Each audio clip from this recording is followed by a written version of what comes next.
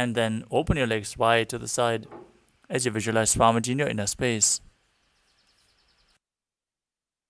Uttanapadam Kroncham cha Maricim Veerabhadrakam. Now join your feet back together above your body. Keep holding onto the big toes in Supta Padangushtasana, visualizing Swamiji in your inner space. Uttanapadam Kroncham cha Maricim Veerabhadrakam.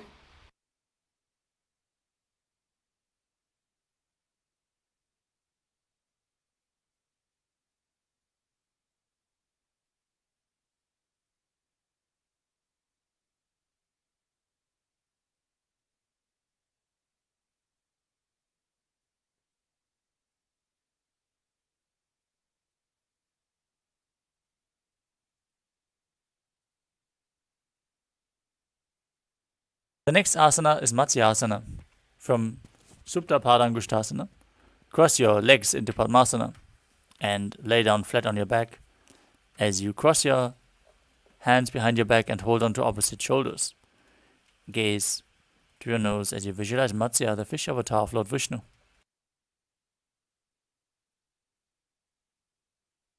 Mukta Padmasanam Krutva Uttanashenam Charet.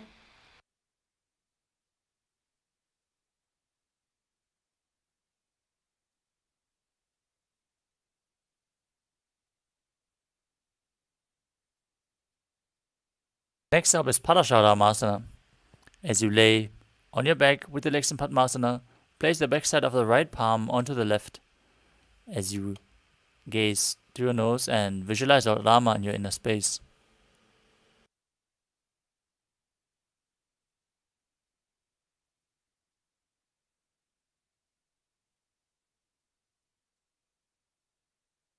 Prathama Padmasana Ache Sudo Sove Bhuparipache.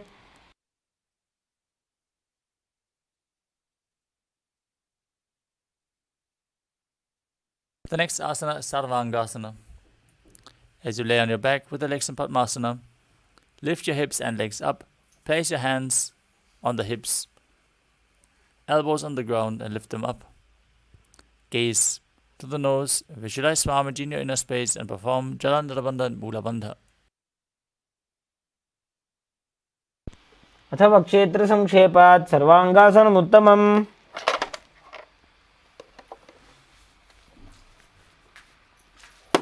Next up is the Vrishchikasana. As you lay on your back, place one foot on the opposite thigh and pull the opposite knee towards your chest.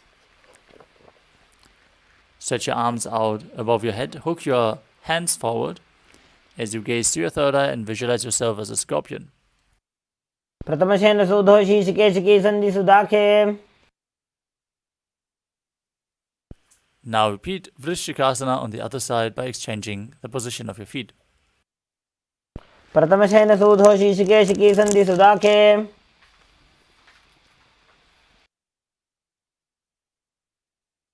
The next asana is the Vrishapadakshipasana.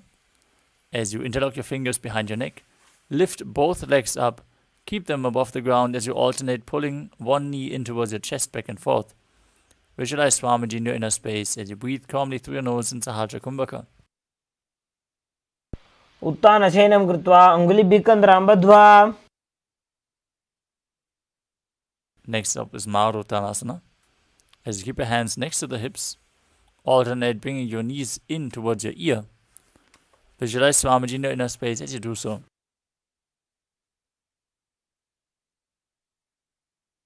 Shotanavachamsiti Krutva Janudvayam Paryajena Karnayoho Samsprishet.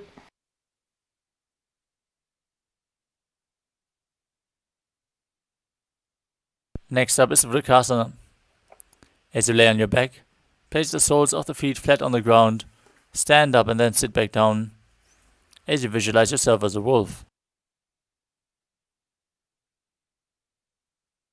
तो उत्तानशयनं कृत्वा पादतलाभ्यां भूमिं धृत्वा.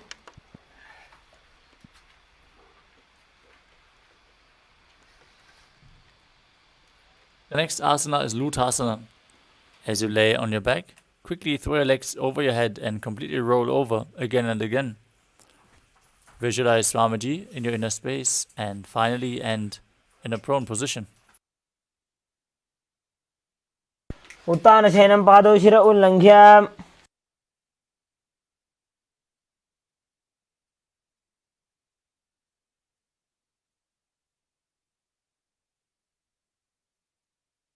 Next asana is Luthasana. As you lay prone on your belly,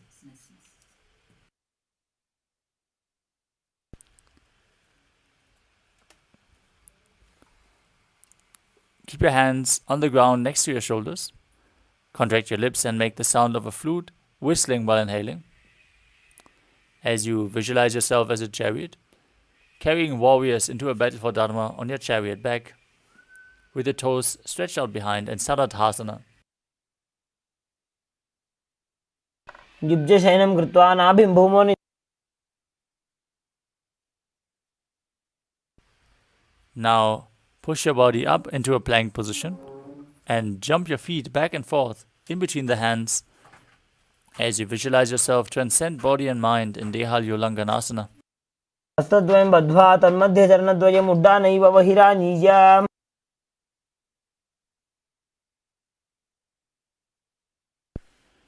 The next asana is Jatyasana. From a standing position, bend forward and place your hands on the mat. Walk back and forth as you visualize yourself as a wise 60-year-old elephant. अथ जात्यासनं वक्षे स्मरो भवेत्. Next up is Lolitika Karana. As you stand with your knees bent, feet pointing outwards, bend your elbows and keep the hands at your chest level. Move the hands around the body as you open up your chest and move your head in all directions.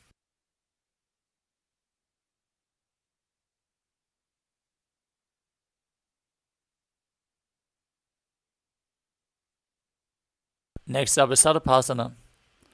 As you tie your feet with a rope, stand erect like a rod, keep your arms at the side, hands touching the thighs. Visualize that your Kundalini Devi is raising and curling upwards along your spine. अथ सर्पासनं वक्षे वायुपाणाय केवलम्.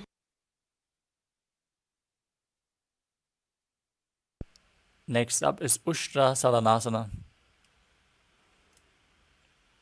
As you stand on the mat, place all the fingers on the mat and stand on your hands.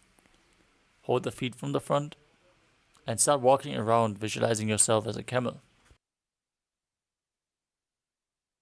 मुष्टिकनिष्ठिका प्रदेशेन भूमौ निधाय. Now from the same position, hold the feet from the outside and walk around on the mat, visualizing yourself as a horse in Ashvasana.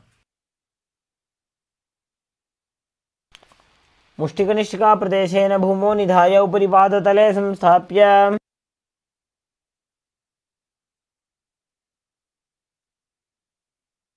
Next up is Kapota Nitakasana. As you stand straight with your feet together, interlace your hands behind your back and pull them down towards your calves. Open up your chest wide as you visualize yourself as a soaring bird diving.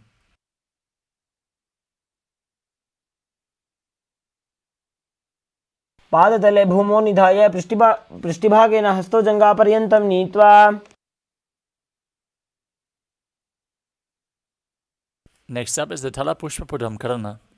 Now stand tall with the palms together in Namaskara Mudra. Gently bend your knees and keep the toes pointing outwards. Bow down to one side as you open up your palms. Raise the knee and the heel up off the ground as you do so. And visualize yourself holding a bouquet of flowers and offering it to Paramashiva.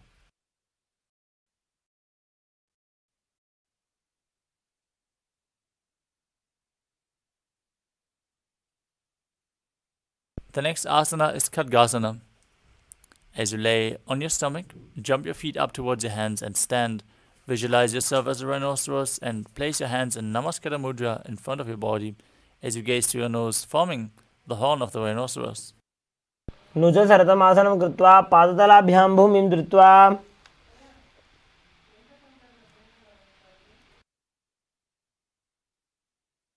Next up is Uttanottanam.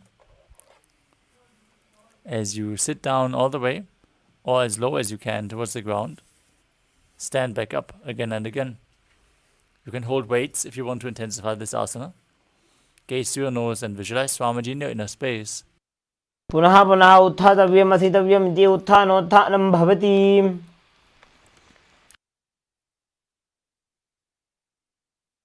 Next up is Musalasana. As you stand up straight, raise your arms over your head and jump repeatedly as you visualize yourself as a mace. सरलं स्थित्वा ऊर्ध्वं बाहु नयेत्.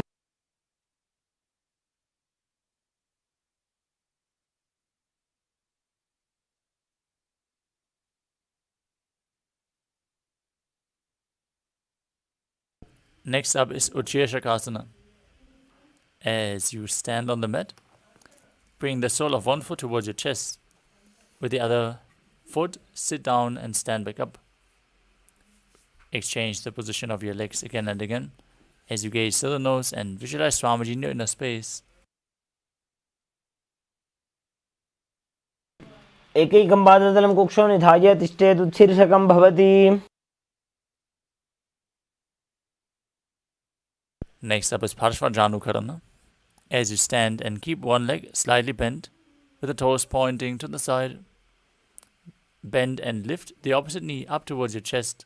Hold the knee with your hand and the fist as you place the other hand on your thigh, with the fingers pointing towards the center of your body.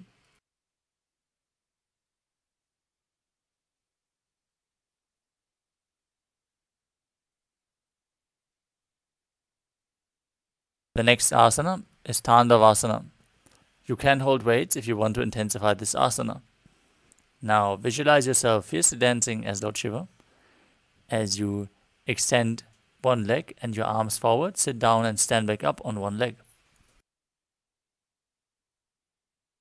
एकेन पादेन स्थातव्यं ताण्डवासनं भवति. Next up is Brahmanasana. As you keep the left foot on the inner opposite thigh, stand erect on the mat like a rod. Keep your hands by the sides and visualize yourself being blessed by Lord Brahma.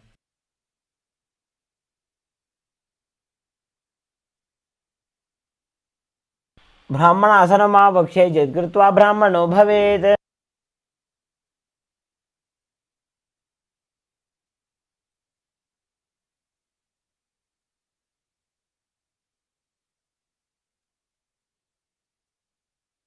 Next up is Garudasana 3.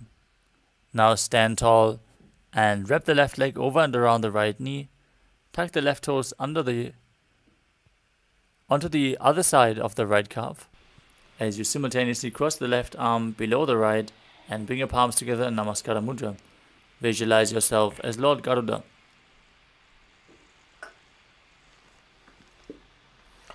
उत्तानकूर्मपीठं च सिंहस्गारुडमेव च.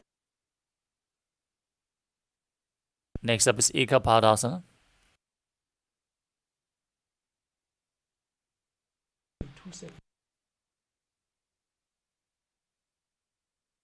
Now stand straight on the right leg. Lift the left foot on the opposite thigh. Keep your hands relaxed by the knees as you visualize Swamiji in your inner space. दक्षाङ्घ्रिं वामपादस्य जङ्घोपरि निधाय च.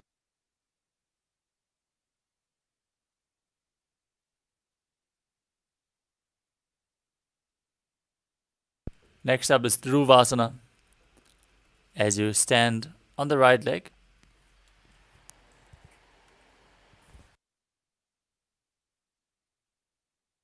hold the big toe of the left foot with the other hand in Prana Mudra and extend the leg out to the side. Start rotating on the standing leg as you visualize yourself as the North Pole Star.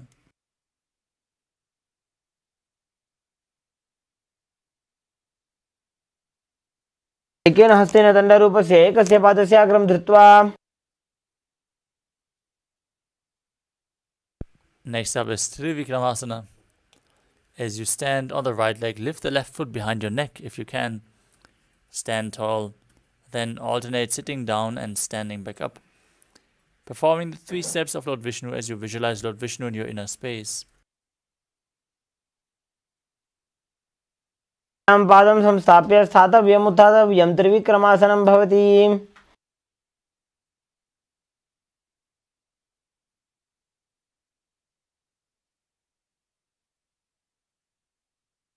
Now repeat Parshvajanukarana on the other side.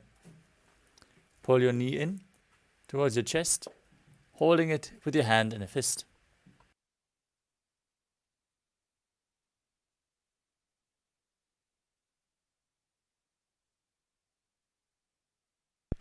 The next asana is Tandavasana on the other side. Again, visualize yourself fiercely dancing as Lord Shiva while sitting down and standing back up. एकेन पादेन स्थातव्यं ताण्डवासनं भवति.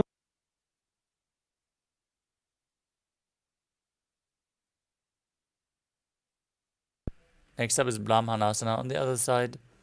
Keep your foot at the inner thigh, hands hanging down as you visualize Lord Brahma blessing you from within. ब्राह्मणासनमावक्ष्ये यत्कृत्वा ब्राह्मणो भवेत्.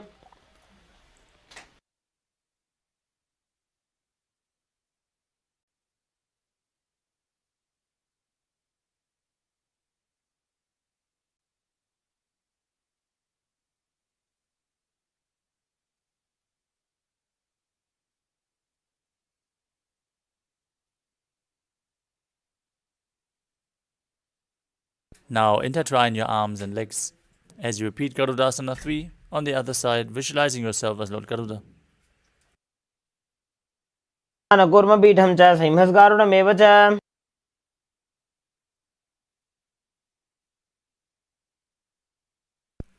Now place the raised foot to the opposite hip as you keep your hands by the knees in Ekapadasana on the other side.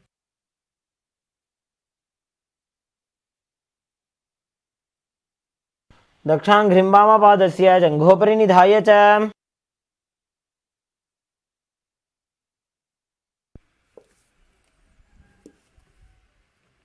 Now repeat Dhruvasana, the pole star posture, on the other side as you hold on to the other big toe and rotate on the standing leg. एकेन हस्तेन दण्डरूपस्य एकस्य पादस्य अग्रं धृत्वा.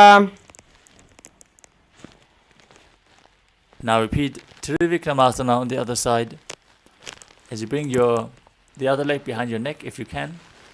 You can also bring it over your shoulder or hold it with your hand, pull it towards your chest. Then sit down and stand back up as you visualize Lord Vishnu blessing you from within.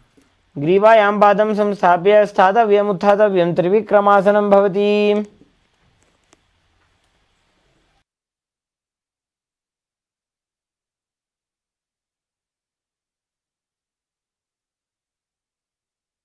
Next up is Samanakakarana. As you stand with the feet close together and the toes pointed slightly outwards, keep both hands to the side of your body, fingers extended one by one in a natural position. Relax after this sequence of intense asanas. As we now move on to the final 100 asanas of the sequence. Starting with Gorak Anjali Asana.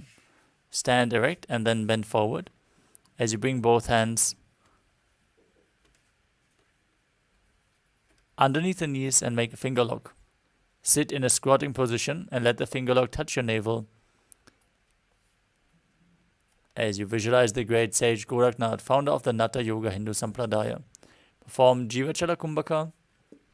Inhale deeply and forcefully move the prana up and down and through your limbs by the strength of your will. प्रथमे हि उभौ होए बाहुरी नीचो पुनि होवे.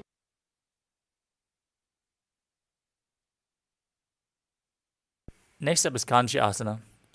As you insert your hands between the thighs and calves and then wrap around behind your butt, squat down and hold the hands behind as you keep your chest upright. Visualize Swamiji in your inner space.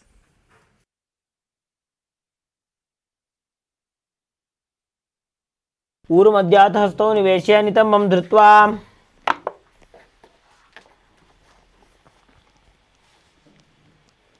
Next up is Bhairuvasana. As you bring your feet together and sit in a squatting posture, with your heels touching your perineum. Hold your hands at the back and sit upright. Gaze to your navel as you visualize Bhagavan Kala Bhairava, the Lord of Time. दो पग की थलिया की माहिली को और मिलाइए.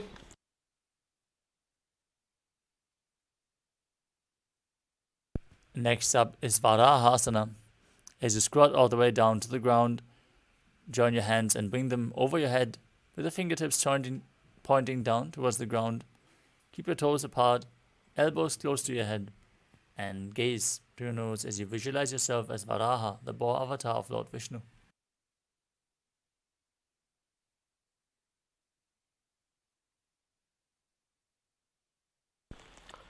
पागदली की माहिली को और मिलाइए. फना पानी उकड़ मोड़ वैसे. Next up is Pripitasana.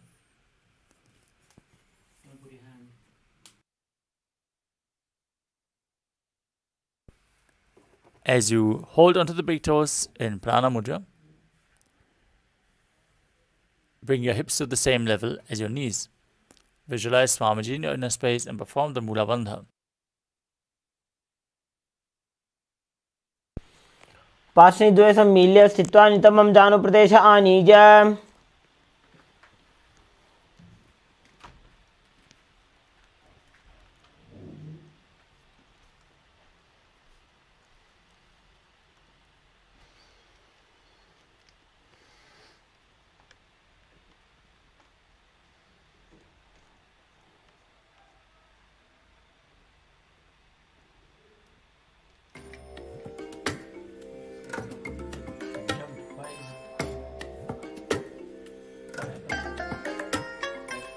I bless you all.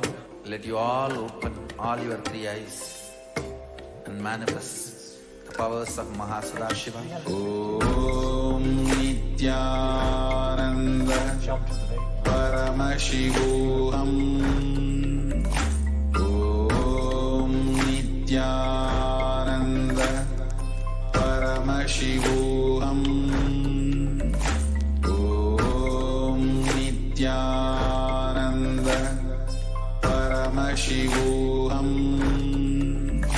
Om Nityananda Paramashivoham.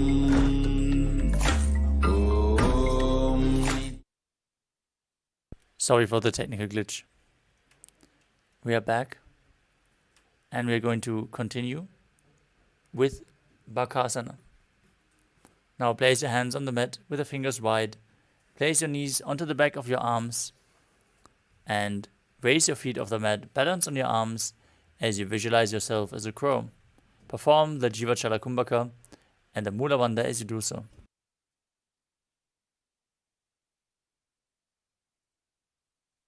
स्ताभ्यामवनिमवष्टभ्याम्. Next up is Sushtanga Kapali Asana. As you kneel down, place your head on the ground with the palms spread for support. Raise your body onto your head and cross your legs into Padmasana. Gaze to your nose and visualize Swamiji in your inner space. आसन को गुण कपाला छो होई. Next up is Guptasana. As you keep your feet flat on the mat, sit in between the heels with the toes touching behind your body. Keep your hands on the thighs, gaze to the nose as you sit in the secret seat with Paramashiva and Guru. जानोर्वोरन्तरे पादौ कृत्वा पादौ च गोपजेत्.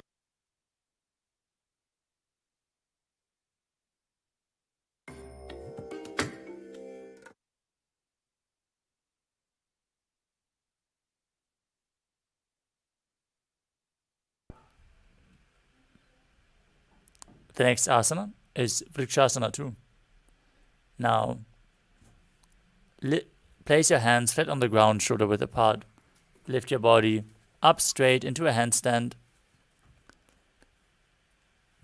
as you visualize yourself as a tree with deep roots into the ground.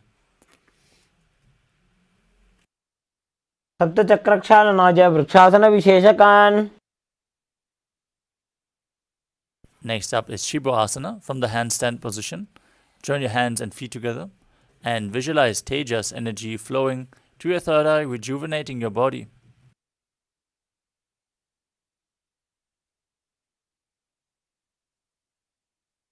दो ऊपक जोड़ी माही Gulf मिलाए.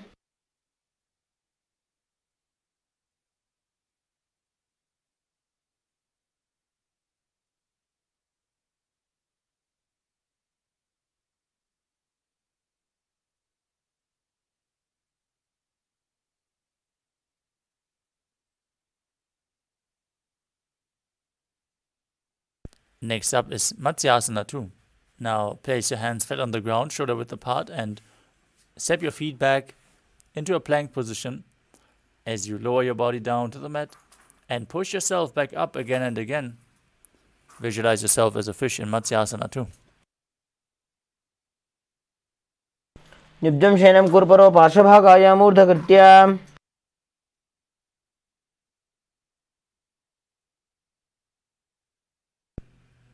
The next asana is Sarvapasana 2. As you lay prone on your belly, place your hands on the hips and lift your chest from left to right as you visualize and move your body like a snake. निब्जं शयनं कृत्वा हस्तौ नितम्बं संस्थाप्य. Next up is Niralambanasana. As you lay prone on your belly, keep your hands in Padma Mudra, the Lotus Mudra, holding onto your chin. Keep your legs straight, toes pointed, elbows on the ground in front of you, as you feel self-supported and completely independent. कराभ्यां पङ्कजं कृत्वा तिष्ठेत् कूर्परयासुधीः.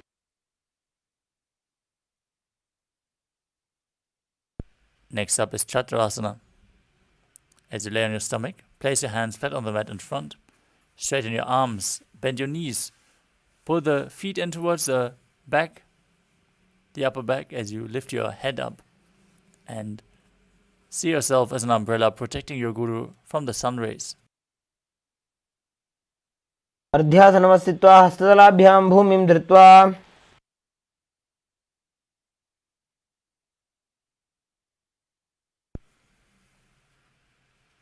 The next asana is Vajrasana. As you sit on your knees with the tops of the feet flat on the ground, bring your butt onto the heels, stretch your arms in front with the palms flat on the ground in front of you. Place your forehead on the ground, gaze to the nose, and visualize yourself as Vajra, the weapon of Indra, symbolizing your indestructibility. इदानीं गर्भिणीनां योगाभ्यासो यथा लघु. Next up is Meshasana. As you place your hands on the ground, push your hips up into Gajasana, and then alternate striking the ground with your hands as you experience yourself as powerful as a ram.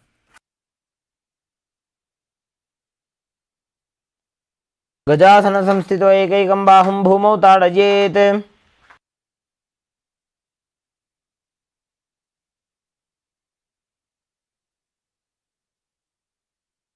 The next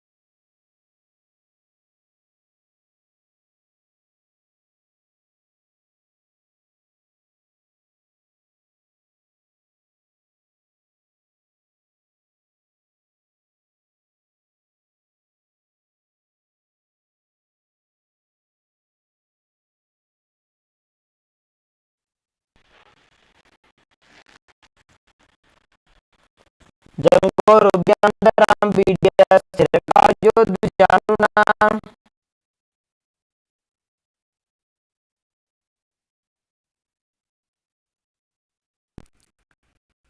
Next up is Ananda Mandrasana.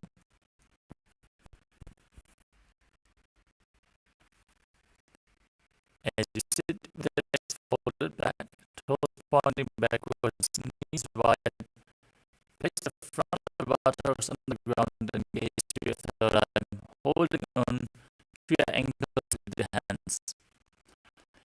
Gaze to your third eye as you visualize yourself residing in the blissful space of a temple.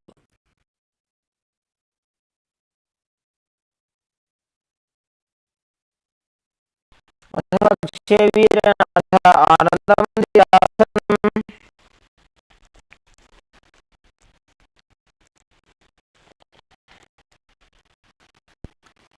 Next up is Manukasana 2.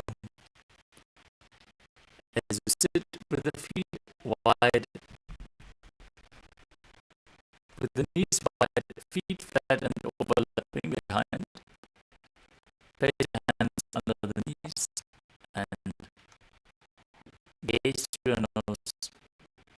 As you keep your tongue up in Mandukhi Mudra, visualizing yourself as a frog, perform Uddiyana Bandha and Buddha Bandha and Mandukasana 2.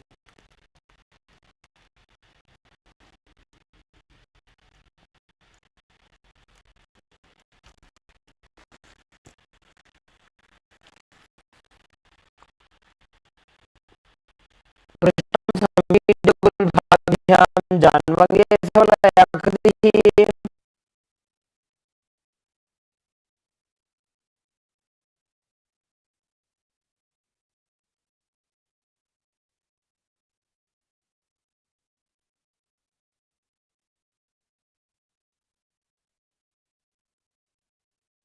Next up is Narasimhasana.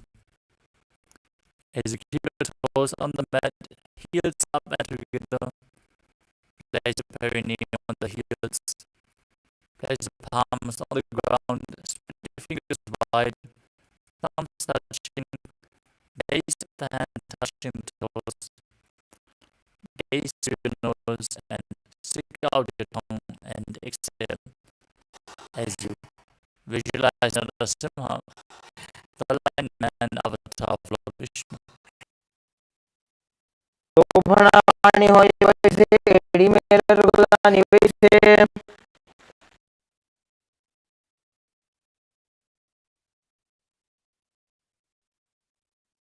Next up is Vishrasana. As you sit in the same position, cover your mouth with your palms, mouth and nose, and then bring your thumbs underneath the teeth and close your lips as you inhale through the right nostril and exhale through your mouth. Gaze through your nose and visualize yourself as Devi, victorious over all your fears. शोभगांगी एड़ी जोई गोड़ाभनवान पुण्य होई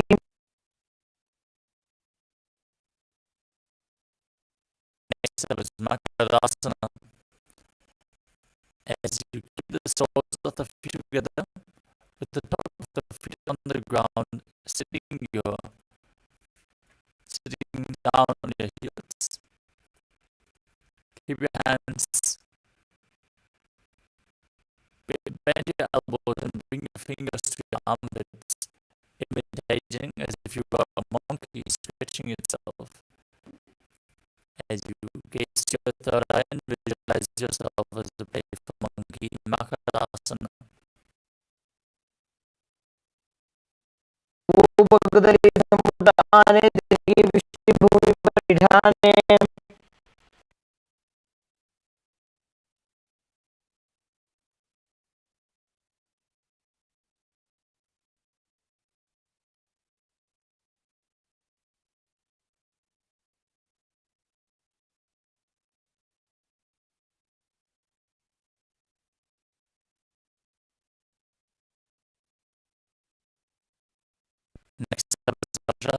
Asana. As you stand on the toes with the soles of the feet together, sit on your heels with the knees wide and off the floor. Hold your elbows behind your back. As you gaze through your nose and embody a diamond-like strength for yourself and your Sangha, your spiritual community.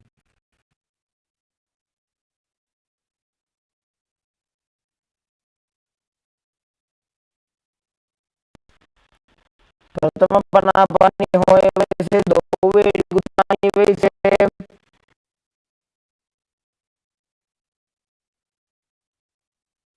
Next up is Kanjanasana. As you keep the toes down, ankles crossed behind, sit on your heels, place your palms on the mat to the sides.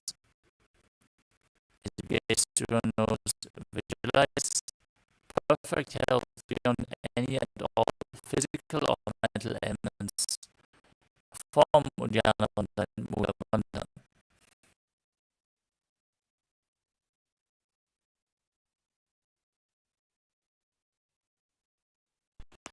खंडनासनं पावक्षेत् कृत्वा सुस्थिरो भवेत्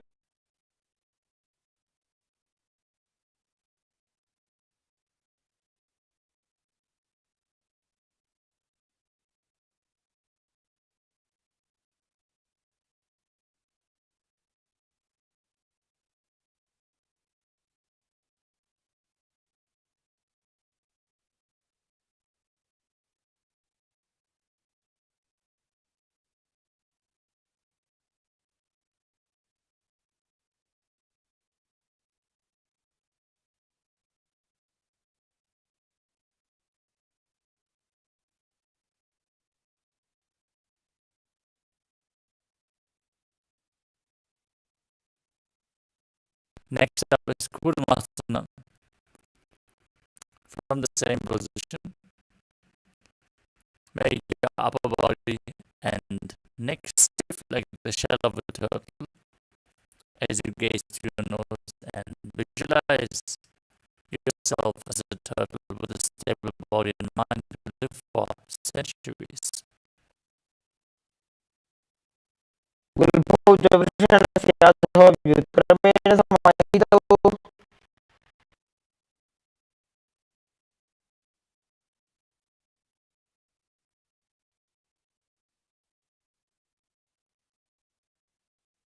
Next up is Yogasana with the toes flat.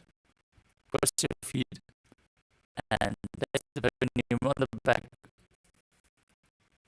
of the heels in the same position. Relax your spine and visualize Swamiji in the space.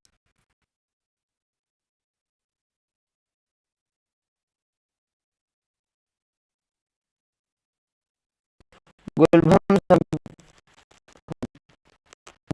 नियम्य गुल्फाभ्यां व्युत्क्रमेण समाहितः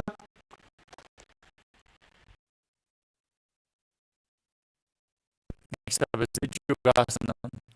As you stand on your knees, cross your ankles behind with the feet near the opposite knees.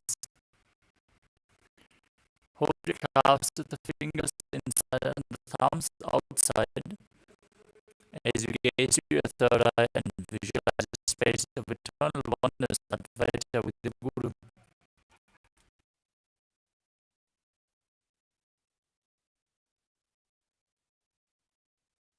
गोड़ा मामो होई गोड़ा आराधा खेदोई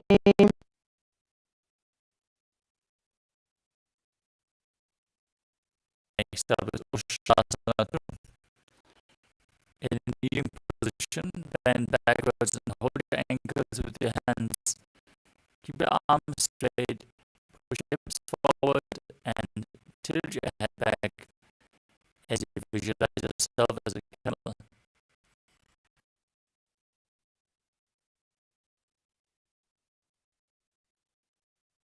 मेरुदंड कृति तड्या विपादयिषु पुमान्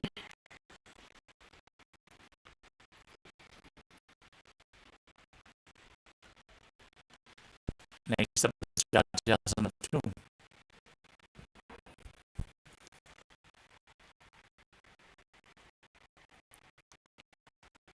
With your heels together, hand on the soles of the feet, slowly lean back, bring your elbows down to the mat and place the back of your head onto the mat as you gaze to your nose and experience yourself as a lotus blooming.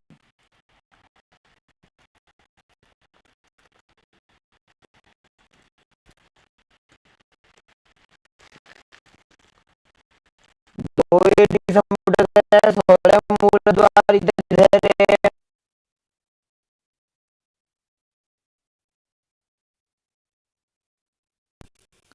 Next up is Virātasana. As you sit on the knees with the thighs and calves together, lean back, touch your back to the ground, and then rise back up again and again. You can use the support of your hands if needed as you gaze to your nose and visualize the healing and liberation of all the causal subtle forms of your body.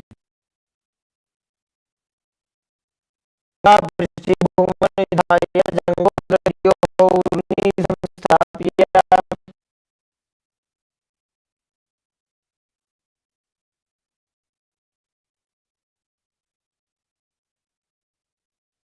Next up is Kapodasana.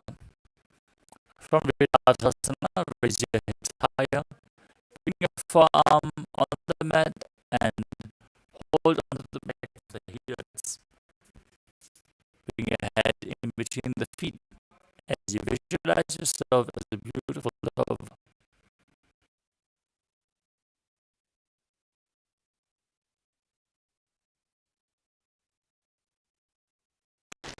मेरुदण्डग्रन्थिदाढ्य विपादयिषु पुमान्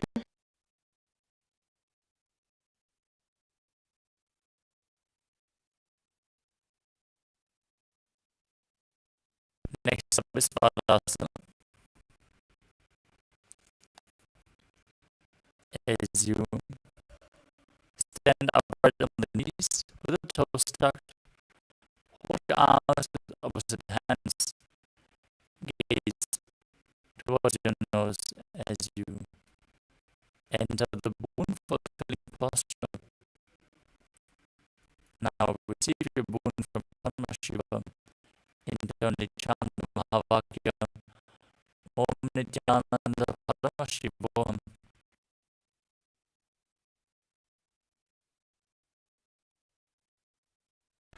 जानने भूमौ संस्थाप्य हस्ताभ्यां बाहुपरस्परं धृत्वा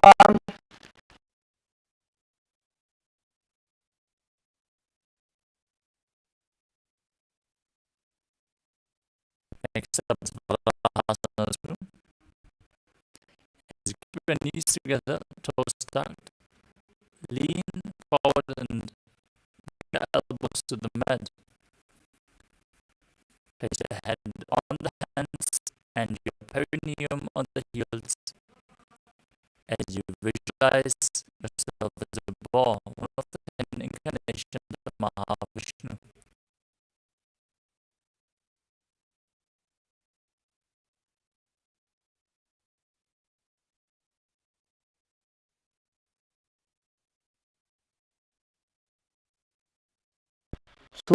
सूर्यचन्द्रमेलनानि आसनानि कथ्यते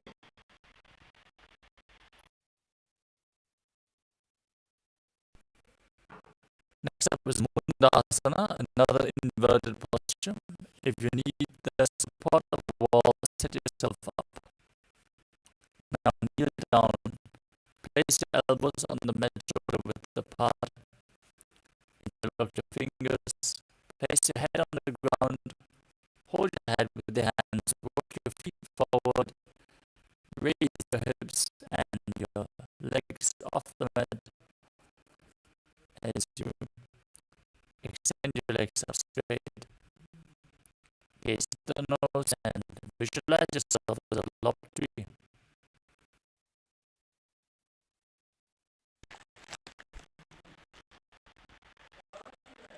अधोमुण्डासनं वक्ष्ये सर्वेषां प्राणिनां सुखम्. Gently lower your body back down as you move on to Anandasana. As you kneel down, keep your head in between the knees, the elbows adjacent to the knees, hands holding the head. Exhale through your mouth. Inhale again through the nose. As you gaze to the nose and visualize Swamiji in your inner space.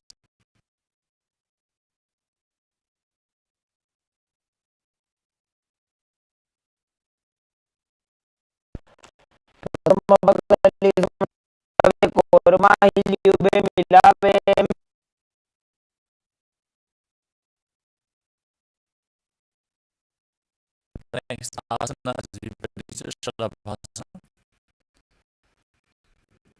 If you want to intensify this asana, hold on to the weights as you lay down on your belly.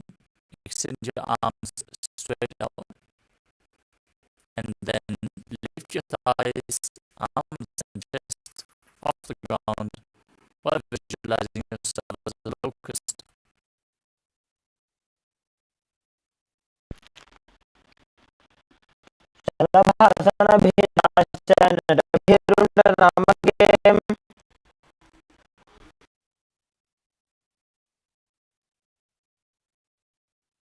Next up is Kapalasana. As you lay on your belly with the arms at the side, palms facing down, place your forehead on the ground, keep your chest on the mat, and lift your legs up together. Visualize a skull representing the mind with purified thoughts and a strong will to attain enlightenment.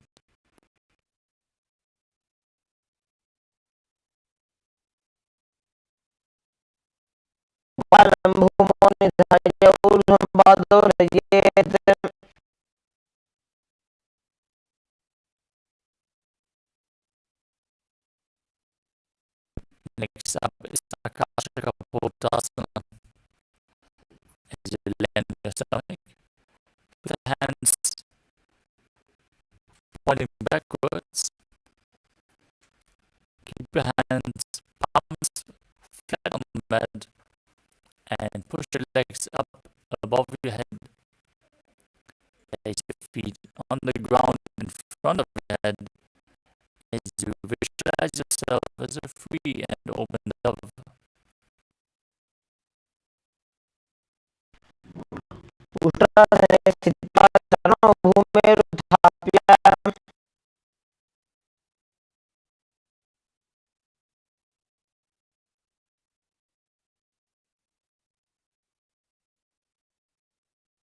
The next asana is Chakrasana. As you sit on your knees, bring your chest down so you're able to touch the knees. Keep your hands flat on the mat, the forearms on the ground. Be sturdy as you visualize yourself as a sparrow.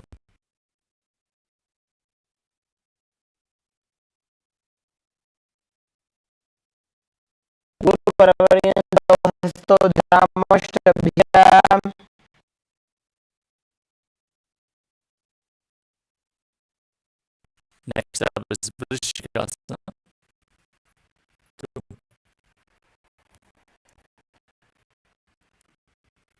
As you kneel down, with your hands and elbows on the mat, raise your legs back and touch your feet to your head. Lift your chin and hold as you visualize yourself as a scorpion.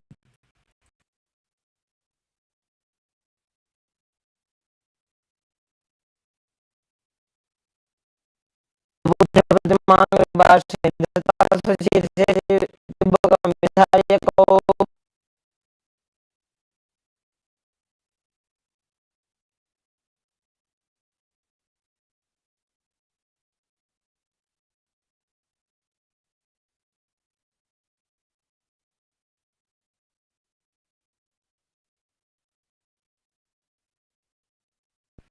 The next asana is Vrishasana.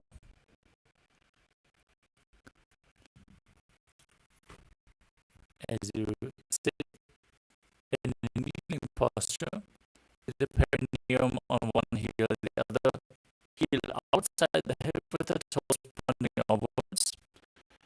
Place your hands in front of your body. Visualize yourself as a bull and start breathing in Antaranga Kumbhaka as you forcefully inhale through the nose. Hold your breath for a short while and then exhale slowly through the nose again.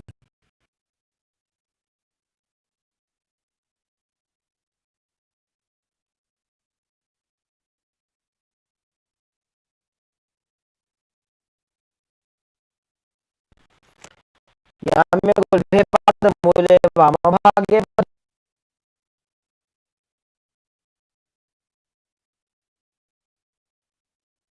Next up is Lolasana. From a kneeling position, place your hands flat on the mat in front. Lift your knees off the ground and cross the toes of the left foot over the right. Balance above the mat as you visualize Paramaji in your inner space. लोलासनं सदा कुर्यात् वायुलोलापघातनात्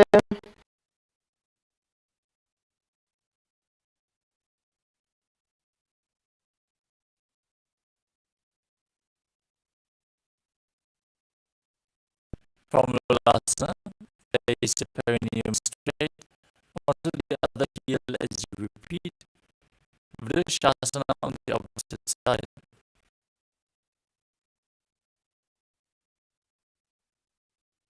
याम्य गुल्भे पादमूले वामभागे पदेतरम्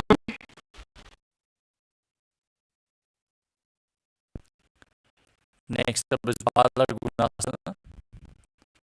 As you place the toes of the left foot on the ground, sit on the raised left heel. Bring the other foot flat on the ground in front of you, with the knee raised towards your chest. Keep your hands on the knees and visualize Balagunahai, one of the 84 siddhas in your inner space.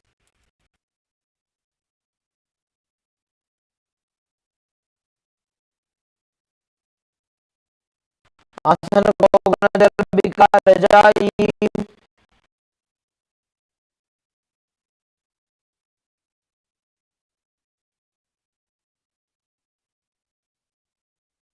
Next up is Grahasana.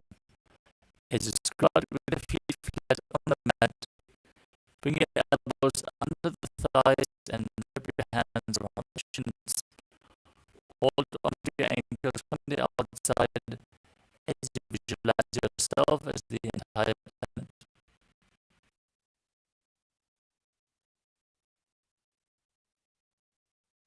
पादतले भूमौ संस्थाप्य जानं मध्ये ऊर्ध्वं स्थाप्य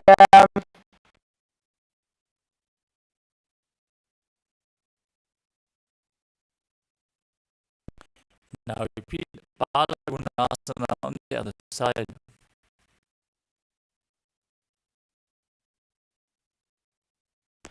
आसन को गणजल विकार जाई Next up is Utkatasana. Squat down with raised heels and sit on the perineum. Place your hands on the thighs and hold weights if you want to intensify this asana as you visualize Swamiji in your inner space.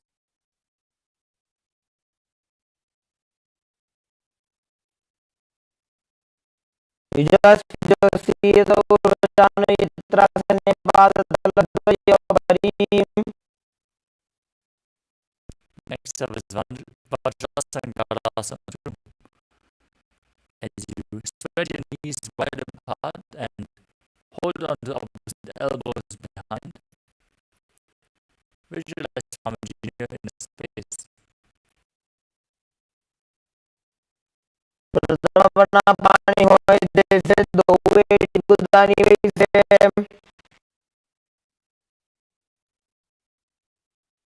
Next up is Anilasana. Now squat with your feet shoulder width apart and step your feet, your heels on top of your hands and keep the palms facing down, arms straight. Gaze through your nose and visualize you're able to lift off of air alone.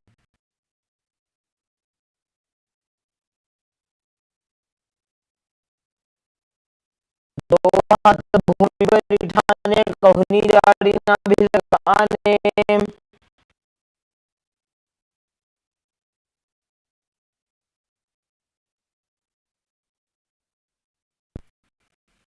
Next up is Padukasana. As you place the back of your hands on the mat with the fingers facing towards your body. Step your feet on top of your hands and wrap your hands around the feet like a shoe. Start walking around on the mat as you visualize yourself wearing padukas and walking across India.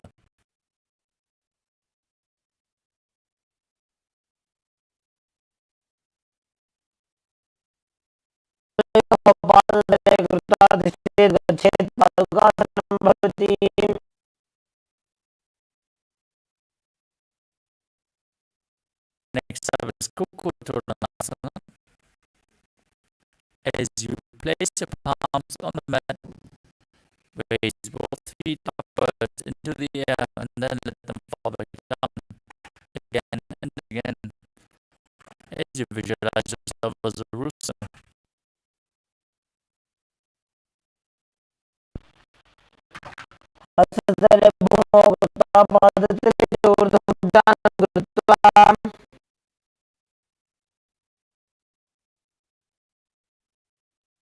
Next up is Viparinadhyasana.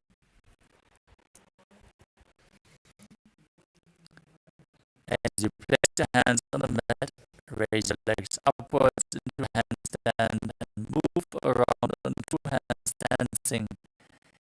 As you feel yourself become free of all inhibitions.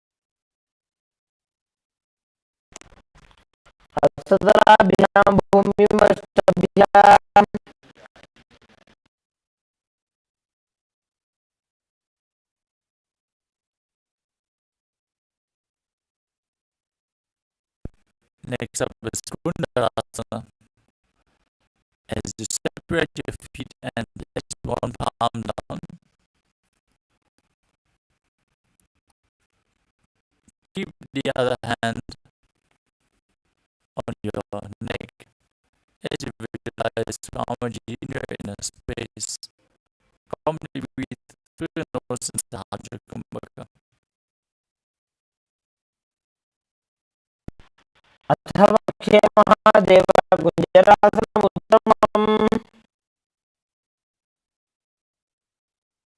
Now change the position of your hands. Repeat Kundarasana on the other side.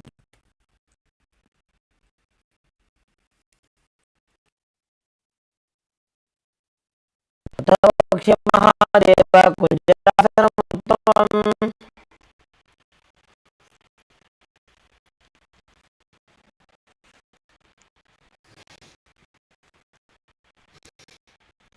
The next asana is Kadambasana. As you sit on the ground with the feet flat and the heels close to your body, hold the respective ankles and lift your feet off the ground as you visualize yourself as a Kadamba tree, a pious tree that promotes a long life.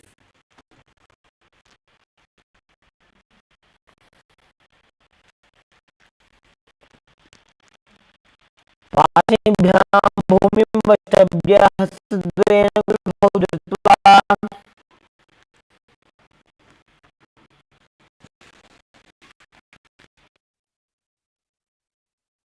Next up is Paramashiva.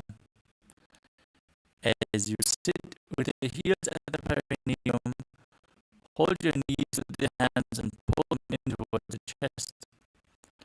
Visualize any excess water being released from or balanced within your system.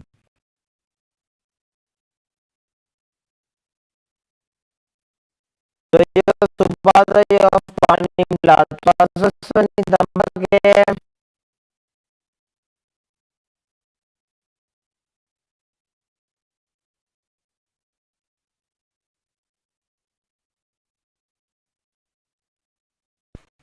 Next up is Chakrasana. As you sit and lift one leg behind your head, place both hands flat on the mat and extend opposite legs up. Put the knees straight. Lift your entire body off the mat.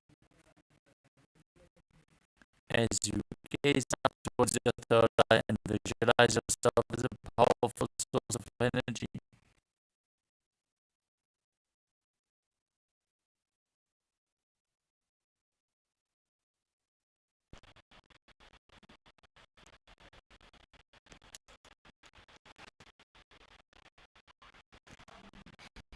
पूर्वतानं चतुष्पादपीठं वज्रासनं तथा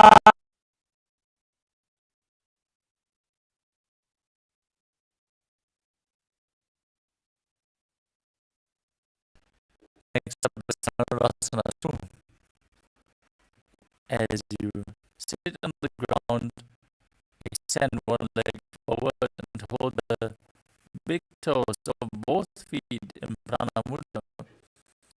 Pull the opposite foot in towards your ear as you visualize yourself as a bow in Dhanurasana 2.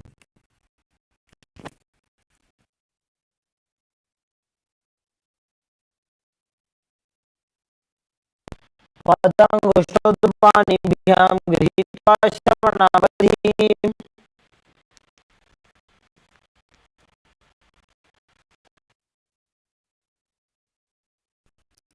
Next up is Ashtavakrasana. As you lift the left leg over top of the respective shoulder, hook the other foot over top and extend the legs out to the side. Now balance as you lean forward and down and lift your entire body off the mat and visualize yourself as a flying crane.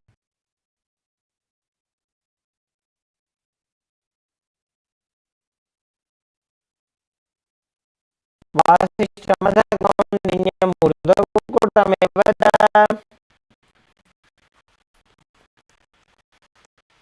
Next up is Pranasana. As you place the right foot on the left thigh and bring the left foot flat on the ground, bring the left shoulder underneath the raised knee with the hand on the ground and push the opposite knee down with the respective hand as you gaze your third eye and visualize yourself being immortal and able to exist solely from prana.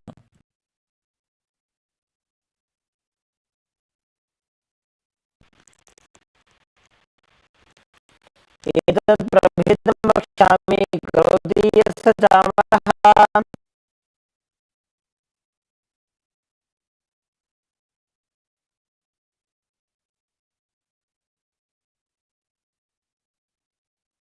Next up is Paramashiva.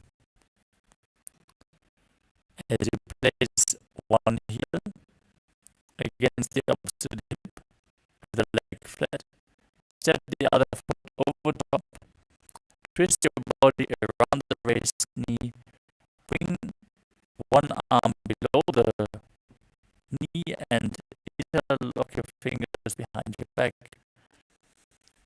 In this intense twist, gaze to your third eye and visualize the great sage and yogi Matsindranath, the master of Hatha Yoga.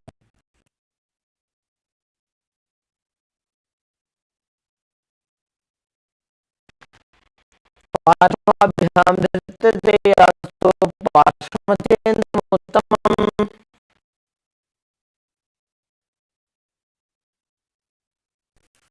Next up is Chakrasana on the other side. Now bring the other foot behind your neck and lift your body up as you extend the opposite leg straight and visualize yourself as a powerful source of energy.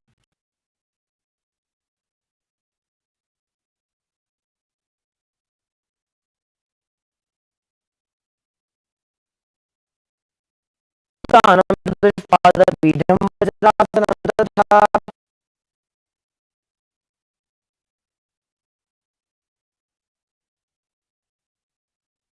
Now repeat Dhanurasana 2 as you hold onto the big toes, pull the other foot towards your ear.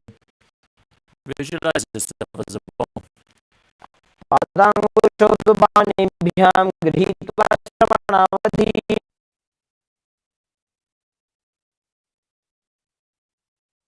Now repeat Ashtavakrasana on the other side as you hook the right leg over the shoulder, opposite over top, and extend the legs out to the side and balance as you lean forward. श्रेष्ठमदकौन्तेन्यमूर्धपुकुटमेव च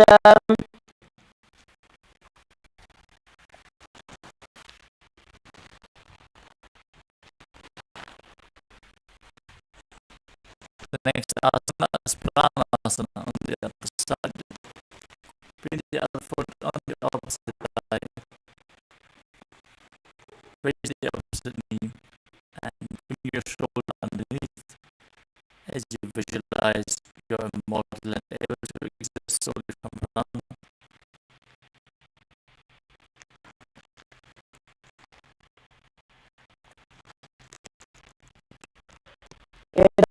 एतत्प्रभेदमख्यामि करोति यः स चामरः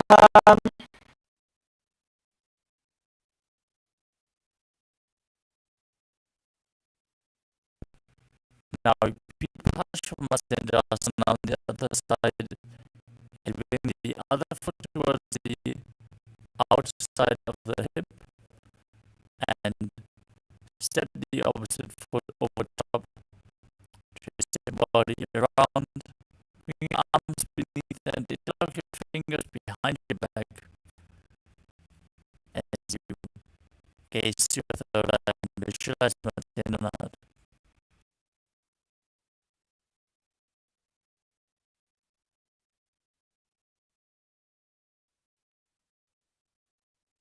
पार्श्वाभ्यां धृतते यास्तु पार्श्वमध्यन्तमुत्तमम्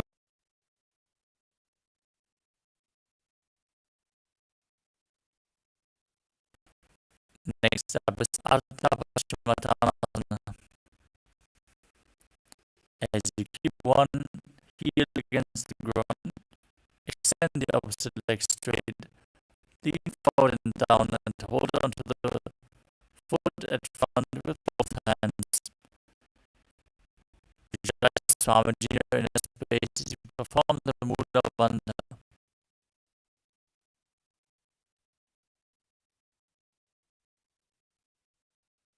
एकमात्रं सार्य एकमात्रस्य वासना जीवनी संपीड्य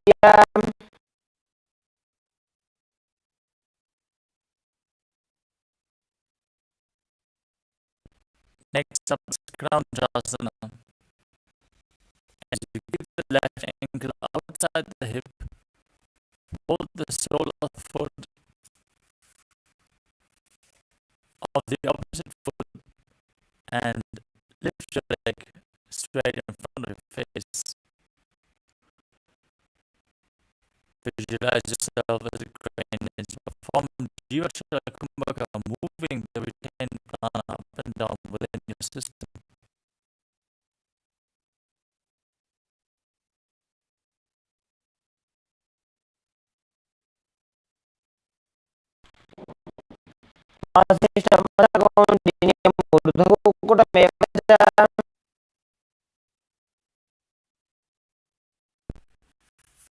Now repeat Ardha Paschimottanasana on the other side. Lean forward and down, hold onto the front foot.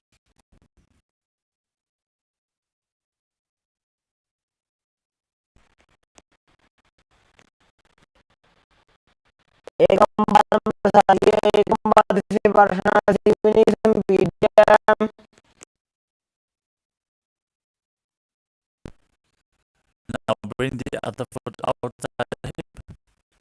Hold on to the opposite one and extend it up in front of your face as you visualize yourself as a crane in Crown Shasana on the other side.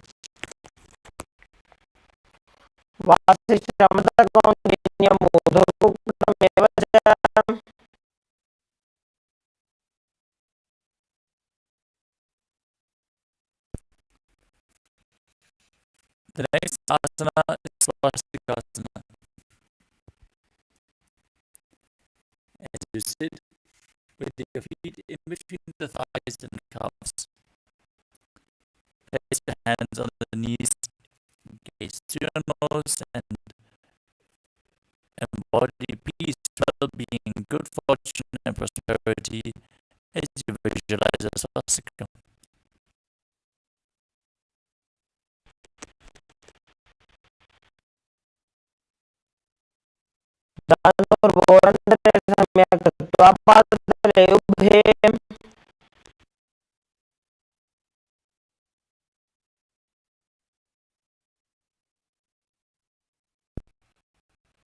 Next up is Godakshasana. From the same position, cover your heels with the hands.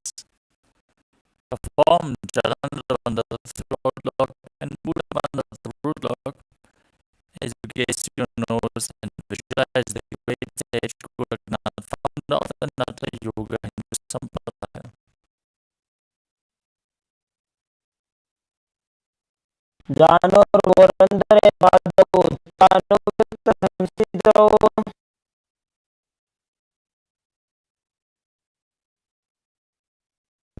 Next up is Bhagasana 2. As you bring the left heel to the perineum and the right foot on top of the left thigh, meditate on Arihanta, the enlightened one, as you gaze your third eye and visualize Swamiji in your space, and then enter Shanmukhi Mudra. Cover your mouth with ring and little fingers, the nostrils with the middle fingers, the eyes with the index fingers, and the ears with your thumbs.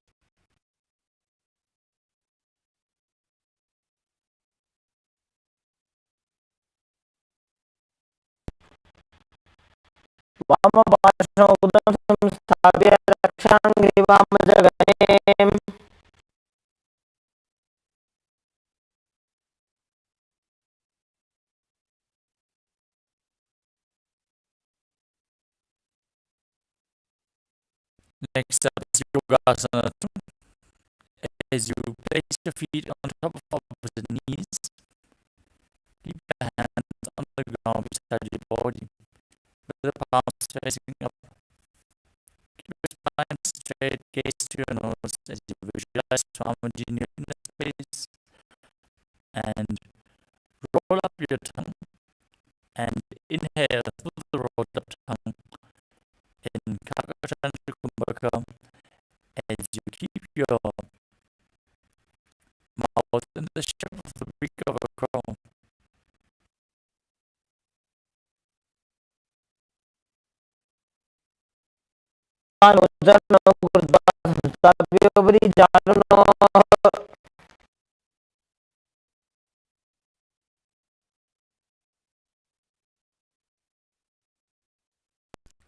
Next up is Urdhva Kukutasana. Now rotate your hands at the side. Put your palms flat and lift your entire body off the mat as you visualize yourself as a rooster.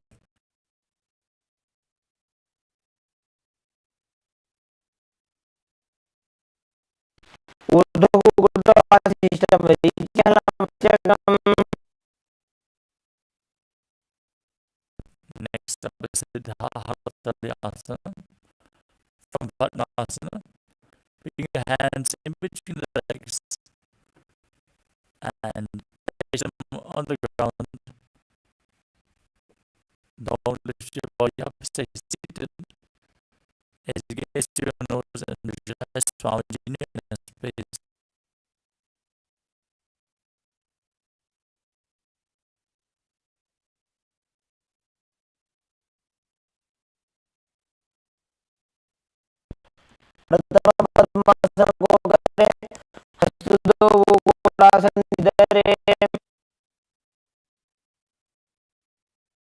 Next up is Hamsasana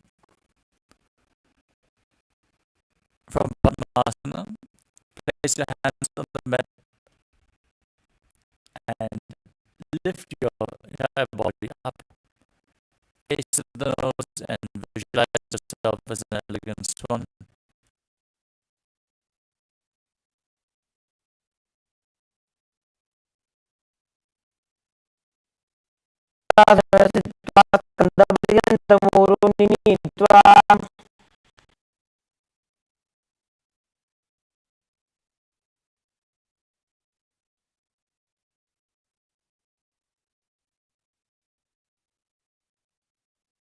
Next up is Kailasa from Padmasana. Place your hands between the thighs and calves. By sitting, reach your hands behind the body. Interlace your fingers in Paramashiva and Parandama as you bring your forehead to the floor. Gaze through your nose as you visualize yourself as Pinaka Lord Shiva's bow.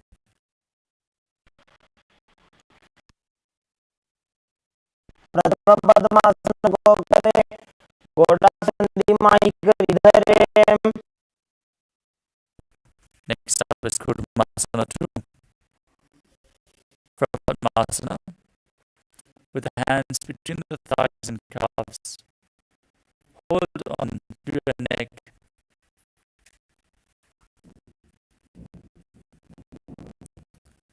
Visualize your turtle having a stable body to live for hundreds of years.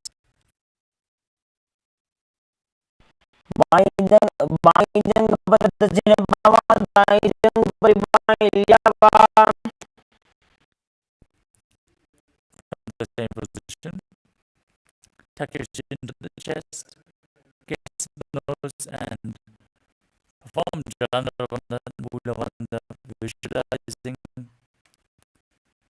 rejoice, knowing you are sitting in Shiva's secret mouth posture in Granthi Vedasana.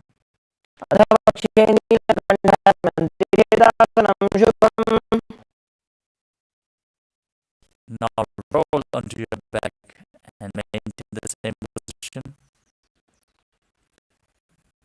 As you hold onto your shoulders, gaze your nose and the body a turtle laying on its back in Uttana Kurmasana.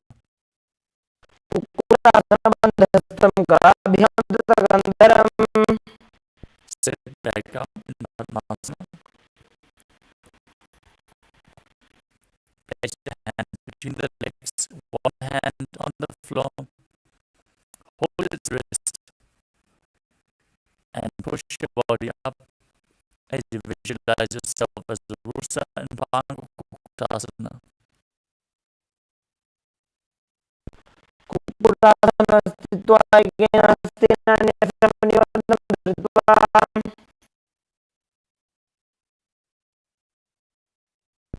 Place the other hand on the ground. Lift your body up again in Bhangukutasana on the other side.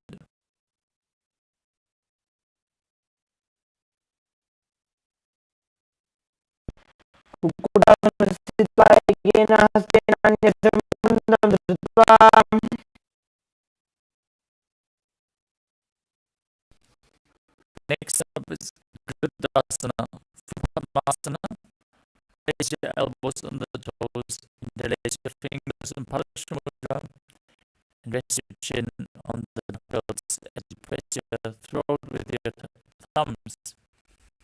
Visualize you have gone beyond all greed and covetous in Kritasana.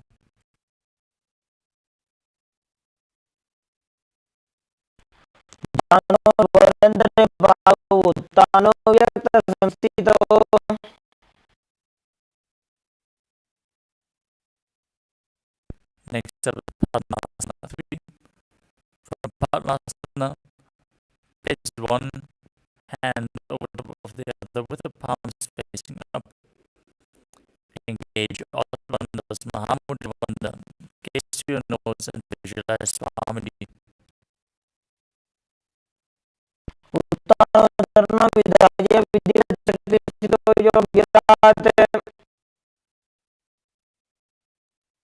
Next up is Padmasana 4. Place your hands flat on the knees. Gaze to your nose and visualize Paramashiva in your inner space.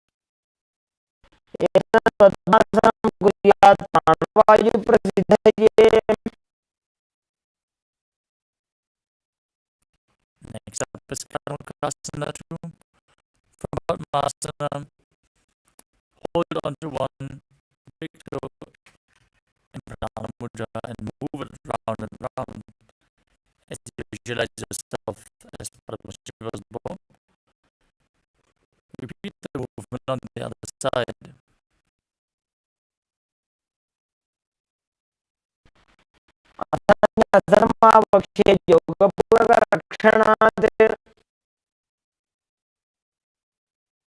Next up is Keshavartha 3. Now cross your arms behind your back and hold off the big toes in Prana Mudra. Engage all three bandhas. Gaze towards your nose as you visualize yourself as Paramashiva's bow.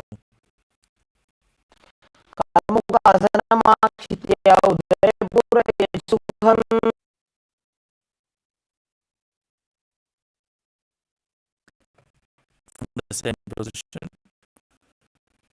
raise your chest, gaze to your third eye, and visualize yourself as the action of Paramashiva's third eye, destroying anything you come across in Dhritasana.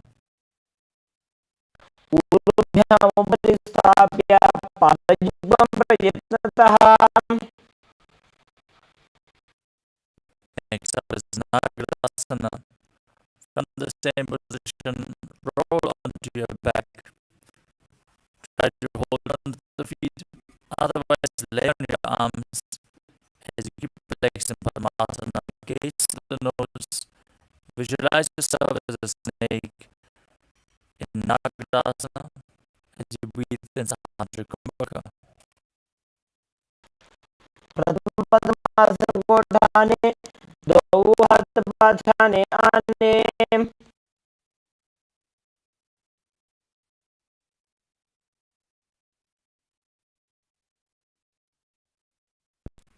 Now free your legs and pull your knees towards your chest as you encircle your knees with the hands interlocked in Paramashiva Mudra.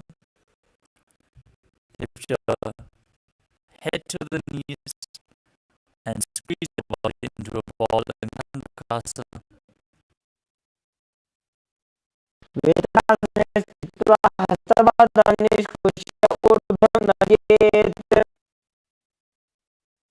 Now place your feet on the ground, interlock your fingers behind your neck, and gaze your nose as you visualize surrounding your inner space and Buddha Pavanasana.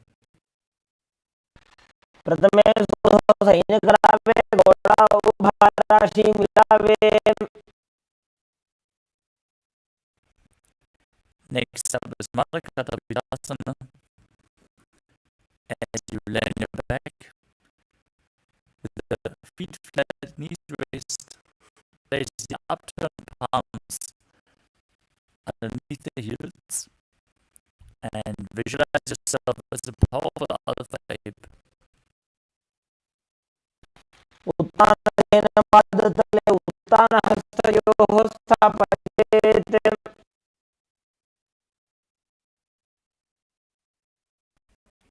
Next up is Uttana Shikipittakasana. As you place supine, raise your hips and place your hands at the hips, supporting the weight of your body. As you place your elbows on the ground, gaze your nose and visualize Ramjina in a space. जङ्घूर्बलहीनश्चेत् उत्तानशिखिपीठकम् Move on to Narakasana. As you lay on your back, lift your legs and hips up and place your arms flat on the mat, supporting your body weight. Visualize yourself peacefully traversing Narakaloka unscathed. ग्रीवाकटेन भूमिमिष्टम्भः पादाग्रद्वयम् ऊर्ध्वमुत्त्रयेत्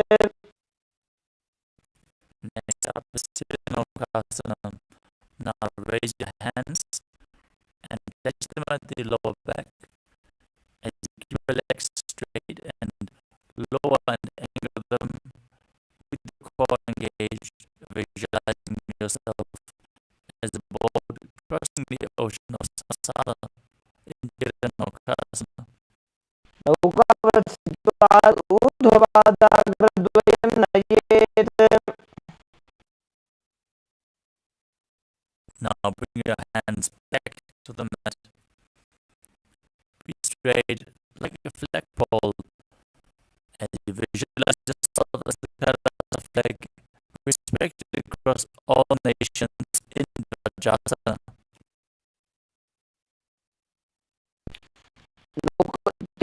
नौकावते ग्रीवापृष्ठकूर्पैः भूमिमष्टभ्य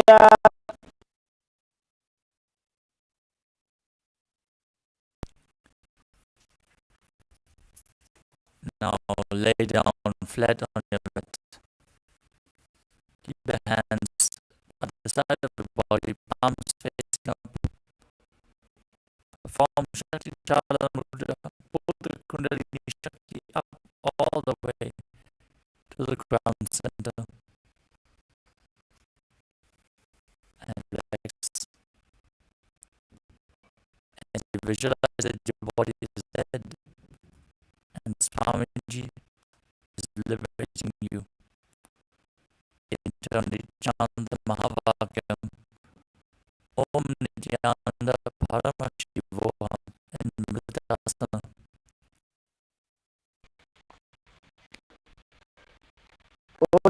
उत्तानं शववद्भूमौ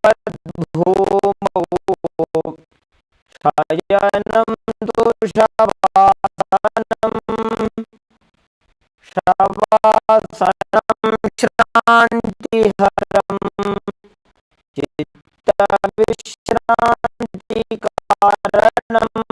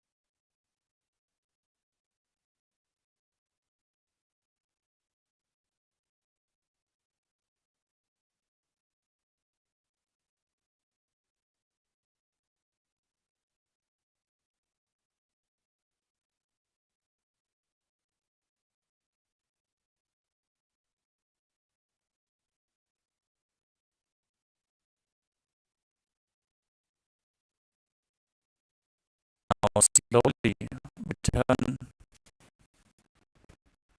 to your physical body. Start to wiggle your fingers and toes, your wrists and your ankles, your elbows and your knees. Pull your knees in towards your chest. Rock your body from side to side and slowly return to a comfortable seated position.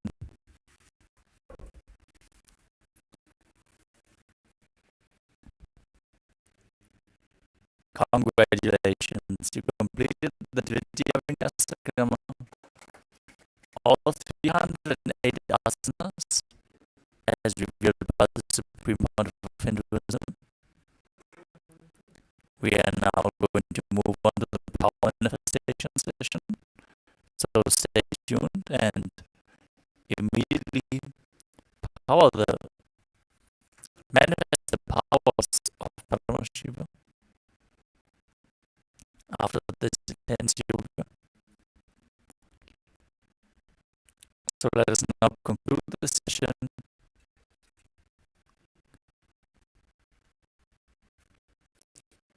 with the Purnama mantra. Sit straight with the neck and spine in a straight line. Hands in Namaskara mudra in front of the heart center. Close your eyes, take a deep breath. Visualize palm in your inner space as you chant together.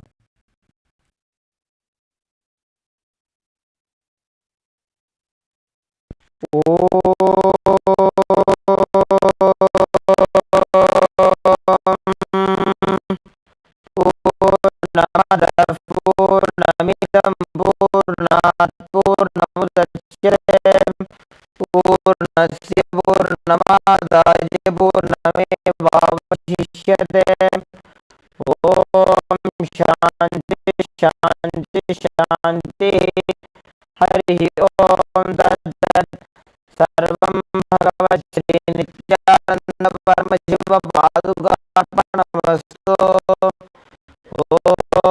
Om नित्यानन्दम्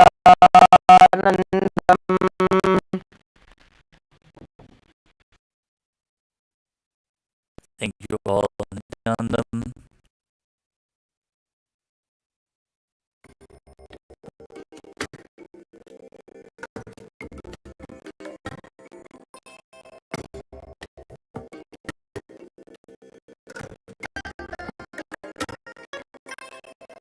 I bless you all. Let you all open all your three eyes and manifest the powers of Mahasada Shiva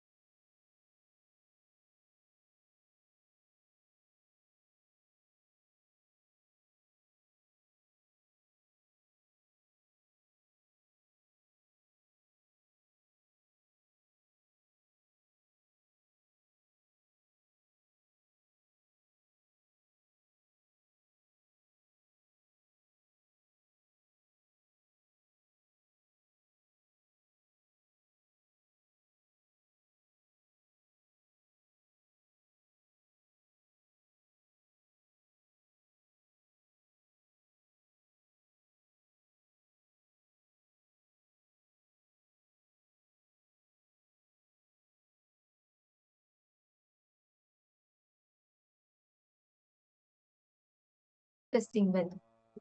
How many of you curious to know it?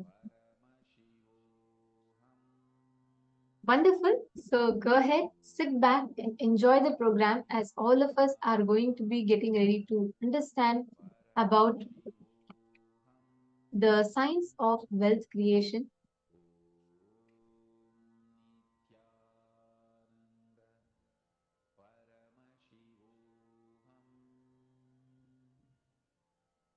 Great. Wonderful. Now, we encourage all the participants who are here to ask questions, any questions that you have, or keep sharing your clicks with us. And as much as possible, please interact with us. Share your thoughts, share what you're understanding, share all your clicks. If you have any questions, feel free to ask us. Throughout the day, interact because the more and more you interact, the more deeper you understand these truths. So now without further delay, let's all enter into the first session where we're going to be learning about the abode of Parandama. We're going to be learning about the Vaikuntha Loka.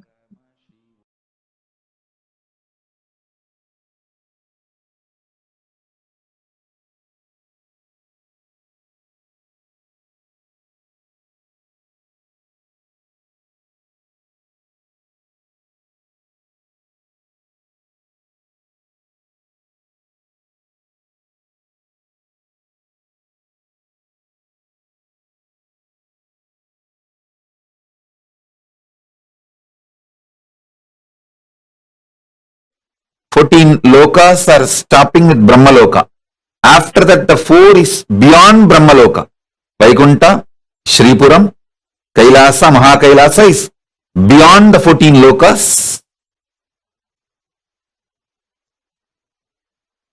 There is only Turyadita in those four spaces. Vaikuntha, Shripuram and Kailasa, Mahakailasa.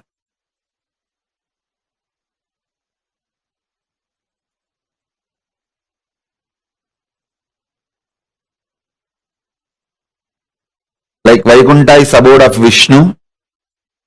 What about Shripuram? You see, Vaikuntha is abode of Vishnu, Parandama. Shripuram is Parameshwari, Paramashiva Shakti. Kailasa is Paramashiva. Mahakailasa is Paramashiva in his pure formless space. Beyond the form and formless space. That is Mahakailasa. In Kailasa, he lives as Paramashiva with form. Mahakailasa is a pure formless space. Intense life, alive. Even if you meditate on it, you will feel ecstatic.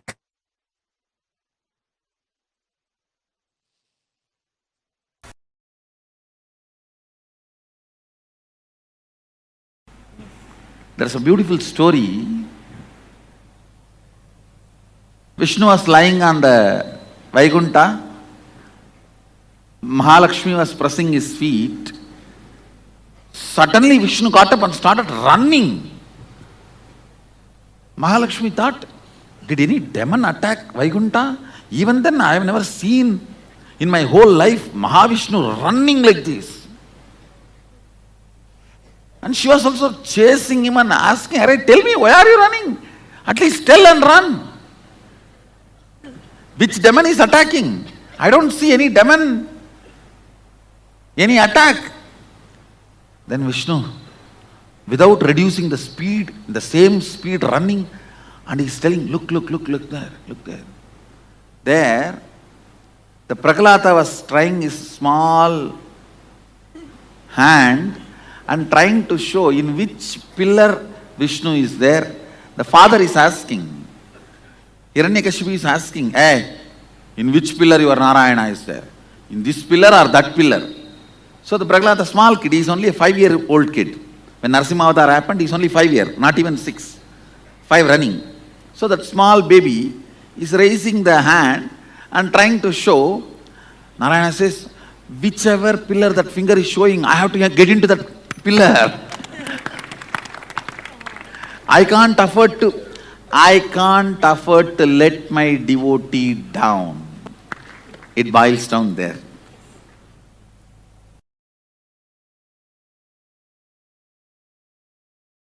The prana of Vaikuntha is love, prema, bhakti.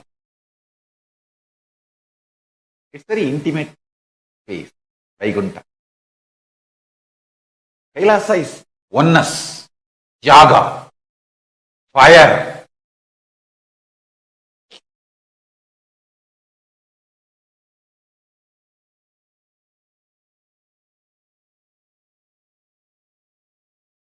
Vaikuntha is more like a cool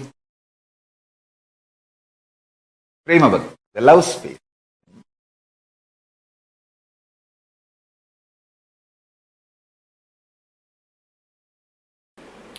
Seeking is nothing but your ability to throw tantrum and get the attention of the cosmic mother. I am telling you, just sit under one tree with a depth and decision of seeking. Simply Kailasa has to shiver. Kailasa will shake. Don't try to be Ravana, trying to shake the Kailasa. You will be caught under. Just be a yogi. Vishnu cannot sleep there. Vaikuntha will have a tsunami. He has to come down and attend to you. Because after all, Vaikuntha, Kailasa and all is nothing but a parallel universe of you. Your Anagata Chakra. The parallel universe of your Anagata Chakra is Vaikuntha. Parallel universe of your Anya is Kailasa. If you shake your Anya, Kailasa has to wake up and Mahadeva has to appear in front of you.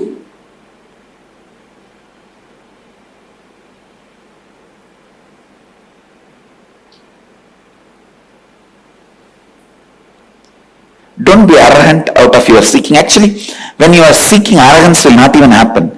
Now when I am explaining, don't see this as arrogance. Very pure, clear, confident and the straight, right guidance I am giving you. It's not arrogance. When I say, if you sit and open your third eye, the parallel universe of the third eye, Kailasa has to shake and Mahadeva has to appear. I am not arrogant. I am just revealing some of the very deep, sacred secret to you. If you sit and open your Anagata Chakra with the depth of seeking, simply there, Narayana has to wake up from his Yoga Nidra and appear in front of you.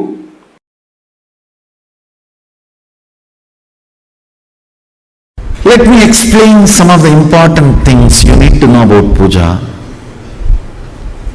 The first truth you need to know, God exists and He accepts your love, your devotion. Actions you perform as demonstration of your sacred sentiment that I love you, I am surrendering, I recognize your existence in my existence. Whether you are happening to me in the form of joy, health, wealth, bliss, contentment, all the good things I feel as good things, or some things which I am not yet able to recognize as good things.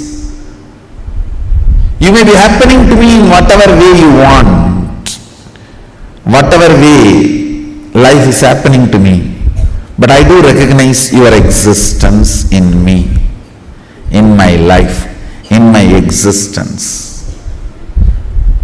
Sharing this truth authentically is what I call devotion, bhakti.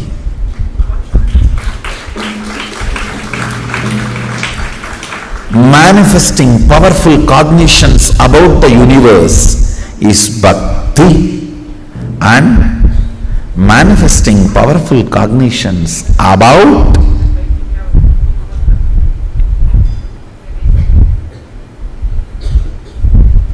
everything that exists is puja.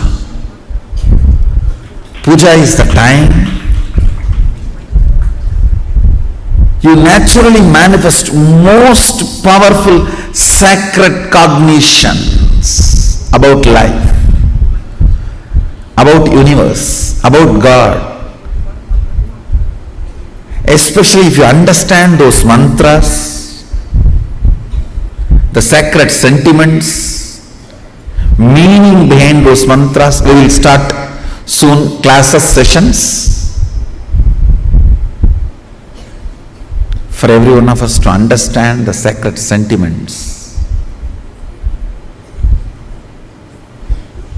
When you sit with those sacred sentiments and Bhava Samadhi, I tell you, it is literally Shaktipada with Sadashiva himself.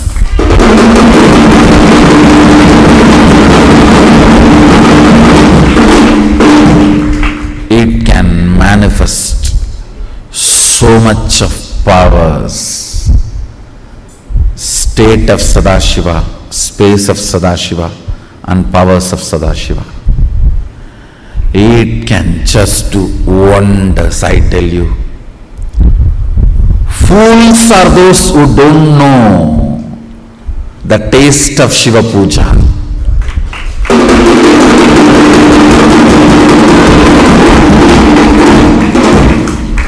It is actually literally missing an important component in the life. When I use the word Shiva Puja, maybe you should take this as a meaning of Ishta Devata Puja. I don't want to exclude the Shaktas or Vaishnavites or other deity worshippers.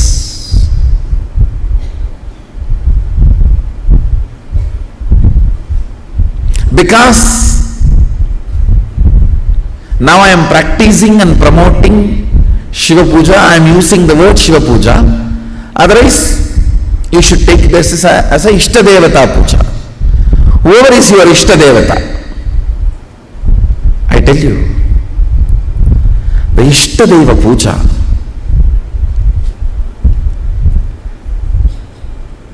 physically sitting and cognizing the Archavatara,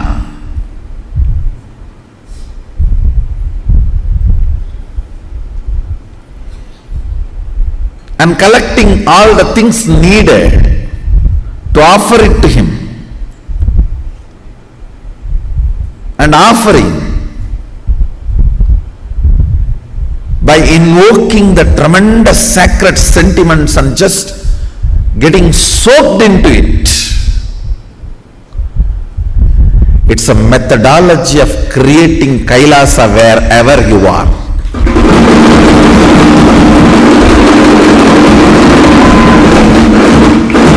You have power to manifest Kailasa where you are. And your sacred sentiments are so powerful, he has to recognize it. And he is waiting to recognize it.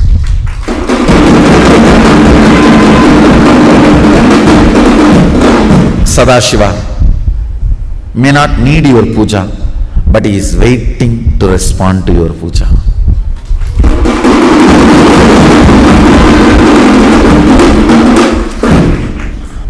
Your sentiments are different. You think, oh, if he is waiting for me, then he needs me. No.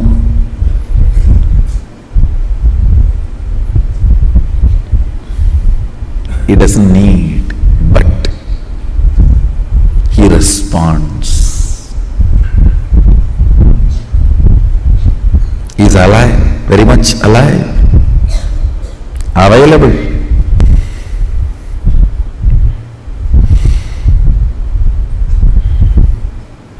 Puja is 100 times more than sitting in mandala process with me. When you sit with me in the puja, the Shakti Pada is 100 times intense than the mandala process.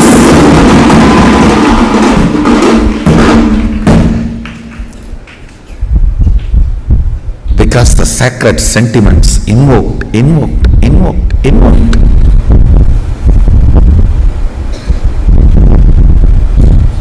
And just like a wave, raising and settling, raising, and it settles into your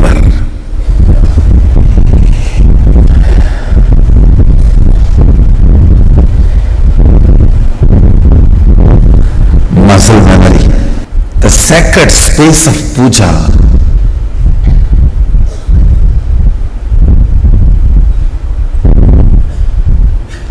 the sweet space of puja. So it is such an intimate romance, I don't have words to describe it.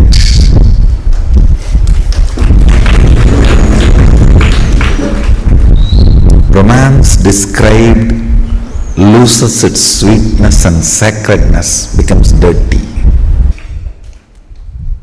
If I just see last 39 years of my life on the planet Earth, what is the activity in which I have spent maximum time? Not yoga, surely not talking to you guys and taking class, not doing Sangha activity, not doing meditation,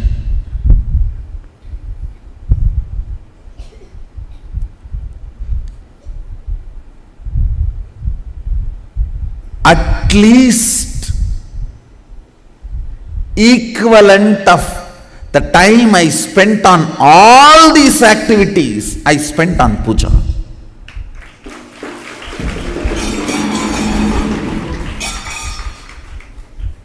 Sometimes 11 hours or 15 hours at a stretch I will sit and do puja.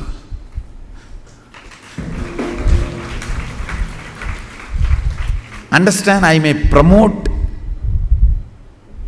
the Shaivite rituals, Agamic rituals, but I myself was Sakta.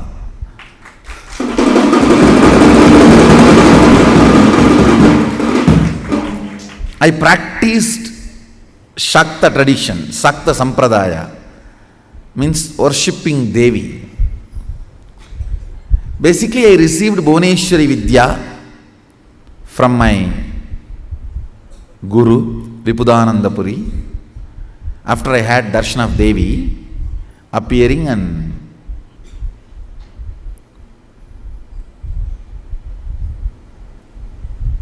I made the deity of Devi with my own hand in a stone variety called soapstone. In Tamil they say Mavakkal. It is a kind of a soft stone. I myself made tools with my own hands and carved, took the help of local carving artisans, few hours their support. So after I did this deity, my Guru was thoroughly impressed, and she gave the Bhuvaneshwari Vidya and Bhuvaneshwari puja method, the practice. In those days there was no Google, so the local library is the Google. I'll go and sit in the local city library. It is not, I should not say city library, a village library. There was a government library where a lot of books will be there. And Ramanashram also used to run a library.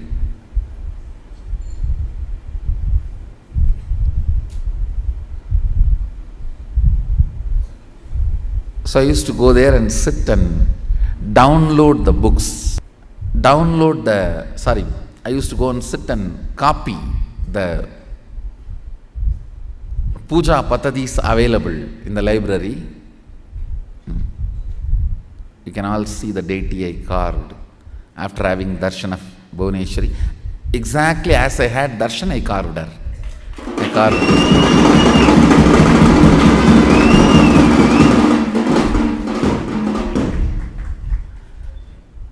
And actually my life started with puja. It is Ganapati puja, Ganesha puja, with which my whole life started.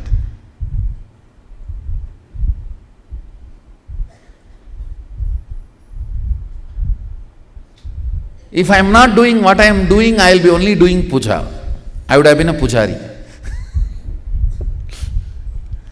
Just sitting in some remote corner Shiva temple from morning till night.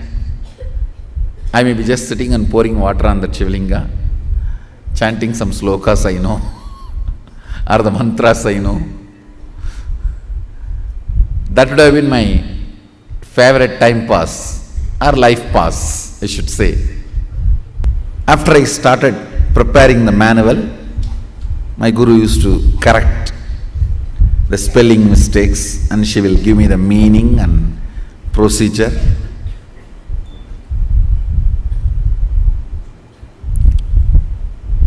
Before every puja, I will prepare elaborate manuals to instruct myself and study. Still, fortunately, we have few manuals protected by my mother. Some of the manuals I prepared for Sri Vidya and Ramakrishna Puja and other Shodasopachara Pujas, like Sadashiva's Puja and Ganapati Puja and Durga Puja and Vishnu Puja.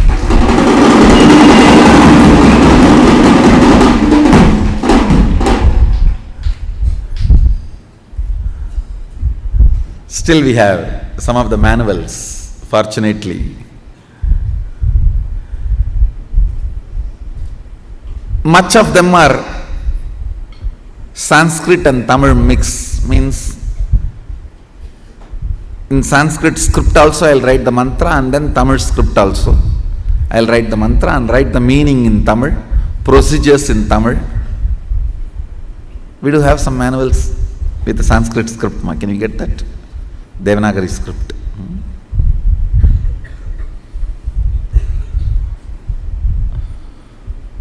Some I will write only in Tamil, but I will first prepare elaborately to educate myself.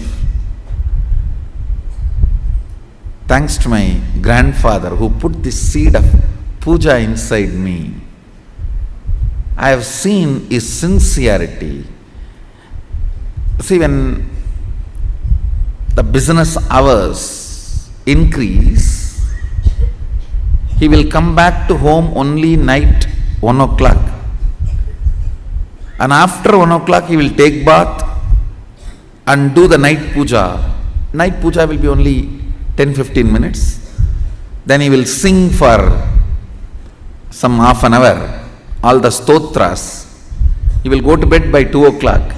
Next day again he will be up, awake 4 o'clock, take bath and do his pranayama. I have not seen him doing yoga, but I have seen him doing pranayama. He will do pranayama and start his puja.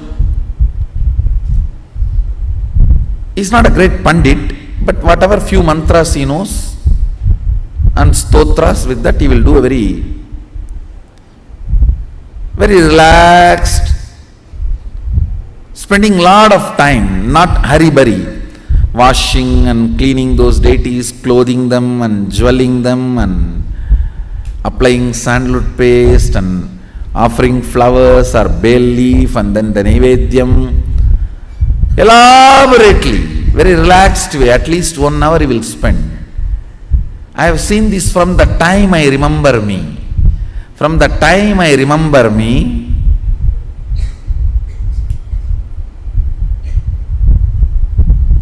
I used to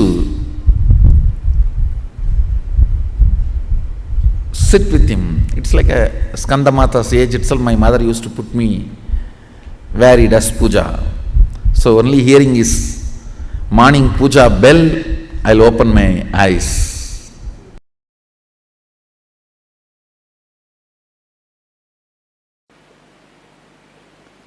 There's a beautiful story in Ramanuja's life.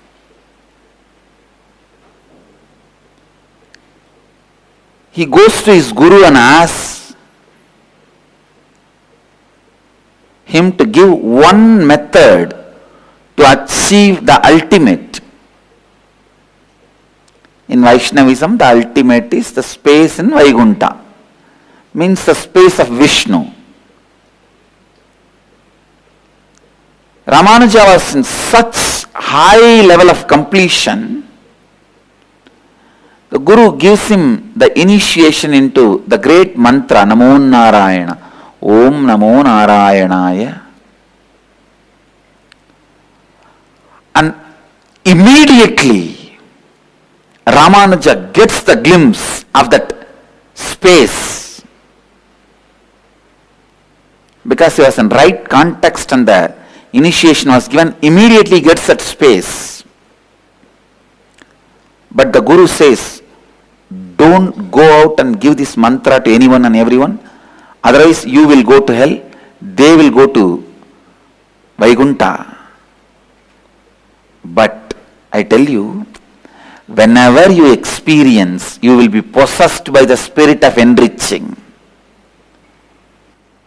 Whenever you experience, you will be possessed by the spirit of enriching. Here Ramanuja was possessed by the spirit of enriching. He runs to the temple tower, stands on the roof and calls everyone and says, come on, come on, come on. I have a secret technique to achieve Vaikuntha. If I teach you all this, I may go to hell, but you will all go to Vaikuntha. Please learn.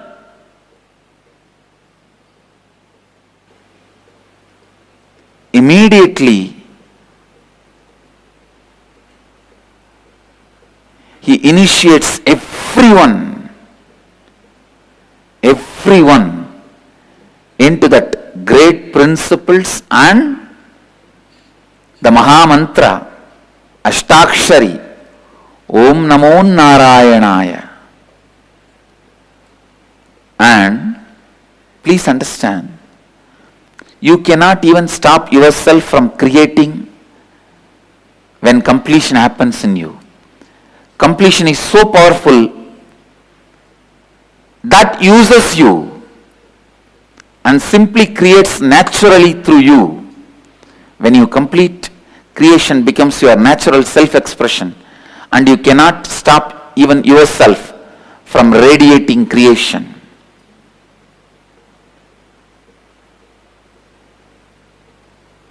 And I tell you,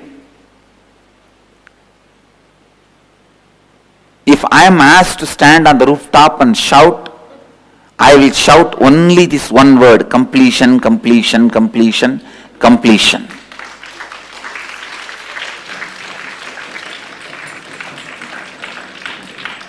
Like Ramanuja, how Ramanuja shouted, Om Namo Narayanaya, the mantra for the ultimate Vaikuntha. If I am asked from my experience, I will shout only this one word, completion, completion, completion. Learn the science of completion, live the science of completion, live completion.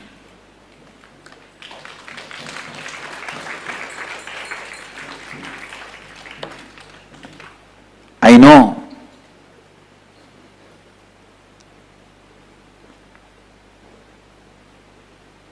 Ramanuja was heard by a few thousands. Now I am heard surely by few millions because I am shouting in the media. But I tell you, completion, completion, completion. Learn the science of completion and complete with everything.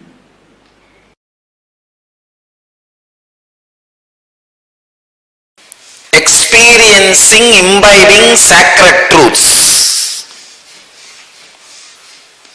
Swadhyaya. Please understand. If you want to experience Vishnu, Vishnu represents a sacred truth of cosmic pervasiveness.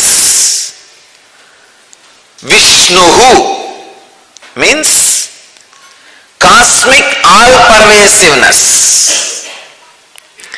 Imbibe that sacred truth of cosmic all-pervasiveness through deeper and deeper understandings and visualization. Then you will have the communion with Vishnu.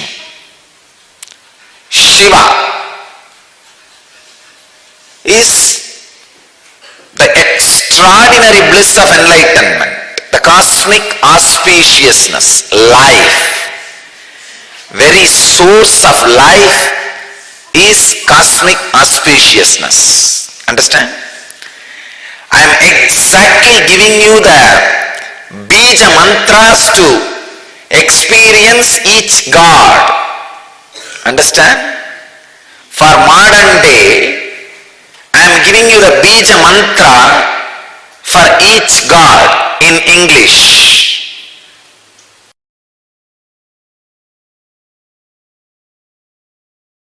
Pure consciousness is all pervasive. Even the moment you meditate, you just know.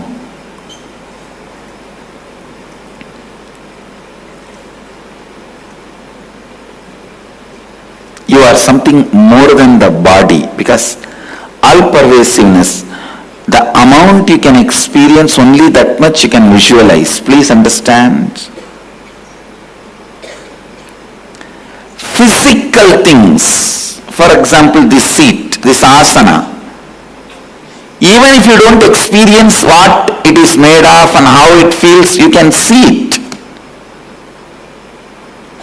You can grasp it. But the more and more things become subtle, it's the depth of your experience, how much you feel one with it, that much only you will know it. For example, physical, I already gave the example. You don't have to become one with this seat to see this seat or to use this seat, but a mental idea. You may need to become one with that idea to grasp the emotion and context behind that idea. Spiritually, how much you experience oneness with that idea, that much only you will even understand it. Please understand, pure consciousness is all pervasive. Meditate on it. What is it? All pervasive. Is it ocean? No. Even water is not all pervasive. Is it air? No. Beyond the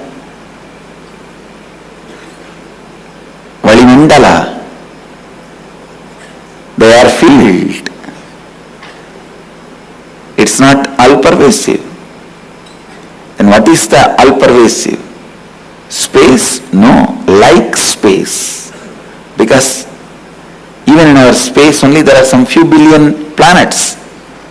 But universe is much beyond. Few billion planets we have ever understood or imagined. Vyakta, avyakta, manifest and unmanifest. Manifested and unmanifested. Vyakta, avyakta. manifest and unmanifest.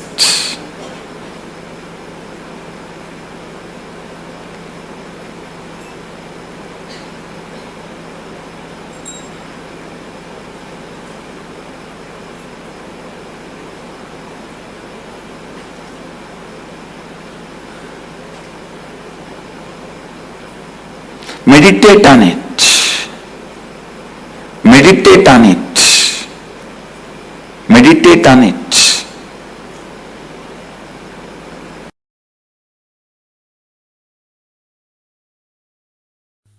Vaikuntha Ekadashi is the day. So tonight Dwadasi starts. Now all the devatas are supposed to wake up and do their Panchakriya and yoga, Nitya Anushtana, and start their puja.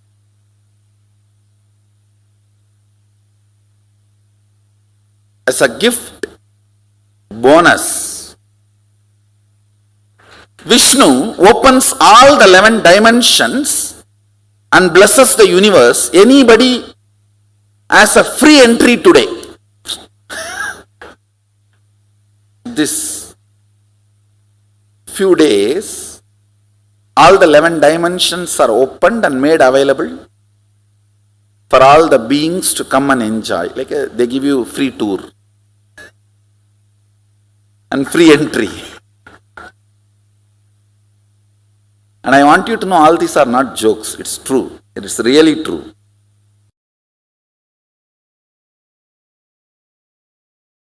Listen. Los Angeles Kailasa is one of the most important Kailasa till now I have manifested. The deities are literally birthed by Paramashiva, myself directly. The Archavataras residing in Los Angeles can connect you directly to Kailasa and other vertical time zones. Sit, pray to Venkateshwara in Los Angeles Kailasa, you will experience Vaikuntha directly. Connect, worship Ganapati in Los Angeles Kailasa. You will experience Kailasa directly. You will see Ganapati in Kailasa directly. Every deity. Same way.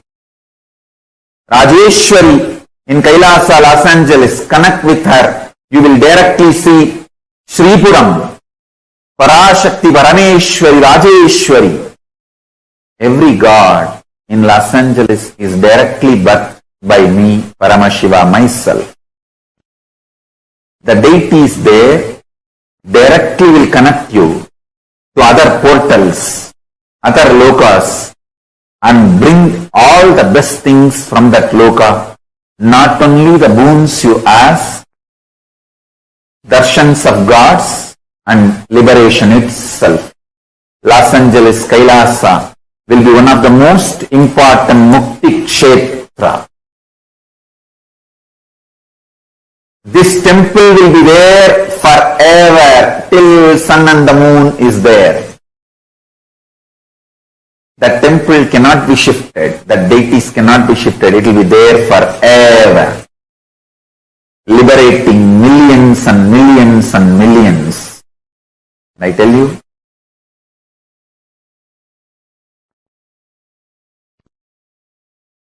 Whatever way temple can be expanded, renovated.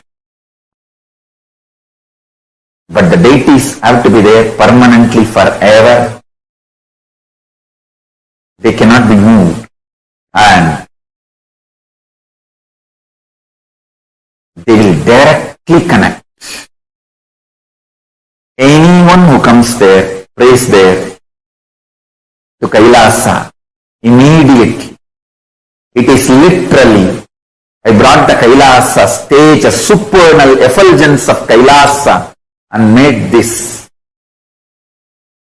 Los Angeles Kailasa. there will be a huge ecosystem, enlightenment ecosystem in Los Angeles.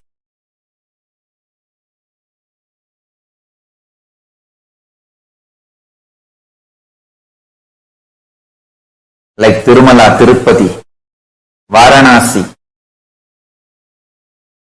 Madurai, thousands and thousands will stand in queue for hours and have darshan of Los Angeles Kailasa.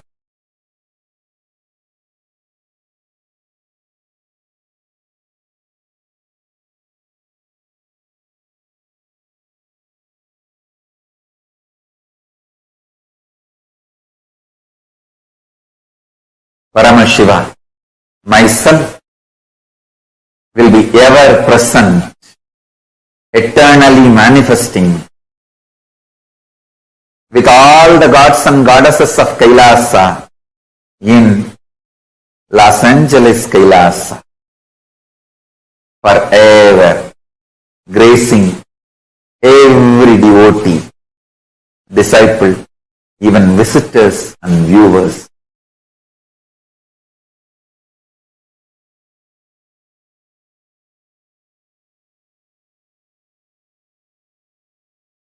Los Angeles Kailasa is one of the connection points with Maha Kailasa and Bhuloka and all other lokas, spaces.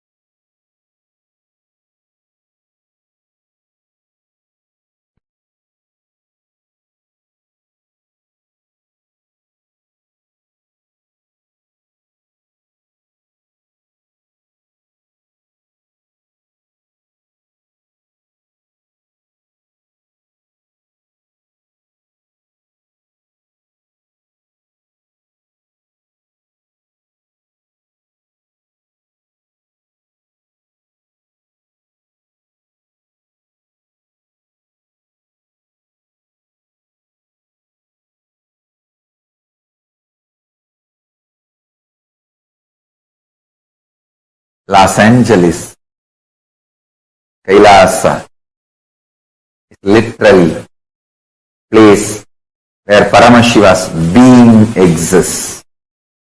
He is not only in the form of energy, superconsciousness, state, space, powers, he is in the very form of the being, accepting, receiving our worship, prayers and responding with a grace and compassion and love and blessing.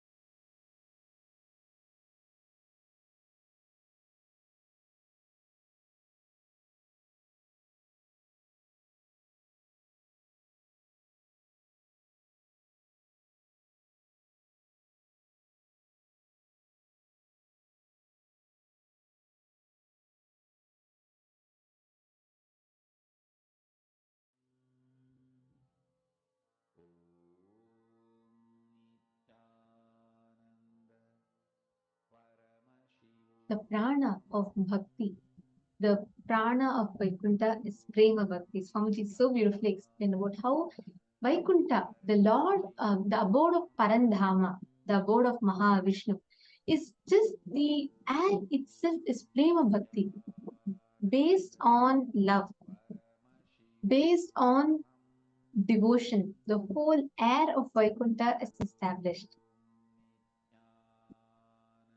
That is what Vaikuntha represents. The prema bhakti is what Vaikuntha represents.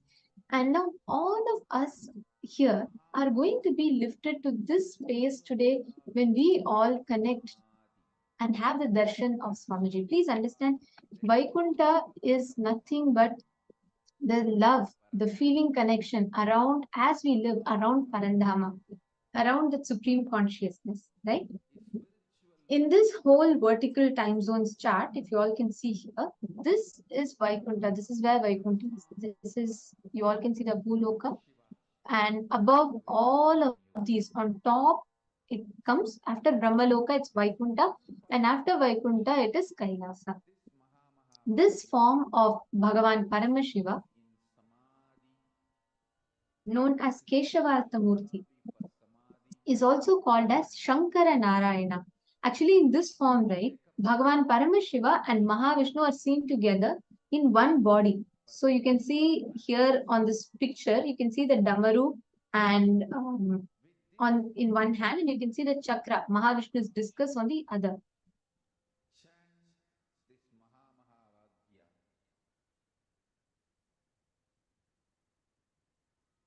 It is a very beautiful picture. This is the image where Swamiji himself had carved this deity, and this is the deity of Mahavishnu, Venkateshwara, in the Los Angeles, in the US. And this is the Venkateshwara in Southern California, and as its largest and the most blissful manifestation of Mahavishnu, sculpted and consecrated by Swamiji himself. And Swamiji's vision was to create a golden shrine for Bhagavan Venkateshwara as an exact replica of the Sanctum Sanctorum of the Tirumala Tirupati Venkateshwara.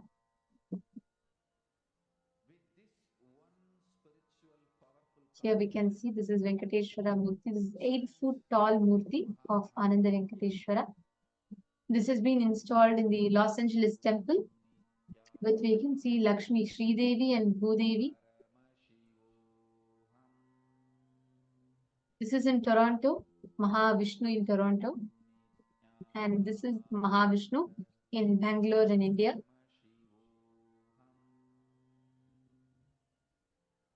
Like Swamiji explained, Vaikuntha is a space which only can be attained by love, devotion. When you are connecting to Mahavishnu, when you are manifesting, you just need to connect to that space. Whatever is willed by your consciousness will attain. You will be able to attain that. Actually, the Shastra Pramana beautifully tells the power of attaining whatever is desired by mind. Prapti is attained in Vaikuntha. Parallel universe is of your Anahata Chakra is Vaikuntha. Paushkaragama. The Vidyapada beautifully describes how the Ishitva, Vashitva, Prakamya, and Prapti is attained in Vaikuntha. It is in this space that all of us get to manifest, and Vaikuntha can be reached only by pure devotion. Devotion is the key to reach Vaikuntha.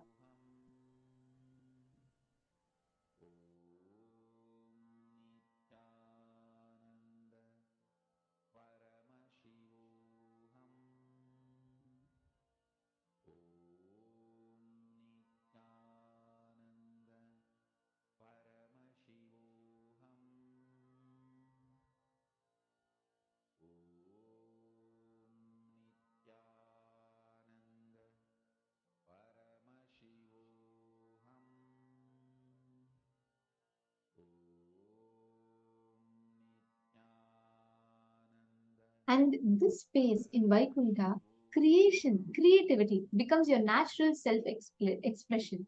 Means you cannot stop yourself from radiating that intense creativity. This aspect of Paramashiva, this aspect of Parandama, creativity is radiated in this aspect of Mahavishnu, Vaikuntha.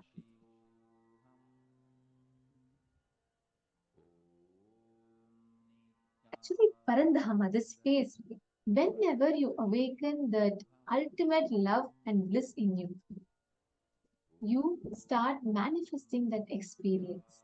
Now, there's a very beautiful Kriya that Swamiji has given, using which you can manifest that intense love, that prema bhakti.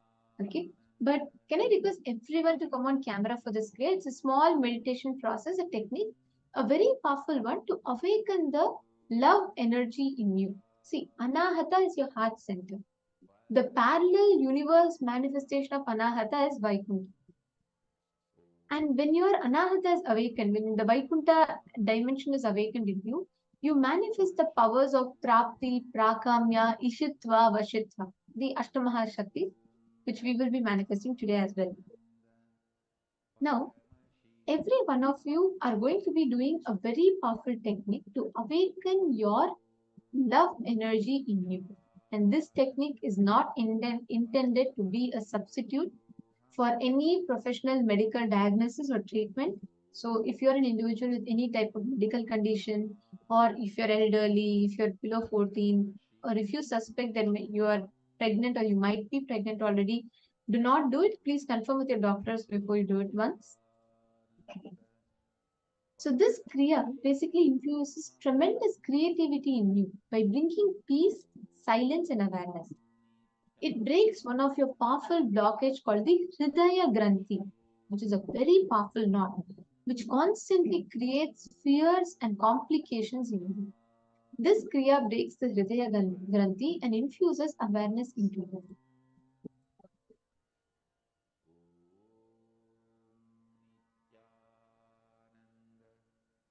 So can I request everyone to sit in Vajrasana as shown in the picture here?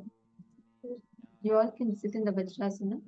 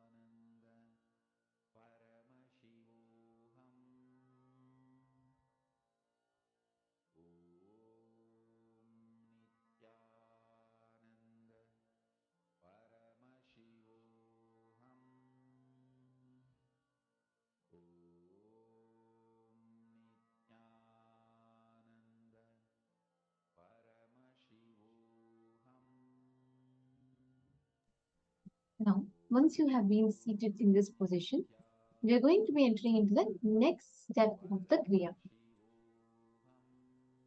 Now, with a bellowing sound, forcefully blow out air out of both the nostrils so that your abdomen gets tucked in and up. Slowly allow the body to inhale. We are going to be repeating this cycle for 3 minutes. And this is more like a warming up step.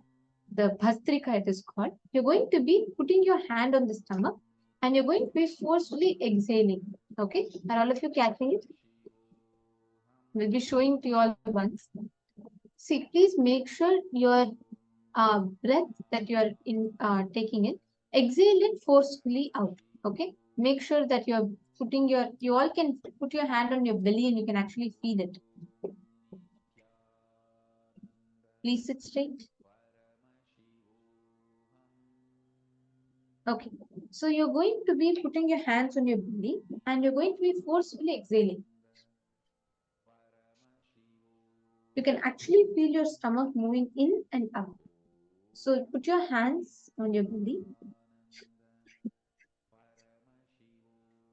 This forcefully exhale from both your nostrils. Please do this step for 3 minutes.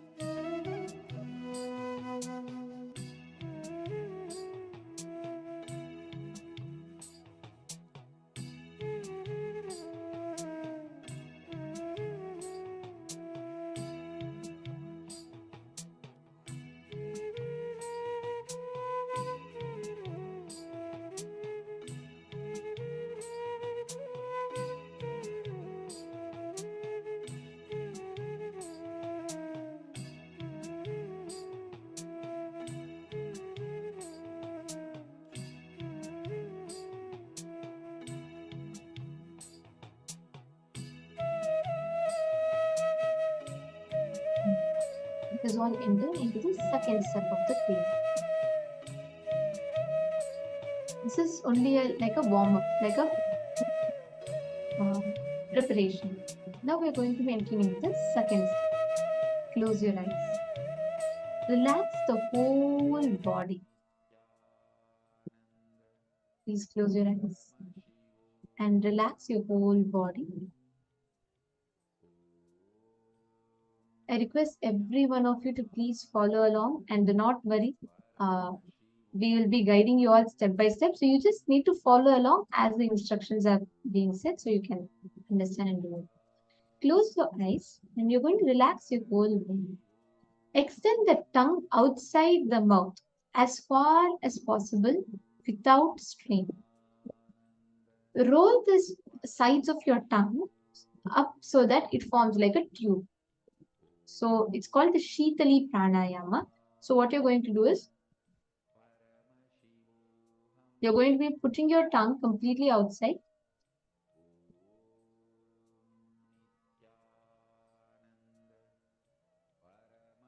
So you're going to be inhaling, drawing the breath through the tongue and exhaling through the nose. Clear? For all of you understanding? So at the end of this inhalation, you will draw the tongue in. You'll close the mouth and you'll exhale through the nose. So this breath should produce a noise similar to the rushing wind. Like a feeling of icy coldness will be experiencing on the tongue and on the roof of the mouth. Okay? Are all of you understanding? Are all of you catching it? If yes, please put yes in the chat. Can I request everyone to please put yes in the chat, please? Are all of you clear? If you're understanding this step of the Kriya, please confirm. This is a very important point, so I just want to make sure all of you are clear with it. Okay, can I request everyone to please sit straight? Please sit straight. Sit with your head, neck, and spine in a straight line.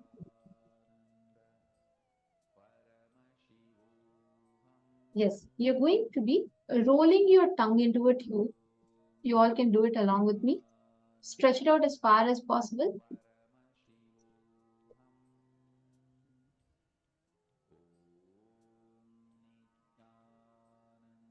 So you'll suck the air in through the tongue and you will inhale and you'll exhale through the nose. Ma Hongzu, you should stretch it out as far as possible. See.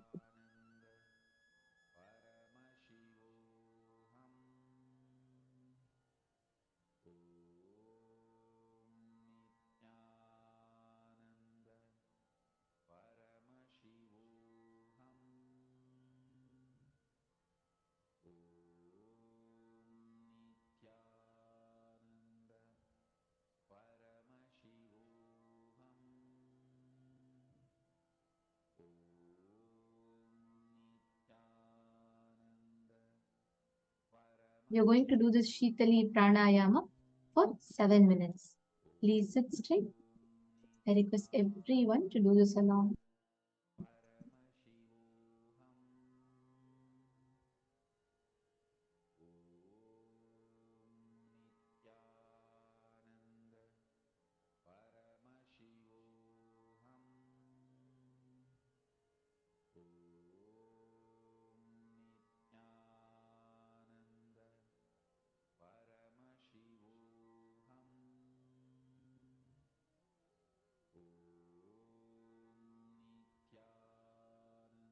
This Shitali Pranayama should be done for 7 minutes.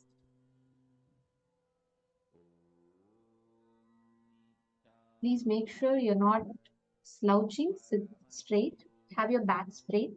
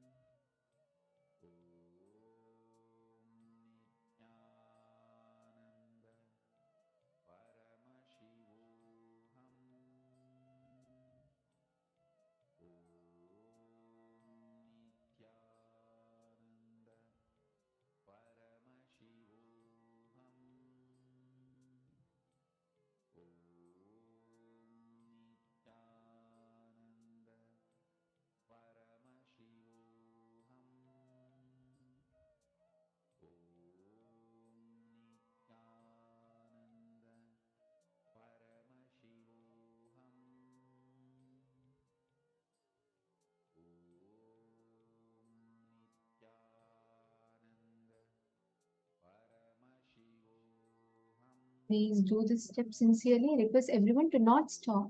Please do it. It should be done consistently for 7 minutes to have the impact. Please continue doing this step. Please roll your tongue and make it into a straw shape.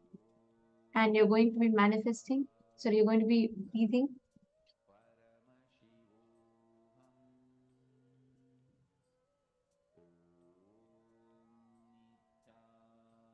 This is a step 2. I request everyone.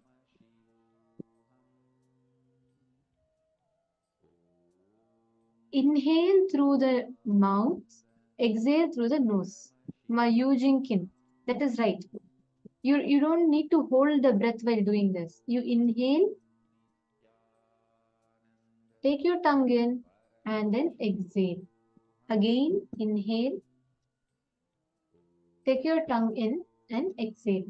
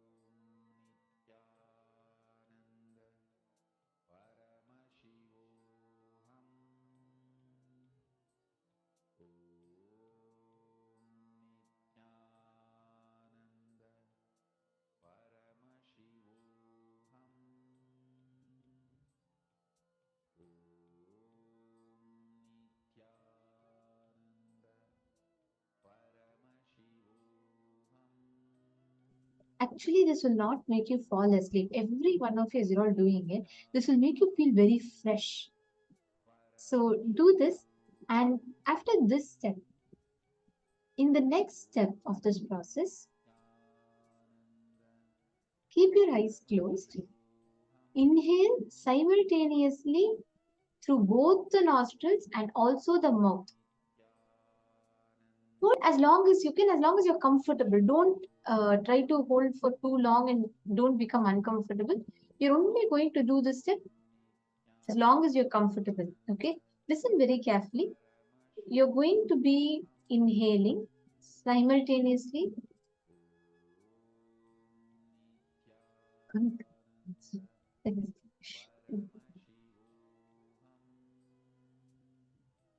You're going to be inhaling simultaneously through both the nostrils and the mouth. So it'll be like,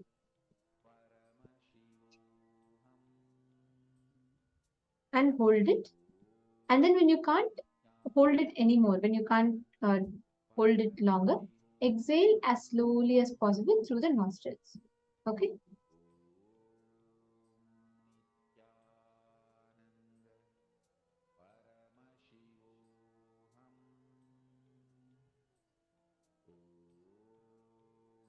Inhale through the mouth and both the nostrils. Hold it and exhale through the nostrils. See, actually, you all should know this will give tremendous relaxation. It will make you feel like you had a good sleep and you came.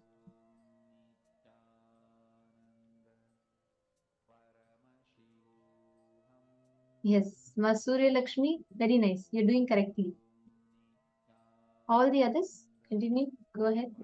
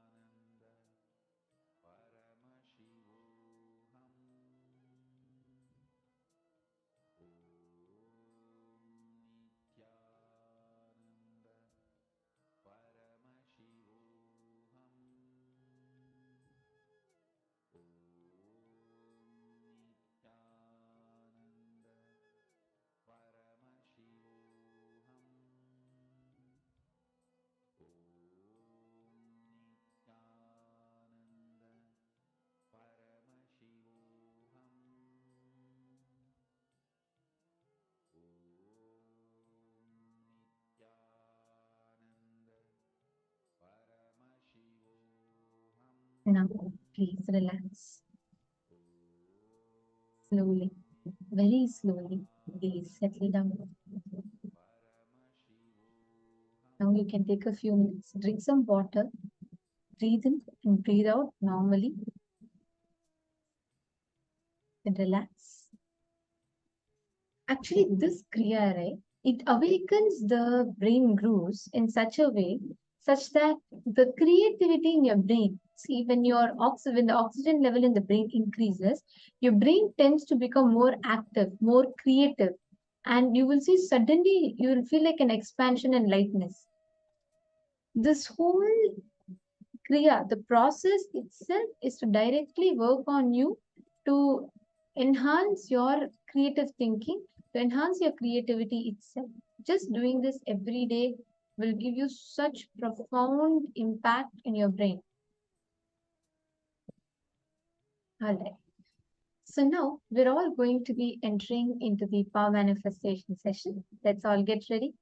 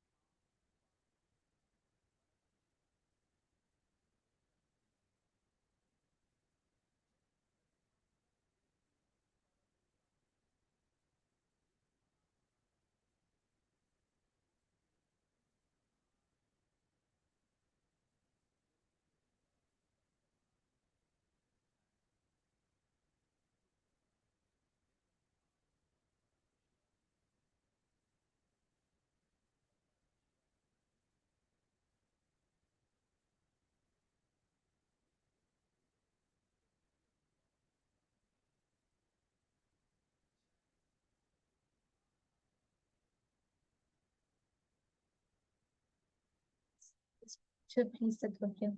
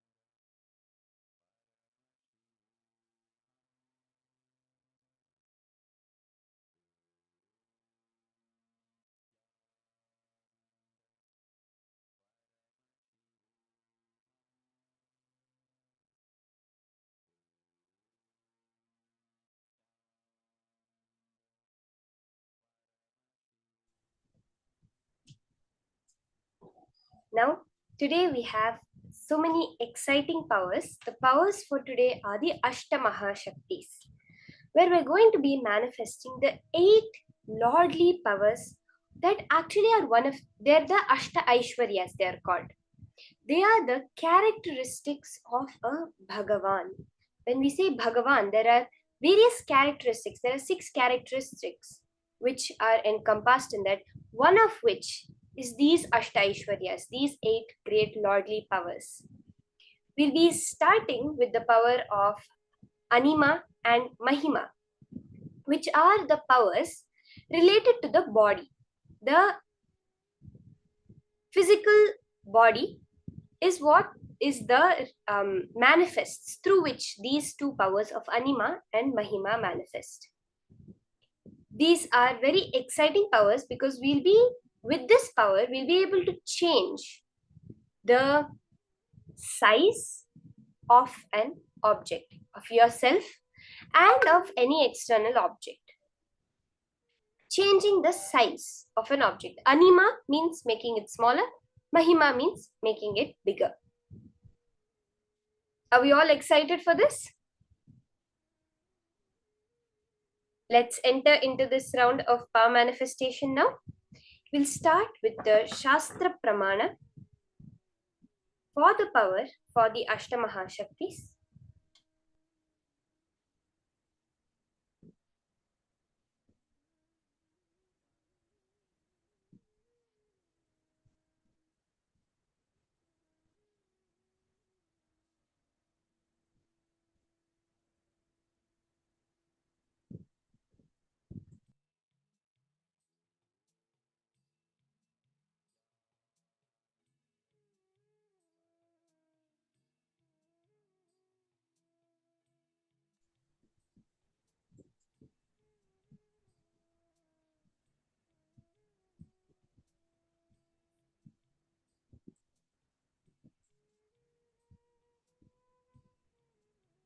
The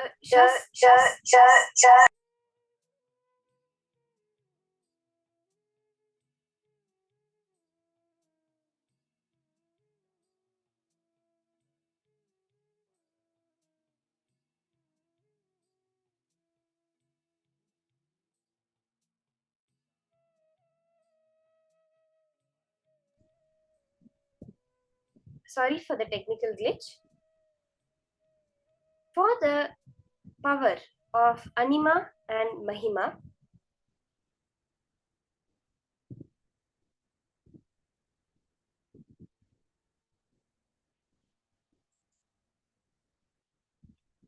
the Shastra Pramana is from the Vijnana Bhairava Tantra, where it beautifully says, for the power of Anima, it says, Anima Paraman Vader Apisukshma Tarasthitihi.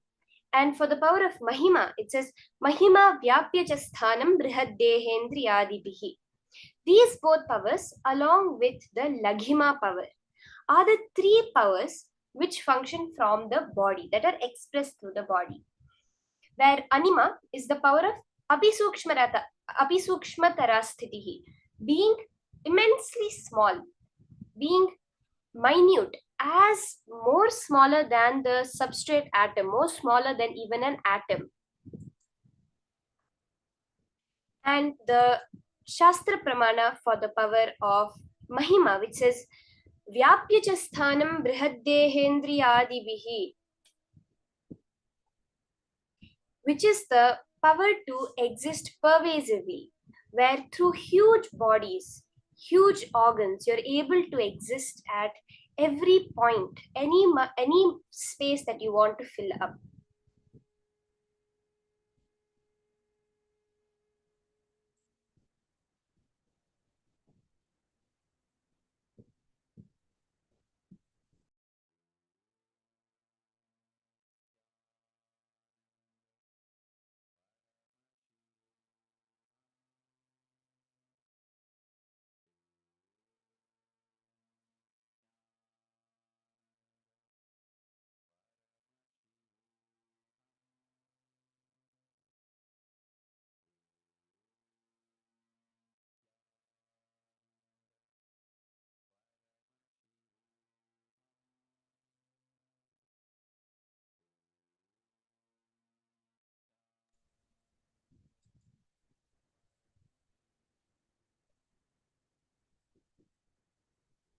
The Apta Pramana for this power is where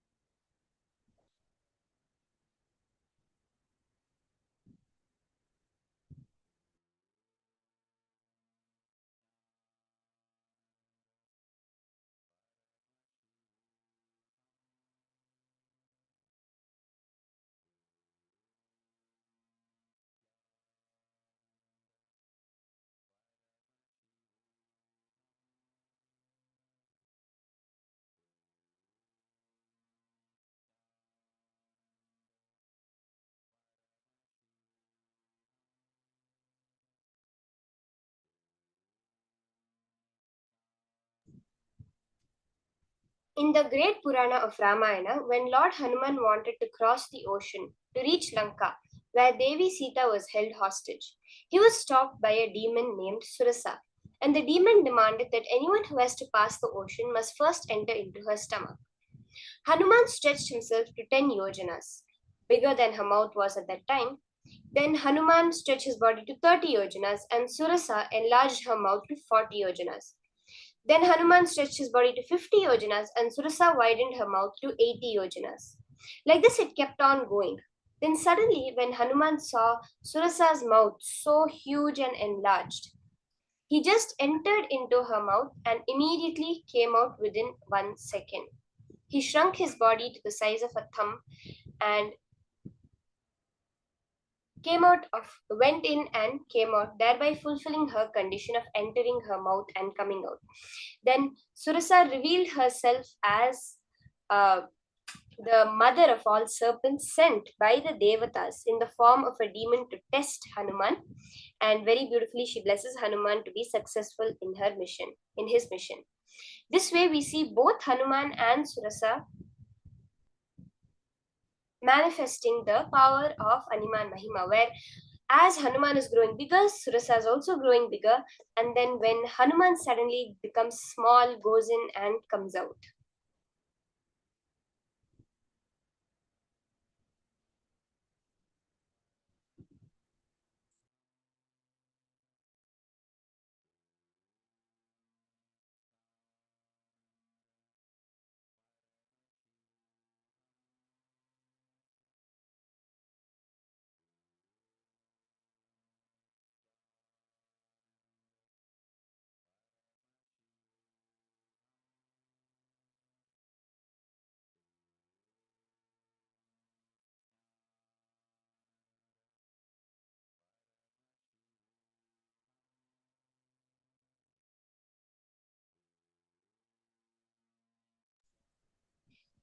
The Atma Pramana for this power is from the life of Swamiji himself, which happened on 12th October 2005 in the Los Angeles Nityaneshwara Hindu Temple, the Paschima Kailasa. The Nataraja deity at the Los Angeles Paramashiva Hindu Temple is 6 feet 10 inches tall. The door to the temple is 6 feet 8 inches.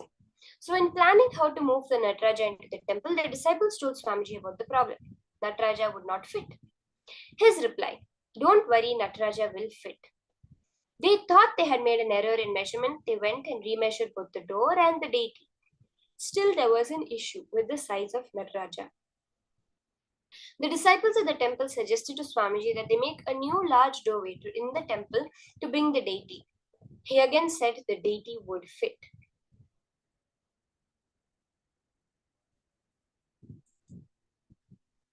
So the day came that they were moving Nataraja into the temple. There were 10 people all working to move the Nataraja, who was again on 2-inch rollers, added even more height to the deity. They came to the door. Nataraja was 4 inches too tall. They all stopped and turned to Swamiji. Swamiji asked the disciples to push up on the door frame. The door frame was metal, and above it was 2 stories of solid concrete building. A regular person's logic would have said, "Do not bother," but the disciples had been long enough around Swamiji to be prepared for the unexpected. So they did as he asked, heaving and grunting and pushing up the door frame that was held in position by many tons of concrete. He then said to the rest of the team, "Now move forwards." And to Nataraja he said, "In you come," to Shiva. When the deity came within an inch of the door, everyone could see that it would fit through. The deity came in through the door, carried by the men easily. They could not believe what they had witnessed. They all started to laugh, and soon they were rolling on the floor while laughing so hard. Swamiji just smiled and walked away to organize the next project. This is how beautifully, from the life of Swamiji himself, he manifested the power of increasing the size of the door frame.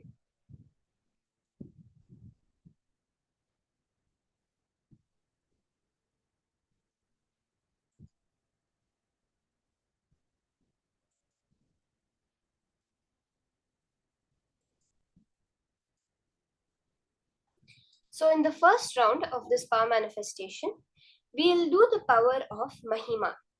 increasing the size of an object. So can I request everyone, for the starting of this power manifestation, you can get any object which you consider as a precious object.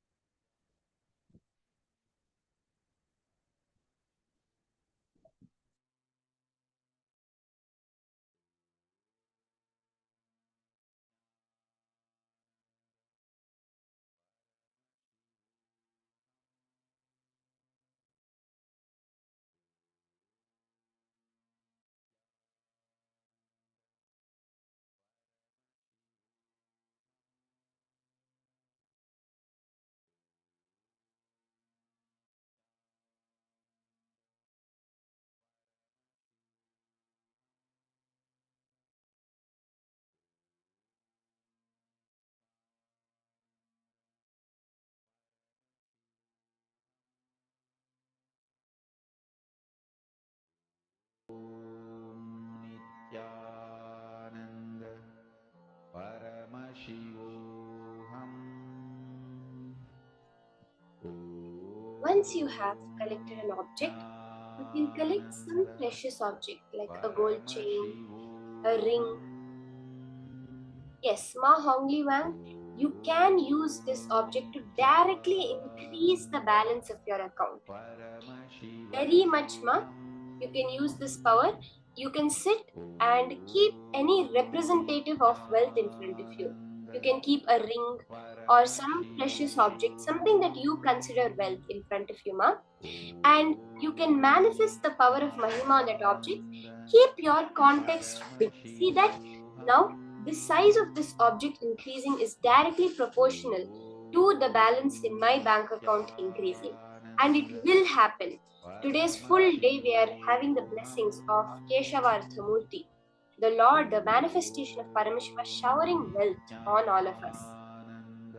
Through this power manifestation, make the manifestation of wealth also happen in your life.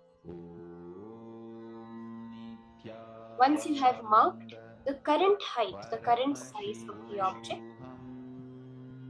sit straight, connect to Paramashiva, and declare the height of your object to increase. Once you have made the declaration, get into the space of intense unclutching, vibrating with the Mahava.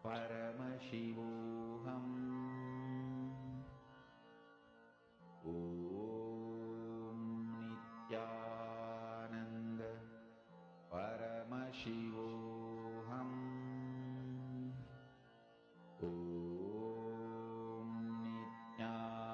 Nityananda Paramashivoham.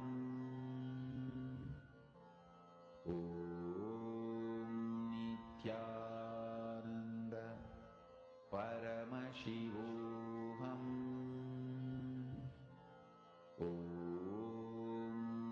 Nityananda Paramashivoham. Nityananda Paramashivoham.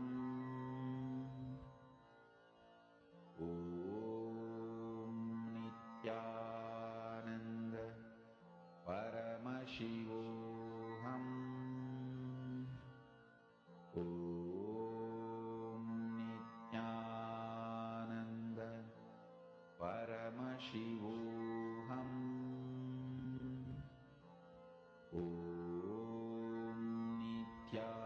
Nityananda Paramashivoham.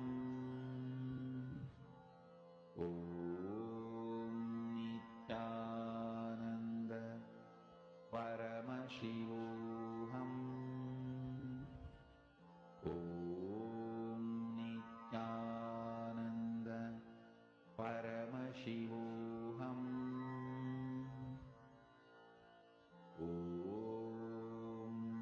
Nityananda Paramashivoham.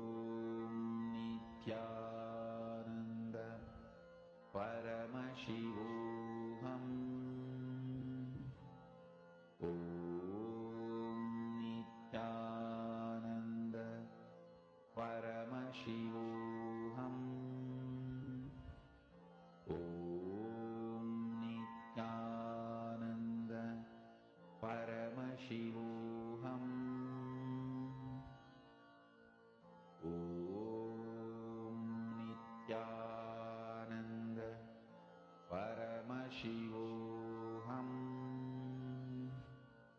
Om Nityananda Paramashivoham. Om Nityananda Paramashivoham. Om Nityananda Paramashivoham. Om Nityananda Paramashivoham. Om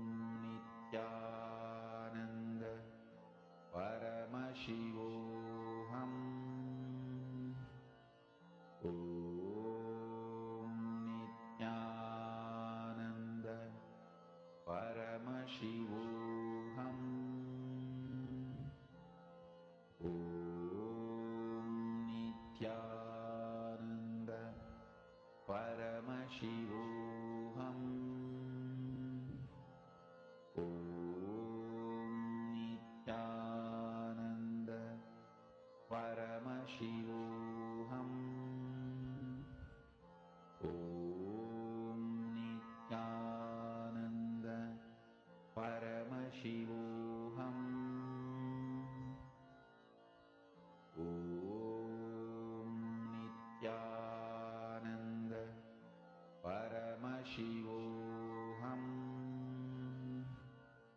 Om Nityananda Paramashivoham.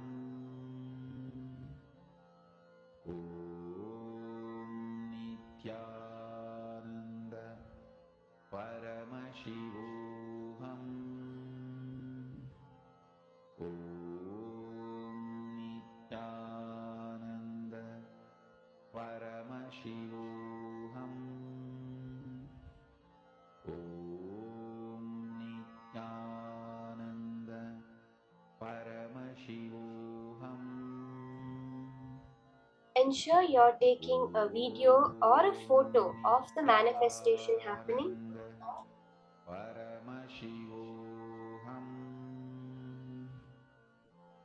All those who are doing the power manifestation, who are having your object for yourself to read it. Many times our eyes are not able to catch it. So take a photograph, a before photograph and an after photograph of your manifestation. Paramashivoham.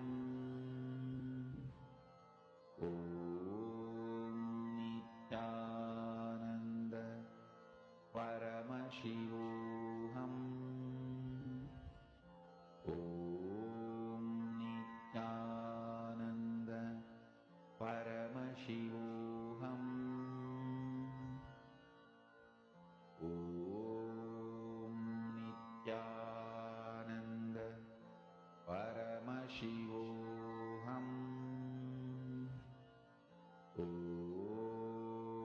Nityananda Paramashivoham.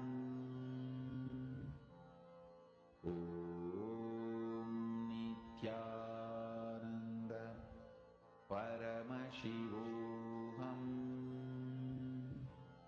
Om Nityananda Paramashivoham. Om Nityananda Paramashivoham. Om Nityananda Paramashivoham. Om Nityananda Paramashivoham. Om Nityananda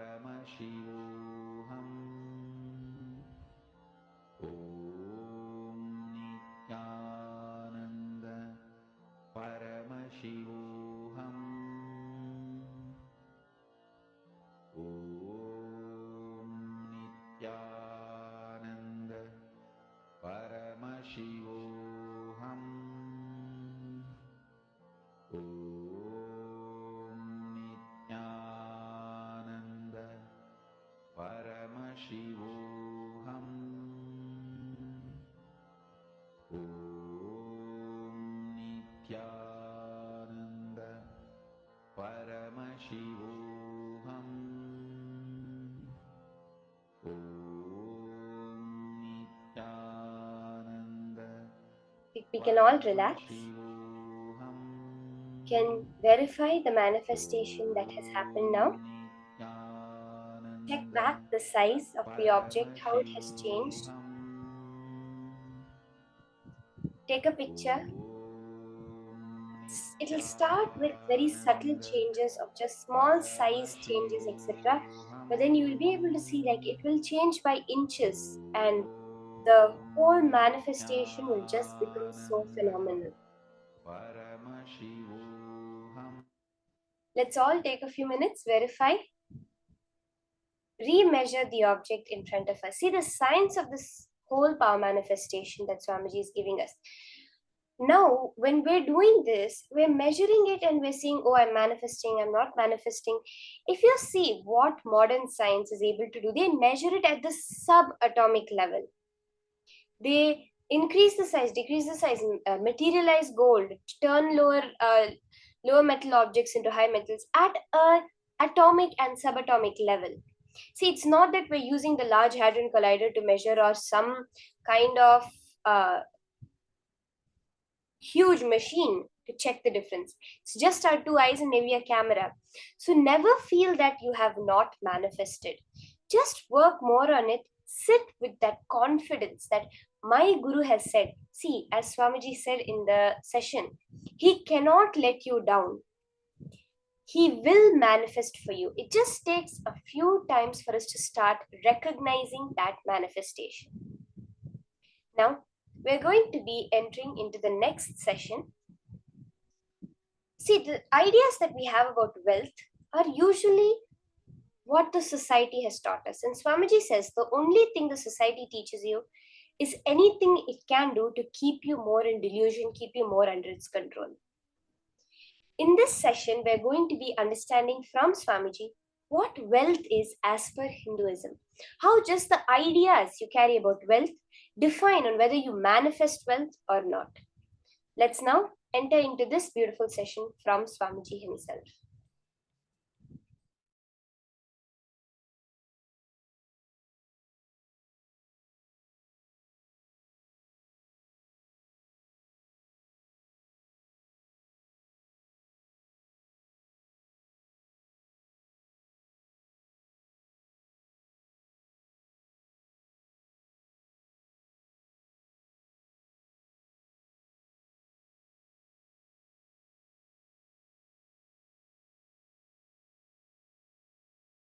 First, few basic things. Wealth is not something outside from you. It is extension of what is you. Please understand. You go on accumulating something in your life. If you are conscious, organized, you accumulate wealth. Otherwise, you accumulate poverty. But you go on accumulating something. Please understand, you cannot be in between. You can't say, no, neither I am progressing, nor I am losing. No. Either you are progressing or you are losing. Means, either you accumulate wealth or you accumulate poverty. Accumulation is your life.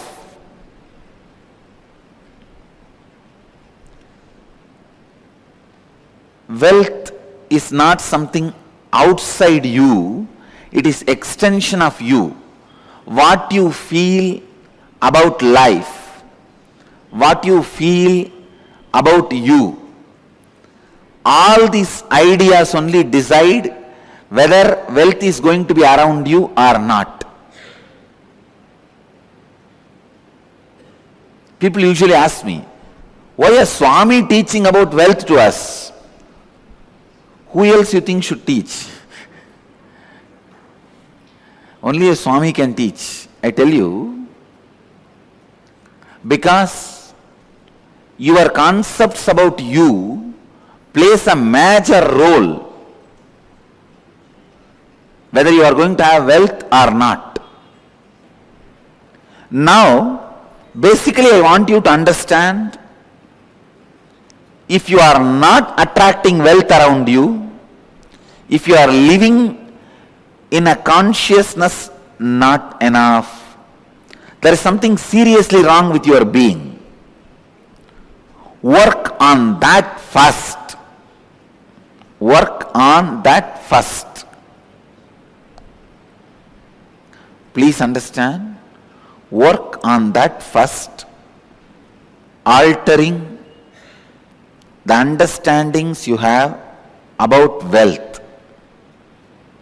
is a very important thing you need for creating and celebrating wealth. Please understand, grabbing is completely wrong. I am not teaching grabbing. I am teaching creating. I am not asking you to become grabbers. No. Creators are totally different from grabbers. Here I am asking you to become a creator.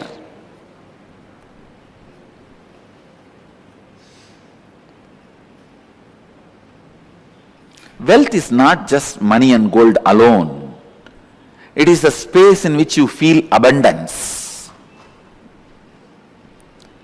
I am not saying without money and gold start feeling abundance. Have enough and have the space enough, both. Have enough, have the space enough, have both.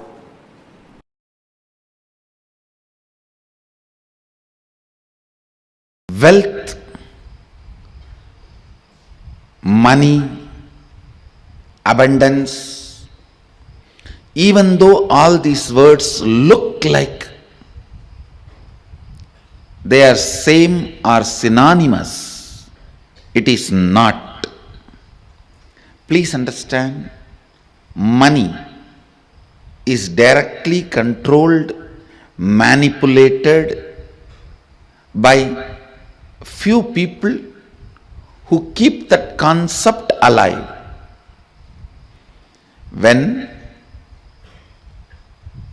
brilliantly, intelligently, few people play with your greed and sell you some concepts and make you work for those ideas, that is money. Money is not abundance. I am not saying for abundance money is not required, but I am saying money itself is not abundance. Please understand.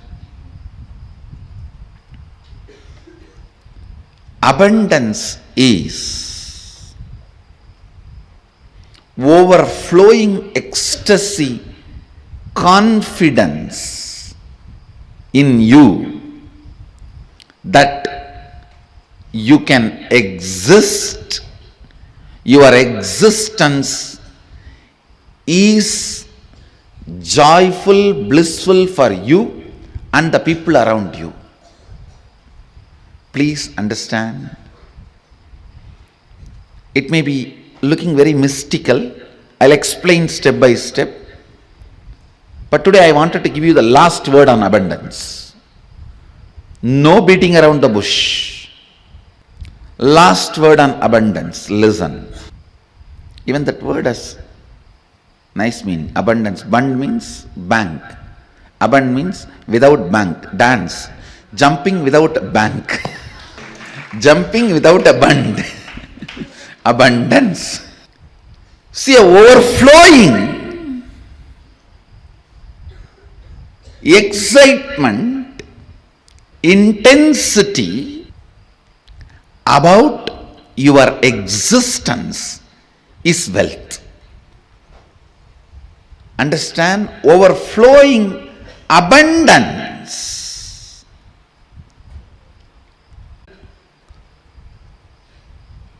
As the confidence to make whatever you want, as a strength to manifest everything you need, and not attacked disturbed, destroyed by the so-called social impossibilities put on you. Please listen. Society puts impossibilities on your head so that you can lose the idea, you can lose the purpose, you can lose the goal of your existence. Please understand. Man who remembers his purpose and goal can never be manipulated or controlled. He will always be living in abundance. If you want to enslave somebody, first thing you have to make him forget his goal. The man who remembers his goal is the wealthiest man in the world. He is the most wealthiest man because continuous remembrance will create an ability to manifest. Some of the basic truths about abundance need to be internalized. Please understand. The real abundance is awakened feeling. That's the essence. Experiencing awakened feeling physically, mentally, in the muscle memory level, biomemory level, and bioenergy level. Experiencing awakening is abundance. You sell your health to get the wealth, and then you go on spending your wealth to gain the health back.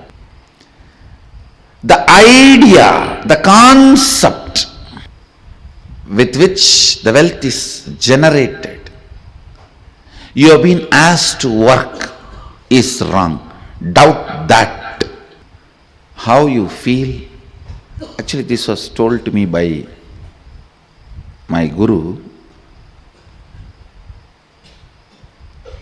If you feel every rupee added to you makes you more rich, you should feel much more richer by every long breath added to you. Every long breath, the energy it awakens in you, energy it radiates through you, is equivalent to every rupee accumulate. He told in the sense of that the Kundalini energy which is functioning in your system is more important than wealth. Let me explain more detail. Please understand. Poverty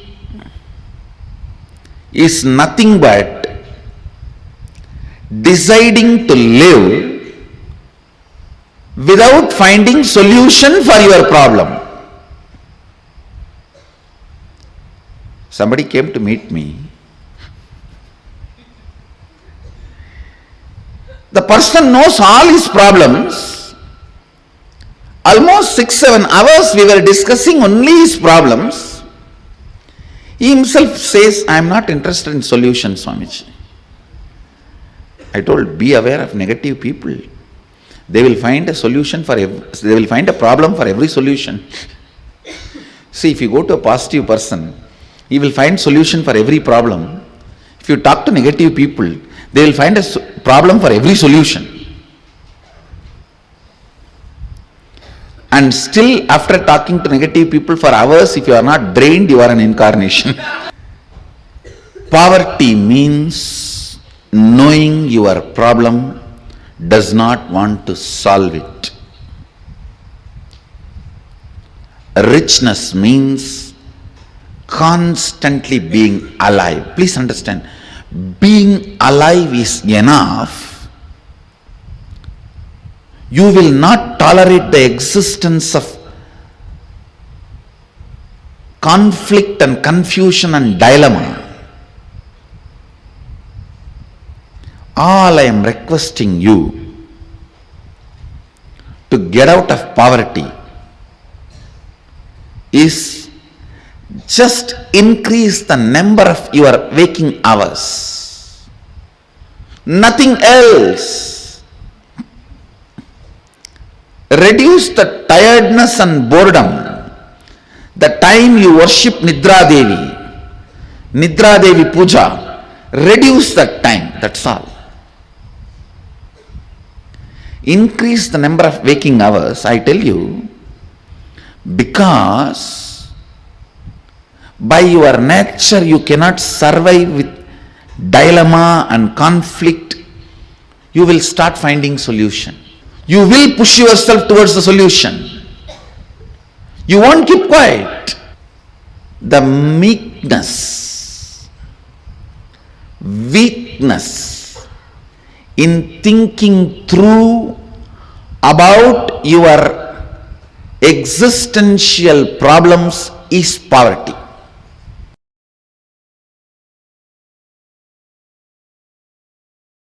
See, money is simply extension of your understanding about you, your strength on you, your strong belief on you. I am not talking something impractical, please understand. No, I am not talking anything mystical or impractical. Whatever I am talking is a formula. It is not just miracle happens only in my life. It is a formula which can happen in every one of your life.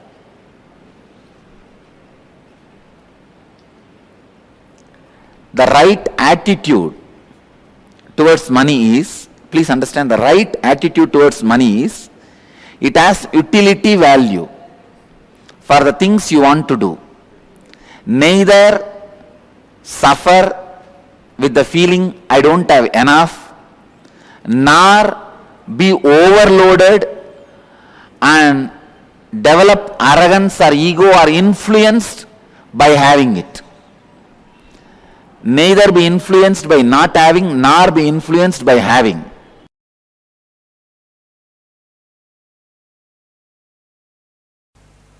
I can say life can be equated to two things. One, the ability to achieve what you want in the inner or outer world, or just getting stuck in both the world.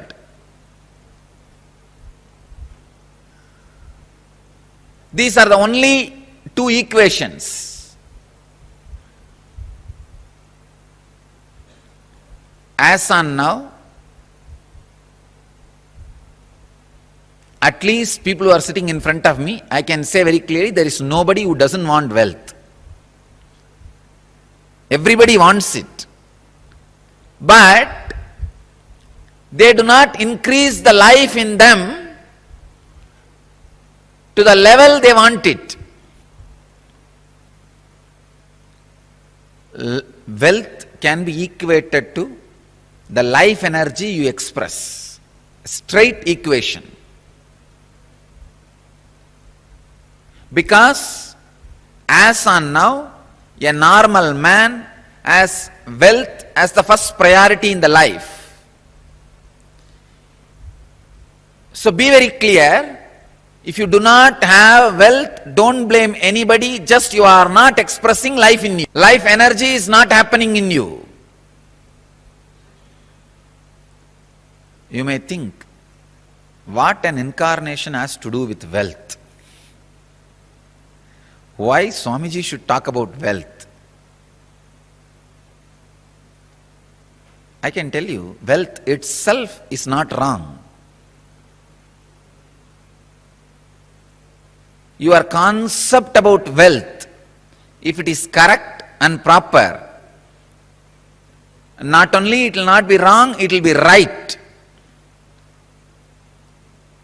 I wanted to present first few basic concepts about wealth properly. First, when a man decides to create wealth, not steal, understand, create wealth, you will have wealth and the great fulfillment you lived.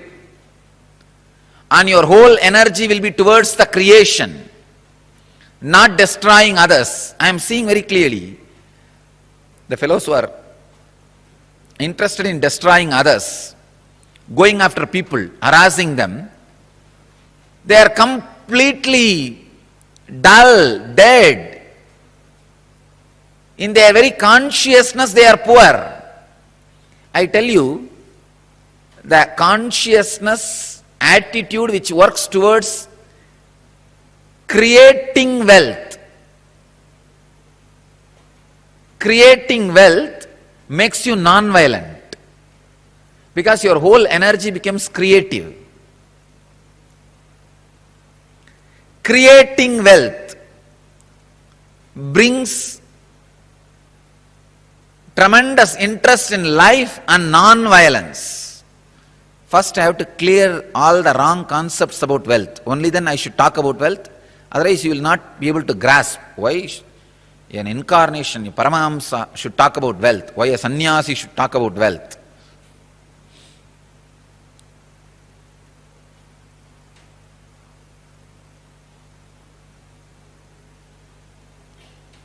Only he can talk about wealth because he has gone beyond wealth.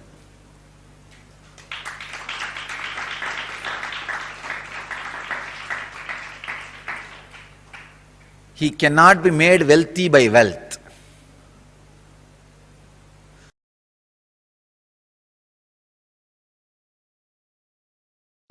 What is wealth? Knowing the knack of how you have to be useful to society and enrich it so that they enrich you. That's all. That's all is money. If you think money is too big, just by making it you will become tired. That is the biggest poverty. Please understand, just by making it, if you become tired, you are working, functioning out of the concept of poverty. You will make, but you will not be there to enjoy, somebody else will be enjoying. That is why I am saying, make money without thinking it is too big. Make money knowing that it is the dust which flies while you walk. I have to here put it on record. One of the statement I heard from my guru, நடக்கும் பொழுது பறக்கும் தூசி என நினைத்து செல்வோர்க்கே செல்வம். I'll translate. While you walk, the dust which flies, the feet dust which flies, equating that to your wealth, and the person who walks, the wealth follows him. Understand?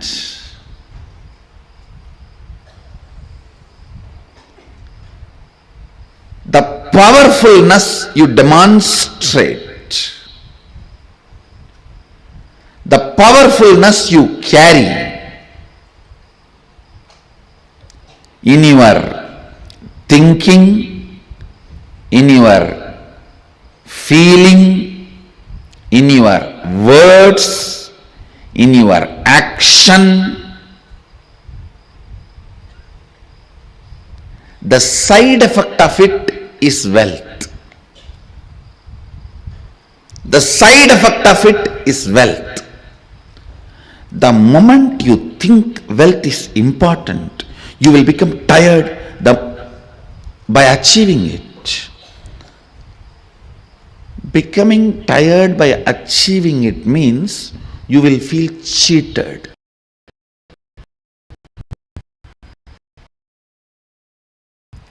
Please understand, cheated. understand? Always be clear.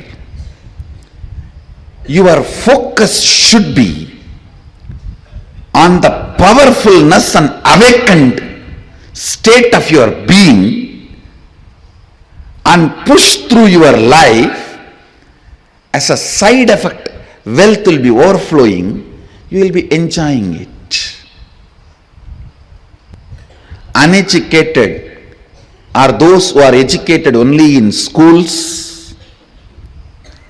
Poor are those who think money is only wealth. Poor are those who think money is the only wealth. If somebody thinks money is the only wealth, how he is going to be cheated?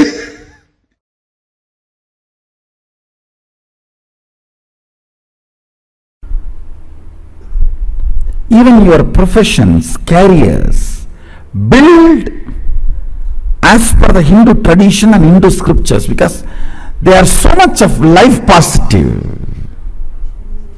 And I tell you, the wealth you generated by being life positive is awarded to you as your richness in any plane. Please understand. With all my integrity to Sadashiva, I give you this cosmic legal advice.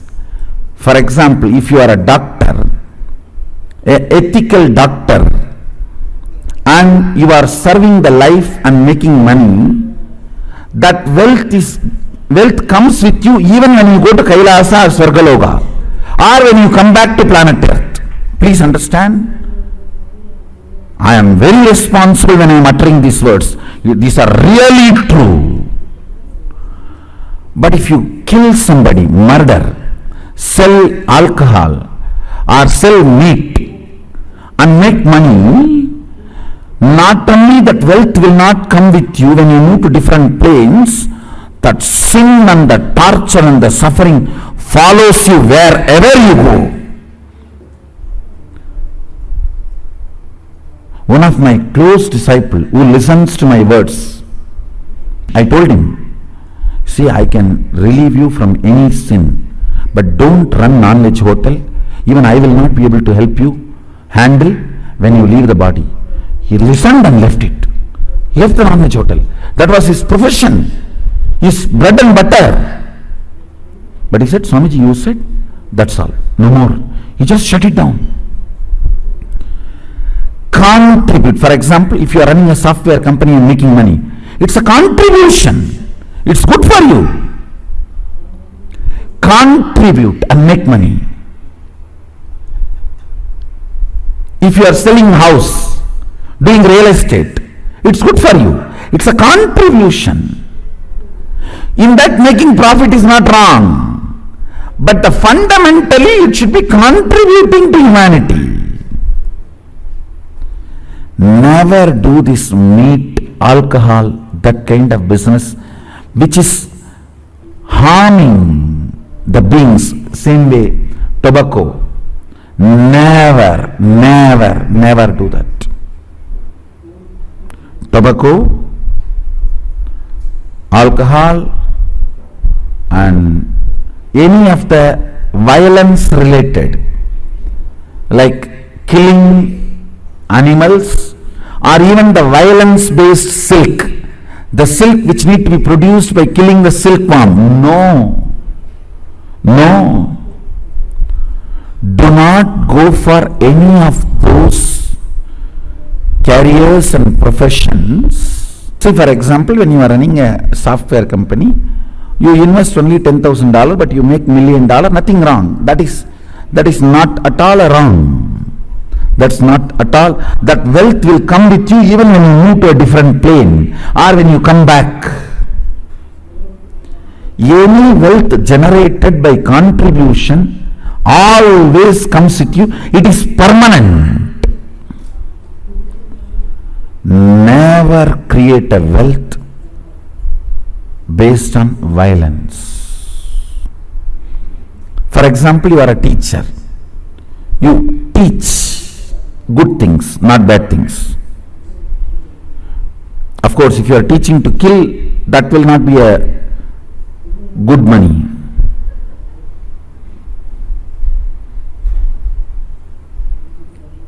If you are teaching people to contribute and generate wealth, that will come forever with you. Anything done by contribution, addition, will come with you forever.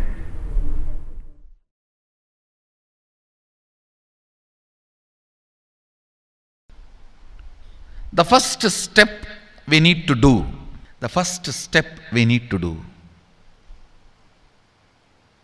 looking back,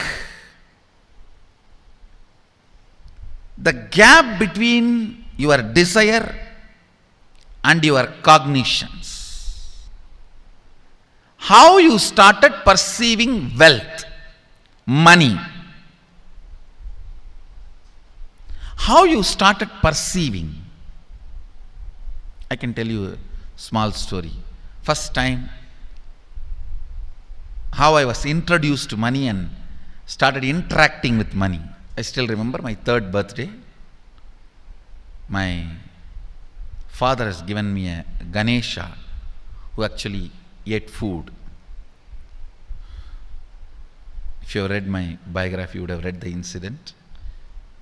If you are interested, you can go to YouTube where I have narrated the whole story. I was given that Ganesha as a gift and I was so curious and busy with playing with the deity. And then in Indian village we have a habit, all the family elders will give coins on the birthday as a gift to the kids. So I was sitting and playing with my Ganesha and all the family elders came. I am supposed to bow down to them. It's a tradition. So I touch their feet and they will give money. A lot of money got collected. Must be some 70-80 rupees. In those days it's a big money, and for a kid it's a too big money. And it was too much of coins and notes, so my father helped me to pack the whole thing in a hand key. So I looked at him and asked, what should I do with this? He said, you can buy whatever you want. I said, I don't need anything. I only wanted this Ganesha. You already gave it to me. I don't need anything. He said, then you can give it to anybody you want. So I just called all my cousins, brothers, everyone was playing. I grew up in a large joint family. 27 of us grew up together. So it's almost like a one school, small school. So all of them were playing. I called in my loud voice, hey, anybody wants, come and take this money. I don't want it. So 4 or 5 kids were running and my elder brother ran fast and took the whole thing, whole hand key. My father told me to tell my elder brother to share everyone, to share with all. I said, I have decided I don't want. And I said, whoever wants, take it. So he took it. How can I interfere in this after that? It's up to him. I will not even interfere, giving any further instruction to how they should share or who should share and all that. I said, I don't want. That's my first relationship with money. I still see very clearly that's the same relationship. Still I don't touch money. I don't handle. Never felt the need. Anyhow, I am not saying this should be your pattern or this should be your... I am just giving you an example of how I started relating with. So now dig out how you started relating with money. That was actually my completion with money. I touched first time money only to give dana. Still I am doing the same thing. Still I touch money only to give dana. How you cognized money, wealth, what all your perceptions and beliefs and cognitions about money. Let's dig out. Let's get them out first. The moment you remember money, does it bring tremendous pain, suffering, impossibility, all that in you? What is the emotion or energy it invokes in you?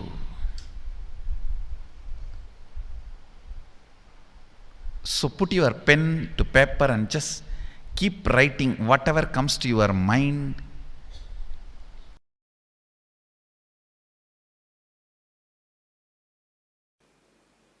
First thing we need to do, identify the contradicting, conflicting and complicating desires. What all the desires you have which contradicts, conflicts, complicates. First, conflicting desire means having a desire which conflicts itself. In the one statement itself, you will create a conflict and wrong energy. I'll give you an example. Somebody has a headache. He goes on repeating, I want to get rid of headache. I want to get rid of headache. When you repeat this again and again, this statement itself will keep the headache alive. Because every time you are remembering headache, when you utter the word headache, the headache becomes stronger and stronger in you. The real word you need to repeat inside is, I should become healthy. My head should become healthy. See, the words you repeat inside you are equivalent to food you take every day. Suddenly overnight nobody is going to become obese. Suddenly overnight nobody is going to become fit. It's every day what you eat makes you one day obese. Every day what you eat makes you one day healthy. Listen, the words you repeat inside makes you either frustrated or spiritually awakened. The conflicting words you go on repeating inside you takes away the possibility you have for yourself.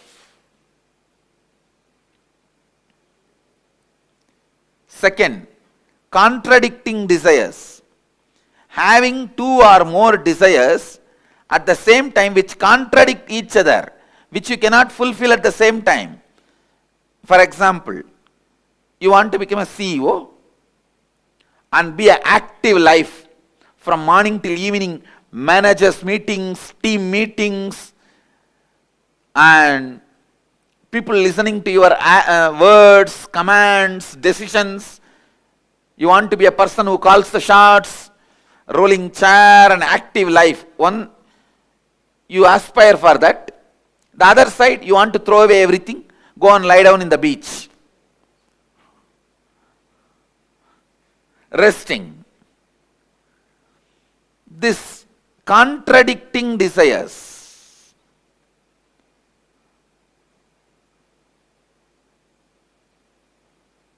Same way, third, complicating desires means having a desire which gets complicated without direct understanding and right clarity. This is when you don't have intelligence to take the direct and straight steps to fulfill the desires. You go round and round and round. You want money, but you are working in the direction of having name and fame. You go round and round and round, fulfilling something else. It's like you want name and fame, but you are working in the direction of having money. I'll give you an example. You want to learn painting, but first you learn stitching, and then drawing. Finally, by the time you learn painting, you have become too old. This complicating desires, understand that many times you want pleasure, but you get into painful lifestyle. It's like the joy you enjoy when you are romancing and dating, you want that permanently and you get married. That's it. I think this example everyone understands. If you are getting married, for the sake of retaining the joy you experience while you are romancing and dating, that can be a very apt example of complicating desires. What you want is different and what you do is different. End up in complication.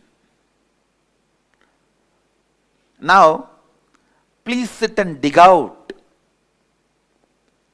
the contradicting desires, conflicting desires, and complicating desires you have. Cleansing the pranamaya kosha. And please start digging out these patterns and engrams.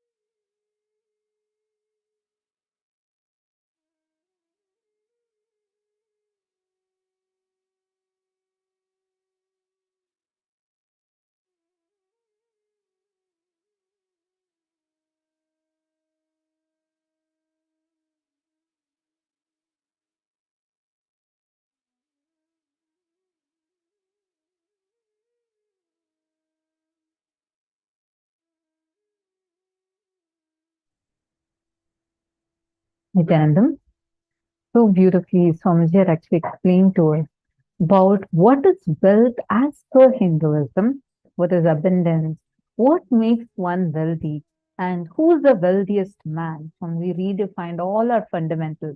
And Swamiji also explained to us about Swamiji's relationship, the very first relationship Swamiji had with money, and gave us such a beautiful explanation, detailed explanation on what is conflicting desires, what's contradictory desires, and what are complicating desires. If you have understood these things so far, can I request all the participants to take a few minutes and post what you have understood? Please take a few minutes and post what is it that you have understood.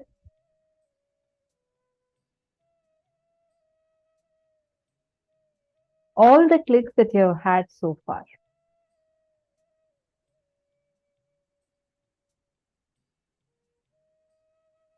Whatever you have understood as, okay, this is what wealth as per Hinduism means. And this is what I have understood, like that, whatever understandings you have had. See, the first and foremost thing that we all need to understand clearly is wealth is not something that's outside of you. Wealth is an extension of you. This is what Swamiji explained so powerfully. Like this one understanding definition, once we get this inside us, it'll change the way we start perceiving about wealth, the way we start perceiving about abundance, everything. What you feel about life, what you feel about you, all those ideas decide whether wealth is going to be around you or not.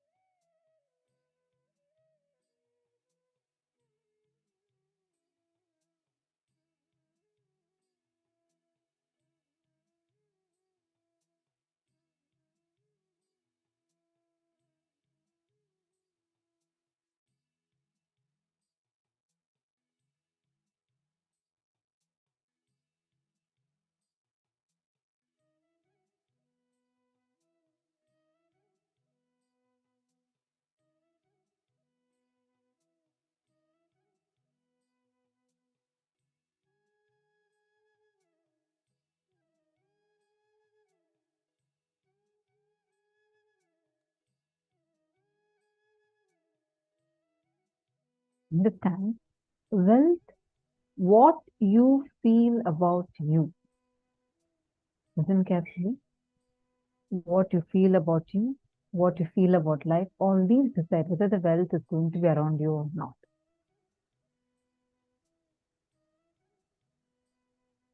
Navare vittasya kamaya vittam priyam bhavatyatmanastu kamaya vittam priyam bhavati. Verily, not for the sake of wealth, my dear, is wealth loved, but it is love for the sake of the self. This is from Brihadaranyaka Upanishad. Money is simply extension of your understanding about you, your strength on you, your belief on you, your strong belief on you. When a man decides to create wealth, not steal, you will have wealth, the great fulfillment that you live. How you cognize money, wealth, what all your perceptions and beliefs and cognitions about money, let's spend some time and dig out. Let's get them out first. The moment you remember money, does it bring tremendous pain, suffering, impossibility, all that in you? What is the emotion or energy that it invokes in you? Put your pen to paper and just keep writing whatever comes to your mind. Whatever is your relationship with wealth, you're going to spend a few minutes and you are going to write that down. When you remember wealth, the idea of money, abundance, money, being wealthy, what is it invoking inside of you? See, of course, you will have a desire to earn wealth. Nothing wrong. Like Swamiji said, the moment you're clear about the concept of what wealth is, there's nothing wrong in you wanting to have wealth. If the relationship with wealth becomes right for you, then the wealth is not only not wrong, but also will be right for you. So let's spend a few minutes and let's understand, analyze, and understand what is our relationship with wealth. Ready? Should we all enter into this? Can I request all the participants, please come on camera. And today's day, you need to be fully internalizing every step by step of it. All right? Only then you're going to be understanding and cognizing whatever we are sharing with you in the class. You will understand that more and more deeply inside of you. And you will also be able to start looking in and mapping rightly for what you are having.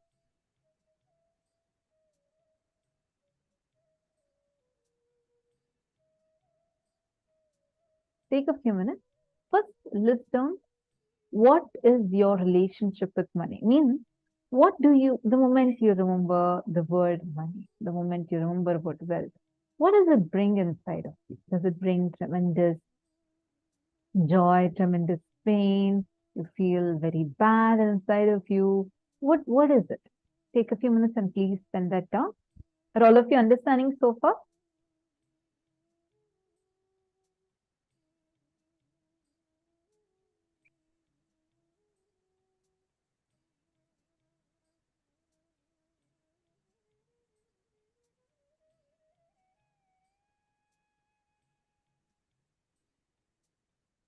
The moment you remember about money, what is it triggering inside of you? What kind of a pain, or you feel like money is impossible for me to achieve? I have wanted money so badly, so many times, but I never could achieve it. What kind of emotions does it trigger inside of you? Come on. If you have understood and started writing, please put in the chat that yes, I have understood and I'm writing.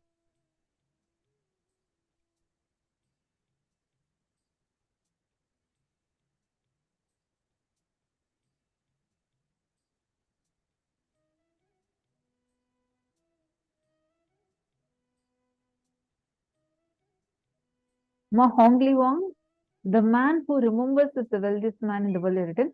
The man who remembers his goal is the wealthiest man. The key word is remembering his goal.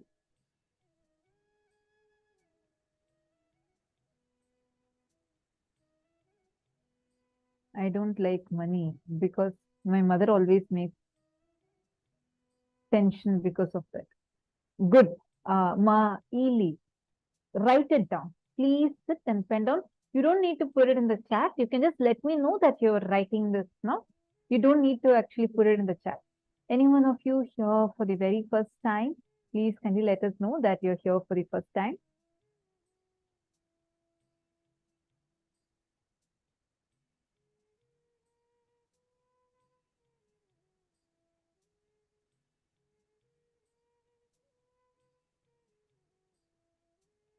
Good, Ma Alexandra, write it down. You all take a paper and pen and write down what you're having as your relationship with money. What does money make you feel?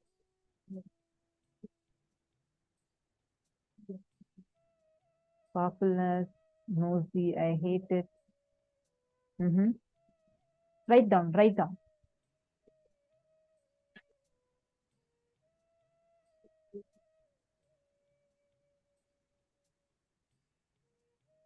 Can I request all of you to please come on camera and sit and write?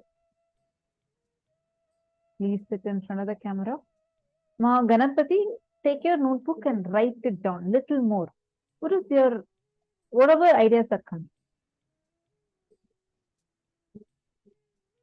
Now, you've written down, right? Looks like most of you are done. Now let's go to the next step. See, write down all the desires that you have related to money in all the three forms: earning money, spending money, and saving money. What all other desires you have? First, this is the first step. See, first you have written down whatever is your relationship with money currently. You have written that down, right?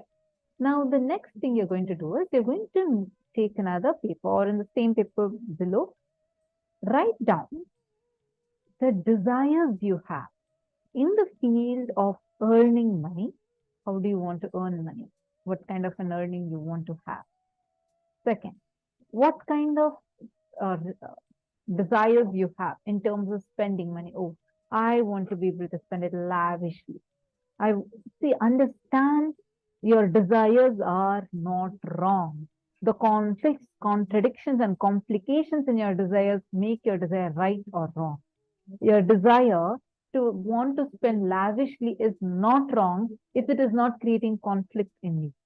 So let's bring completion that with the ideas of money that we have. Okay, that's what we are all working together right now on. Take your paper and pen.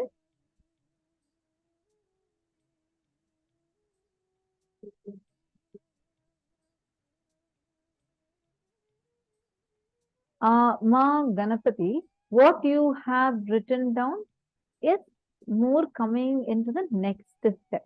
Actually, now we have first finished writing the first ideas that we have about money, correct?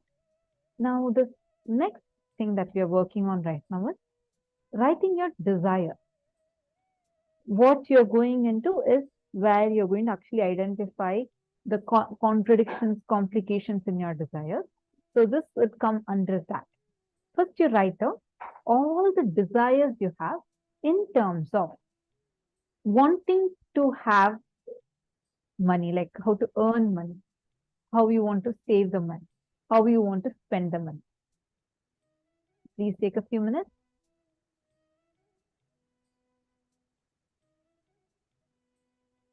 This is just do the first step, then I'll explain the next step, then we all can do the next, second and third.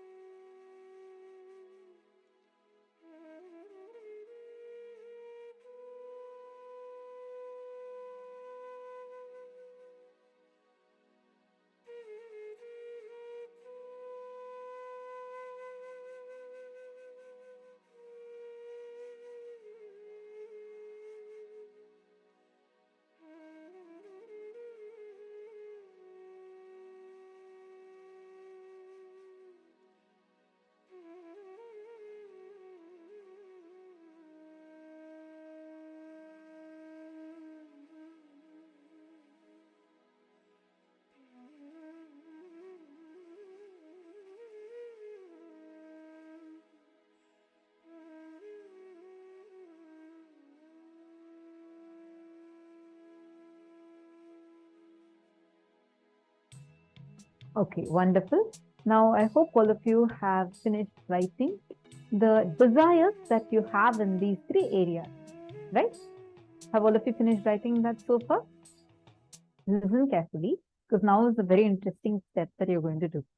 Now you're going to actually identify what all of these desires are conflicting desires, what all of these desires are complicating desires, and what all are contradictory desires. So this is what we all are going to be doing. Are you all ready? Should we understand this a little more deeply? Listen, actually, this really clicked with me the first time I heard it. So every Paramashiva, I make participants do this. Just close your eyes. You're all going to just visualize whatever I'm going to be telling you a few things. You're going to visualize that now. All right? Please close your eyes. I am walking. I am running. I am standing. I am sitting. I am swimming. Visualize whatever I'm saying as the actions you're doing. I am talking. I am dancing. Right? I am not sitting. I am not standing. I am not singing. I am not swimming. Relax. How many of you notice every time we said the word I am swimming or I am dancing, I am singing, I am walking, you were able to clearly visualize an action. But the same thing when it comes to I am not standing, I am not singing. You did not have a positive action for it. You either visualize, if I'm saying the word, I am not standing, you will probably visualize yourself sitting or probably jumping, right? There is no clear action for this negative word. Like whenever I'm saying a not, your mind can't actually perceive it. How many of you are clicking with it? How many of you are like, yes, that's right. Please post it in the chat if you're able to click with it. When we say the word not, how many of you are noticing that you cannot visualize it? Saint Dennis, Kalai Selvan Ayya, and Satyajata Ayya. Okay. Robert Ramaya. Okay. See, And Deepak Katar. Okay. Good. Happy that all of you are able to grasp it and understand it clearly. Listen carefully. This is what we are doing in our life also. We keep saying, I want to get rid of this poverty. I want to get rid of this poverty. You go on visualizing poverty. You go on empowering that word poverty. It's not just your visualization, it's what you empower. And then you think that, okay, I keep saying every day, I create my desire saying that I don't want to be poor. Look, again, I end up being poor. We go on thinking that why it is happening. But the reason behind why it is happening is this conflicting desire. Meaning, in the same desire, you have a conflict within it. How many of you are getting it? In the same sentence, you have two things conflicting. I want to get rid of my headache. You want to get rid of it, and you also have, in the same sentence, you're also having another word which it is empowering that headache. You cannot visualize these negative things. That's why in Gurukul, actually, our original language, how we talk in Gurukul, is like, it will not be as I, me, my, no, not. We will usually say avoid wanting, zero. That's all. So there is zero negative words, and like it will be as Mata Supriya wants this. Mata Supriya avoids wanting this. This is a very amazing. I feel so blessed growing up in Swamiji's Gurukul, because the language that we were trained to talk is this language. Now, for the sake of programs, so that like people also understand, we say I, me, my, or say no, not, all of these. But originally in the Gurukul, we do not talk these words. See, because the negative words actually don't have the no or a not, does not have any positive visualization. Instead, you go on empowering these negative ones. How many of you are understanding this? If you're understanding this, can you all put yes in the chat?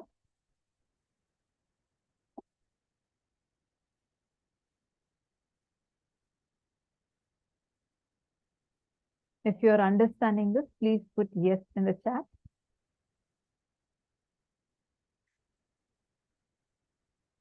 No. Okay. See, Deepakaya, listen to this carefully. For example, let us say that you don't want to have loans, right? Now, you go on thinking inside of you that, oh, I want to get rid of my loans. I don't want loans. I don't want loans.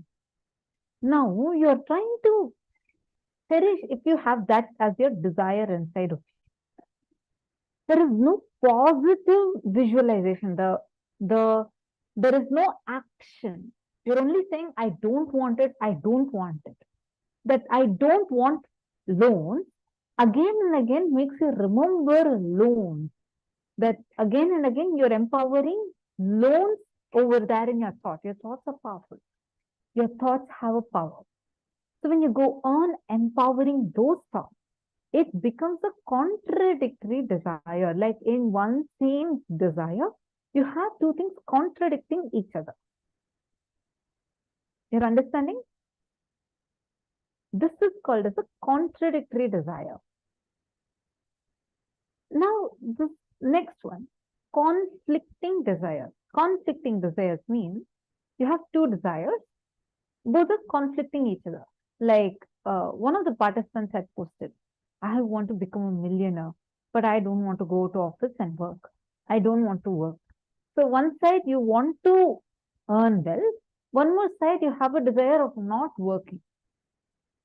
That two things are conflicting desires. Best example, I'm sure most of you would be able to relate to it. You're just saying, I'm going to hit the gym tomorrow morning. You get your gym set ready, you get everything ready, you sleep. And next morning, you also have a desire to go and hit that snooze button on your alarm just to have a little more sleep. And you miss your gym. So this Like where you have one desire at one point in time, one more desire at another point in time. These two are conflicting with each other.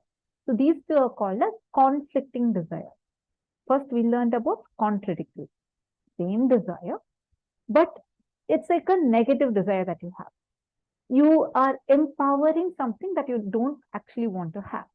When you say the sentence, I really don't want this headache. Instead, you should empower it as, I want to have a healthy body. See, the very visualization in you will change.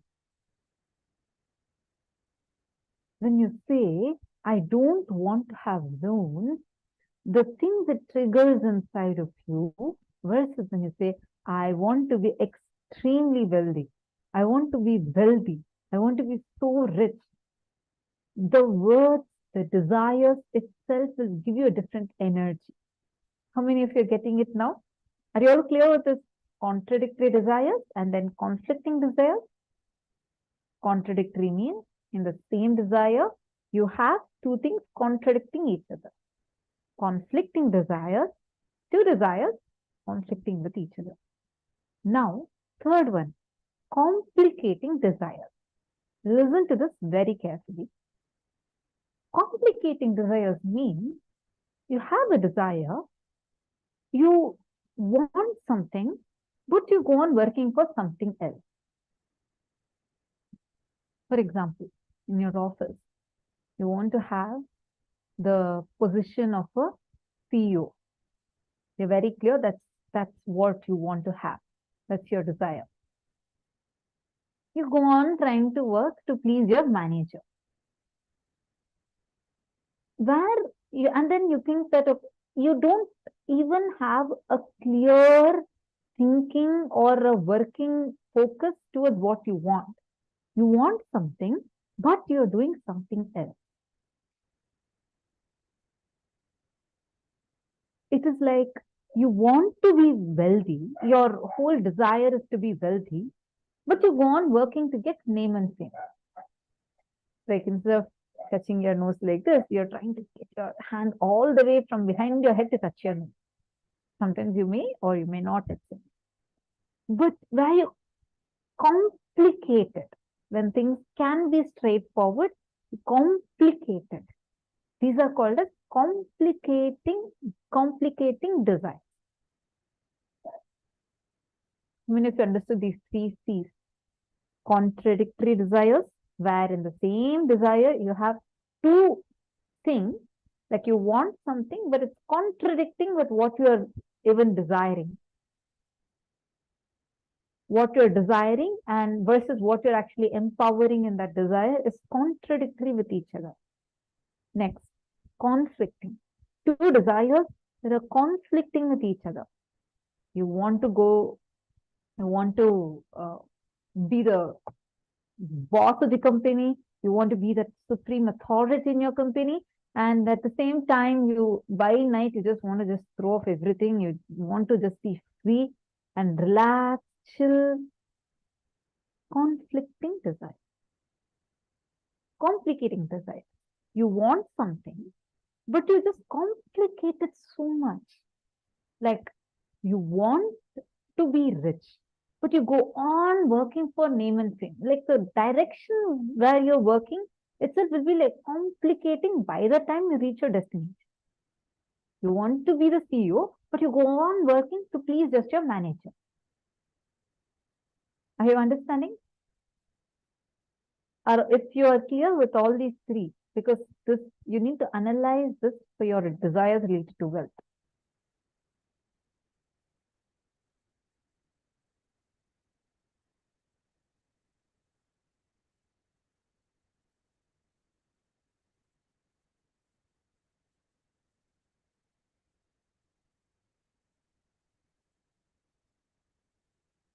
Ma Stephanie Dietrich, I went through your message. Ma Stephanie. Yes, I read your message. Good. See, your desire to be a sannyasi, that you want to be a sannyasi, just empower that. I have been seeing your sincerity with which you keep coming and sitting and attending the session. take the step to be a sannyasi. I know you have already signed up. Just empower that. That empowering what you empower, what you want, what you empower is powerful enough to make what you want happen. Ichha Shakti is more powerful than Kriya Shakti. Your desire to be a millionaire, that desire, if you don't have conflicts in it, you don't have complications in it, you don't have contradictions in it, that desire, Ichha Shakti, is so powerful. You don't even need to worry about, oh God, what work I have to do for it. It will just manifest as reality. That's the power of Ichha Shakti. So, Ma Stephanie, just you have a beautiful cognition. I appreciate your cognition. Take a step. Now, maybe we'll actually have one of our team members to reach out to you. You take the step to become a sannyasi. All right? Empower that. You have such a, I see many times I read your cognition. Very good cognitions you have. Empower that. How many of you are understanding this so far? Can we all now analyze your own desires? You're going to see, okay. For example,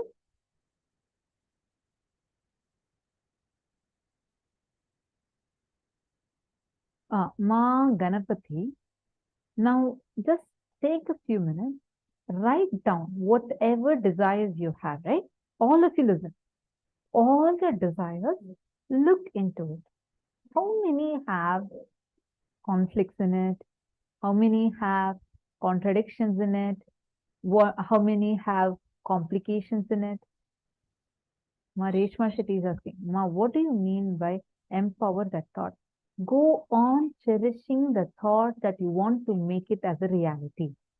Understand, most of the times, because of the contradictions and conflicts within our thought, you try to empower two different things. It's like you either want to go this side or that side. But at the time, you try to pull both sides. It's not going to work. Are you understanding? It's constant tug of war going on inside of you. Now, you need to drop that. You're going to, first, you need to do completion. That's what we are going to do now. Where you're going to first identify, okay, where all am I having conflicting desires? How many of my desires are conflicting? How many of my desires are complicating? How many of my desires are contradictory? You're going to spend some time with yourself, analyze these things, and then you're going to complete it so that you can very powerfully empower yourself such that just more and more you cherish something will just become a reality. You understanding? Reshma Shetty, why don't you come in camera?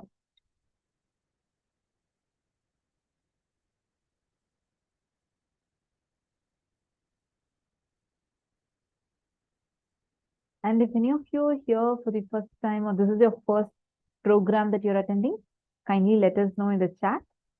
If you are wanting to be anonymous, like you don't want your names to be read out, you can just message the PSM Tech Team ID. That would be the ID through which you're seeing our feed in all of your rooms. You can just message directly to that ID. And even if your questions that you don't want us to read out your name, you can just message us a direct message to that ID.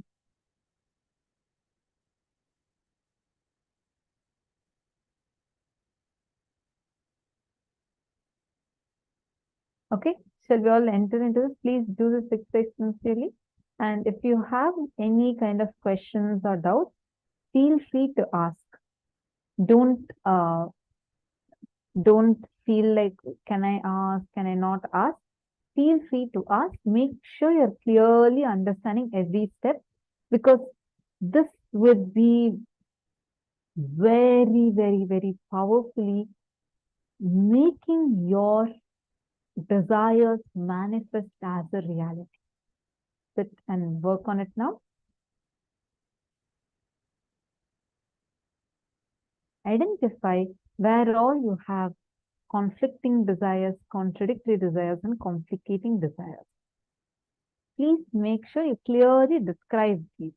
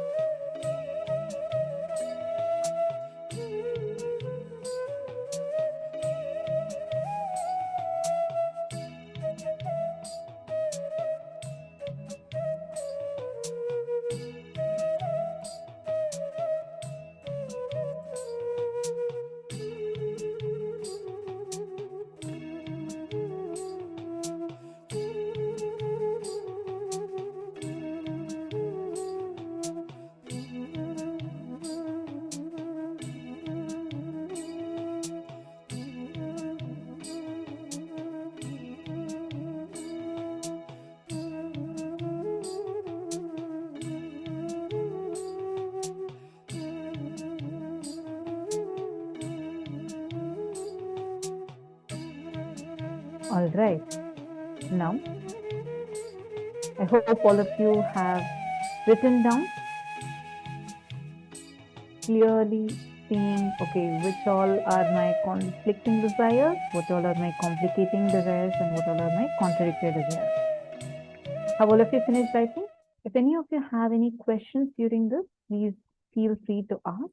You can post it in the chat. Mahongli Wang, Nityanandamma, I want money to directly appear into my bank account whenever I need, but do not believe this can happen. What should I do? See, first and foremost thing, Ma, for that, you need to have that strong desire inside of you without any self-doubt, self-hatred, self-denial. And second thing, go on empowering your power manifestation more and more, because this cannot happen logically. It can only happen through power manifestation. It is possible. There are tons of people who have done it. And sometimes when your intention for something is so strong, when that intention is so powerful, it is powerful enough to break free from those contradictions, complications inside of you, and it just becomes reality.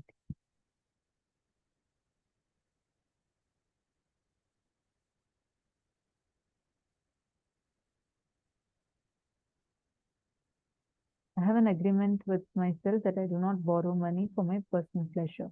I need to save and use and only use money that I indeed have. Would that be conflict free? See, end of the day, it is not what society is trying to instill on us. In socially, we are being told one biggest myth is poverty, being poor is very sacred. We give a lot of sacredness for being poor. How many of you are understanding this? You feel like, I really used to think, oh, this person looks so humble because they're so poor. And you feel that, oh, rich people are very arrogant people. It is a cognition that the society is instilling inside of you. And you go on believing that, okay, we go on believing these myths and trying to judge ourselves with all of these. First and foremost thing, being poor is not equal to being sacred. Being rich is not equal to being arrogant. Second, if some desire is creating a conflict in you, for example, you feel that I will not borrow any money. I am very clear what I have is more than enough for me. And it is not creating another desire in you. No, I still want to have. If there are not two conflicting desires in you, be very clear, be very sure. Ma Krista Menard, you have a conflict-free desire in you. But one side you have taken, you feel like, I have this as a commitment with myself. I don't want to borrow money. On the other side, I don't want to have this. I want to have that. And it's okay. Can I borrow? This conflict, if it is coming, then it is called as a conflicting desire. It is about what end of the day, what is it making you feel inside of you?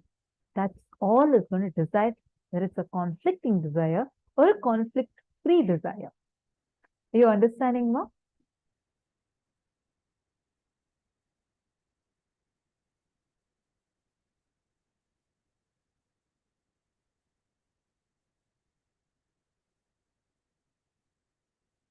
Okay, wonderful. Sonal Gupta, Nityanandam, this is the first time you're here? Ma Sonal Gupta, Nityanandam, is this the first time you're here?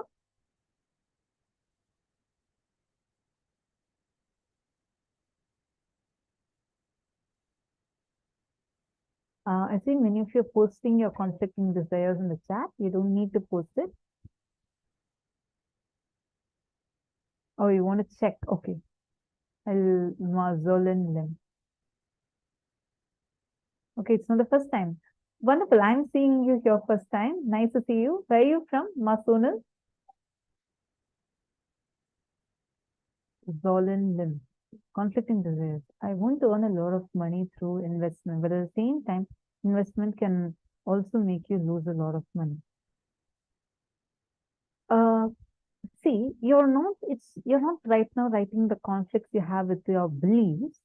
You're going to be writing the conflicting desires that you have. Meaning, one side you want to earn a lot of money through investment, and one more side you also want to spend that money into something else. That's called as conflicting desire.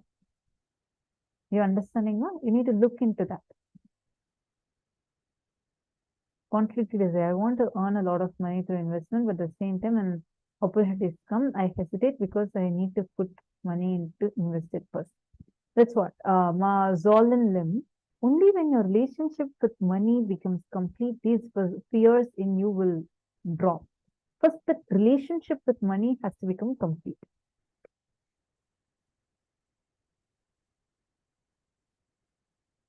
Hate making money, but love donate. Is this creating money conflict? Not really, but you don't want to make money, but you feel like you want to donate, and the donating thing, if you are also having a fear associated with it, that, oh God, if I keep donating, how am I going to gain money? Because I hate making money. Then that's a conflict. Zolan Lim, listen carefully. No worries, I'll explain to you. Listen step by step. Okay. For example, you want to have a huge money, like you want to really earn a lot. At the same time, you are afraid to take any step, like what you've identified, right? So you also don't want to take a risk. That would be a conflicting desire. You're understanding now? Same thing you've written, just write it a little more deeper. You'll understand the conflict in it. If any of you are not understanding, feel free to ask, and I highly recommend all of you to please be on camera and attend the session by being on camera.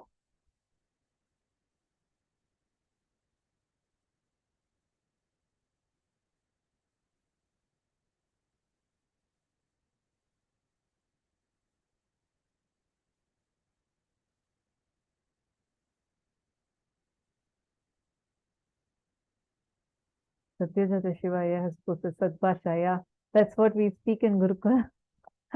In Gurukul, it's always, we will avoid saying like, I, me, my, no, not.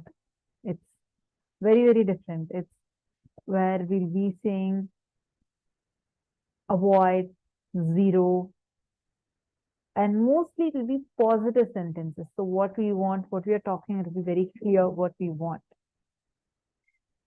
All right. So now, I hope all of you have understood and done the exercise. Let's move on to the next session. We are going to be entering into the power manifestation section now.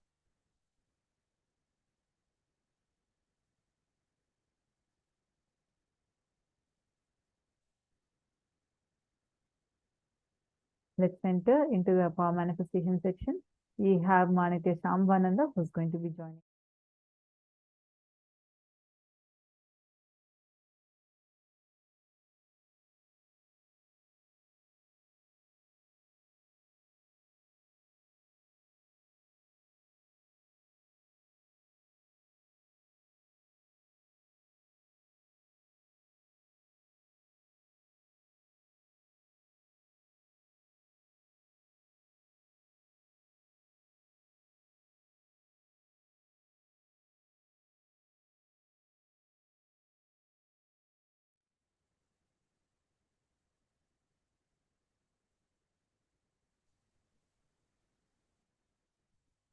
Now, let's continue.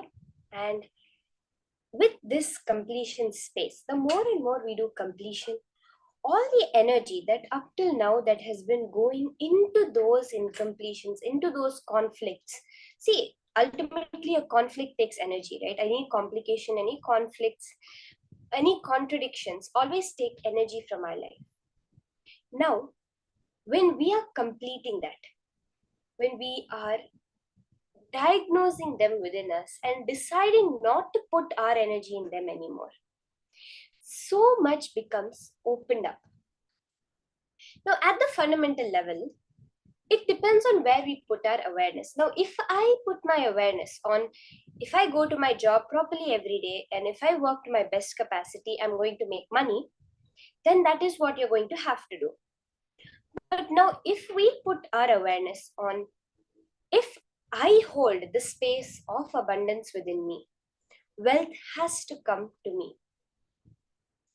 There is a very beautiful thing that Vivekananda says. He says that in my country, when he had gone to the US, he says that in my country, if we want wealth, we go and sit under a tree. Anything we want in Hinduism, we go sit under a tree and meditate. Why? Because of the fundamental understanding that science that there is nothing external. It's only the consciousness, the way you create your space is how the external world manifests. Take the example of a dream.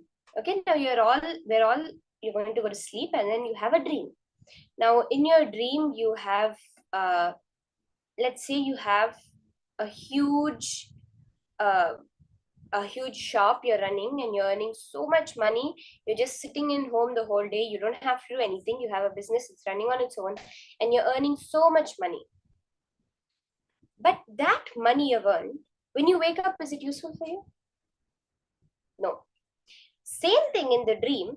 You're being chased by lions, by tigers. You're about to die. You have one side a cliff with a snake pit below, and this side you have 3 lions about to jump on you. Is it going to matter when you wake up? Or even something simple, you break your leg in your dream. You're not going to go to the hospital when you wake up. Because you know that it is your own projection. Swamiji very beautifully says, the money, the wealth you have in this reality and in your dream reality is one and the same. The same way as I can create an infinite amount of wealth in my dream, I can create it even in this reality. The minute we understand that this reality is a projection of mine, it's designed, it's created by me. Now, when we apply this to power manifestation, the object in front of me that it's of a defined size is what I have put out there. I have colored it like that. I have drawn it and I have colored it of that size. So if I decide now, I can just erase it and draw it much bigger. Are we all understanding this? Now, let's do the power of Mahima again, where we're going to increase the size of an object. See, when we do it with a single object in front of us, when we see the results happening, you will realize, you will understand the science of how to apply this to everything. I know Ma Hongdi Wang have been saying, you want to, through power manifestation, you can increase your bank balance. It's just about understanding the science. Currently, what numbers are appearing on your screen, on the bank, on the ATM screen, is put out there by you. Currently, the amount of wealth you know you have is created by you, is projected out there. Like how a TV screen, only what the signal it gets, it's going to show. The reality is also just the signal you give it. Like a dream. It's what you create in your dream is what's going to be there. You have created it. Exactly the same way. This is the good news actually. And the best news is you can change it. And that is the science with which Swamiji is empowering us. So I request all of you to keep any object in front of you. See, any object you feel connected with as wealth. As today's full day is about wealth manifestation, whether it's some semi-precious or precious items, something that you feel connected to as wealth. Can I request all of us to keep some object in front of us? If at all you have some deities that you feel very connected to, you can keep that. You can use your Atmalinga also. Measure its current size and take a photo right now. So if you have a scale or a measuring tape, you can use that. Or else you can just take a piece of paper and outline the object with a pen or pencil.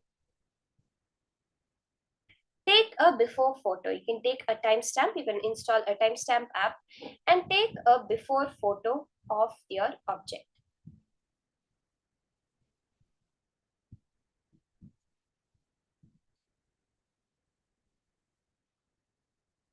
Let's all do this.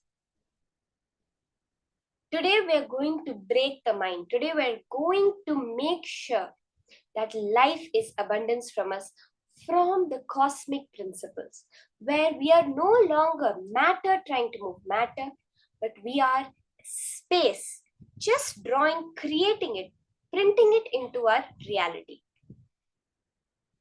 Now, once you have measured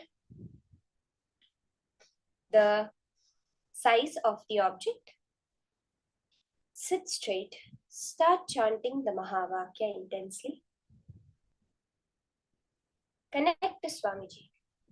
Now, here's a very important thing.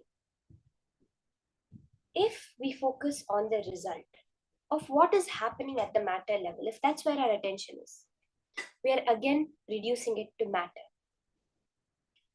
Forget that there's an object in front of you. Forget that you want wealth.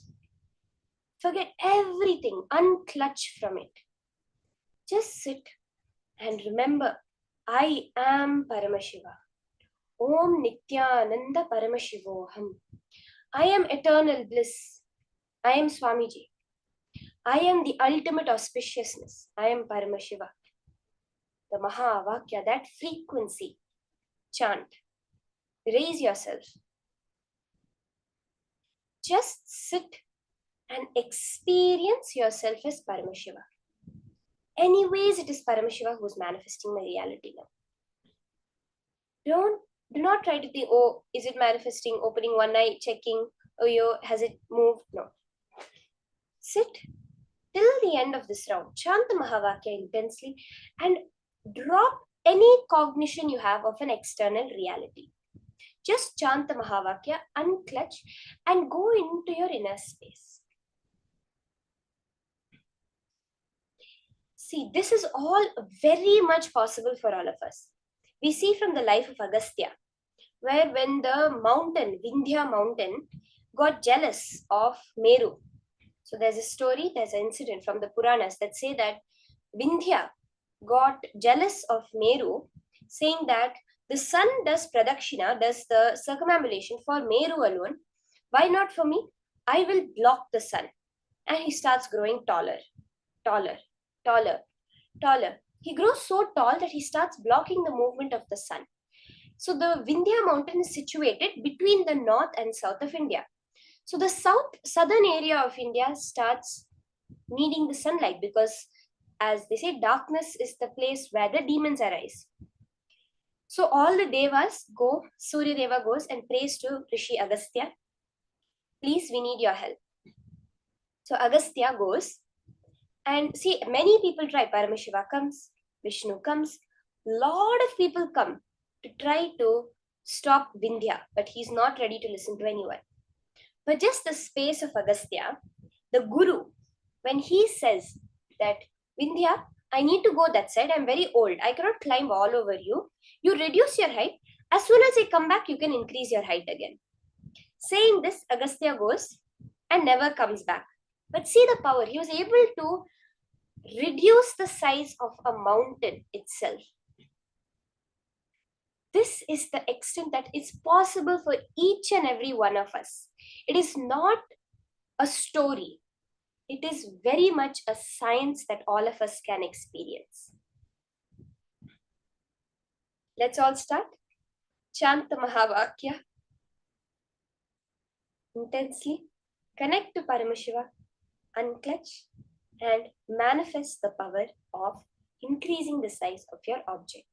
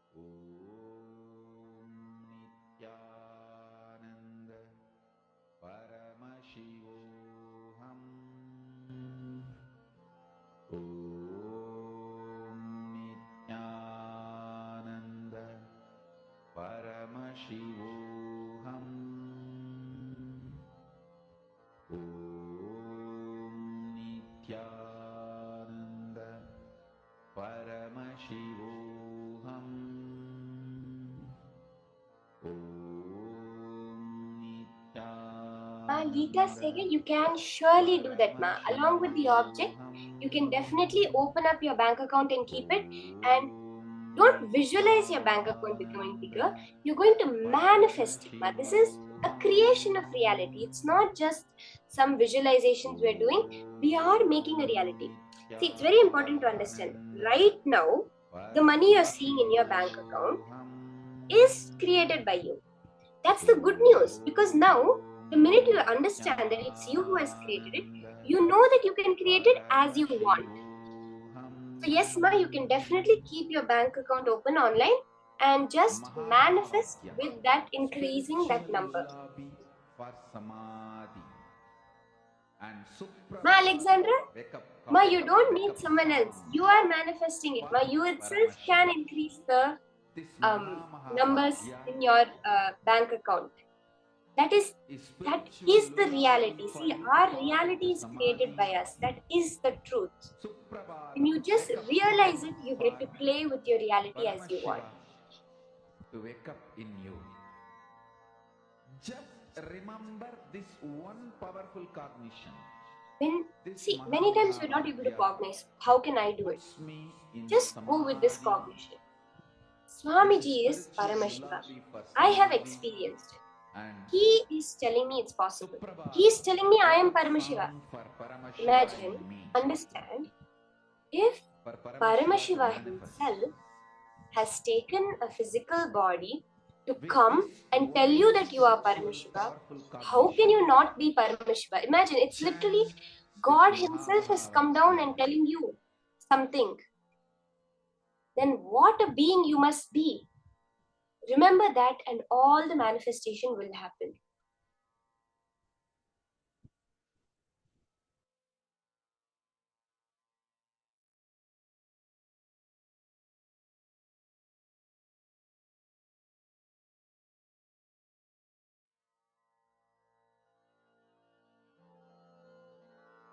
Mahamahavagya, spiritual lullaby for samadhi, and Suprabhatam, wake up call, wake up song for Paramashiva, for Paramashiva to manifest.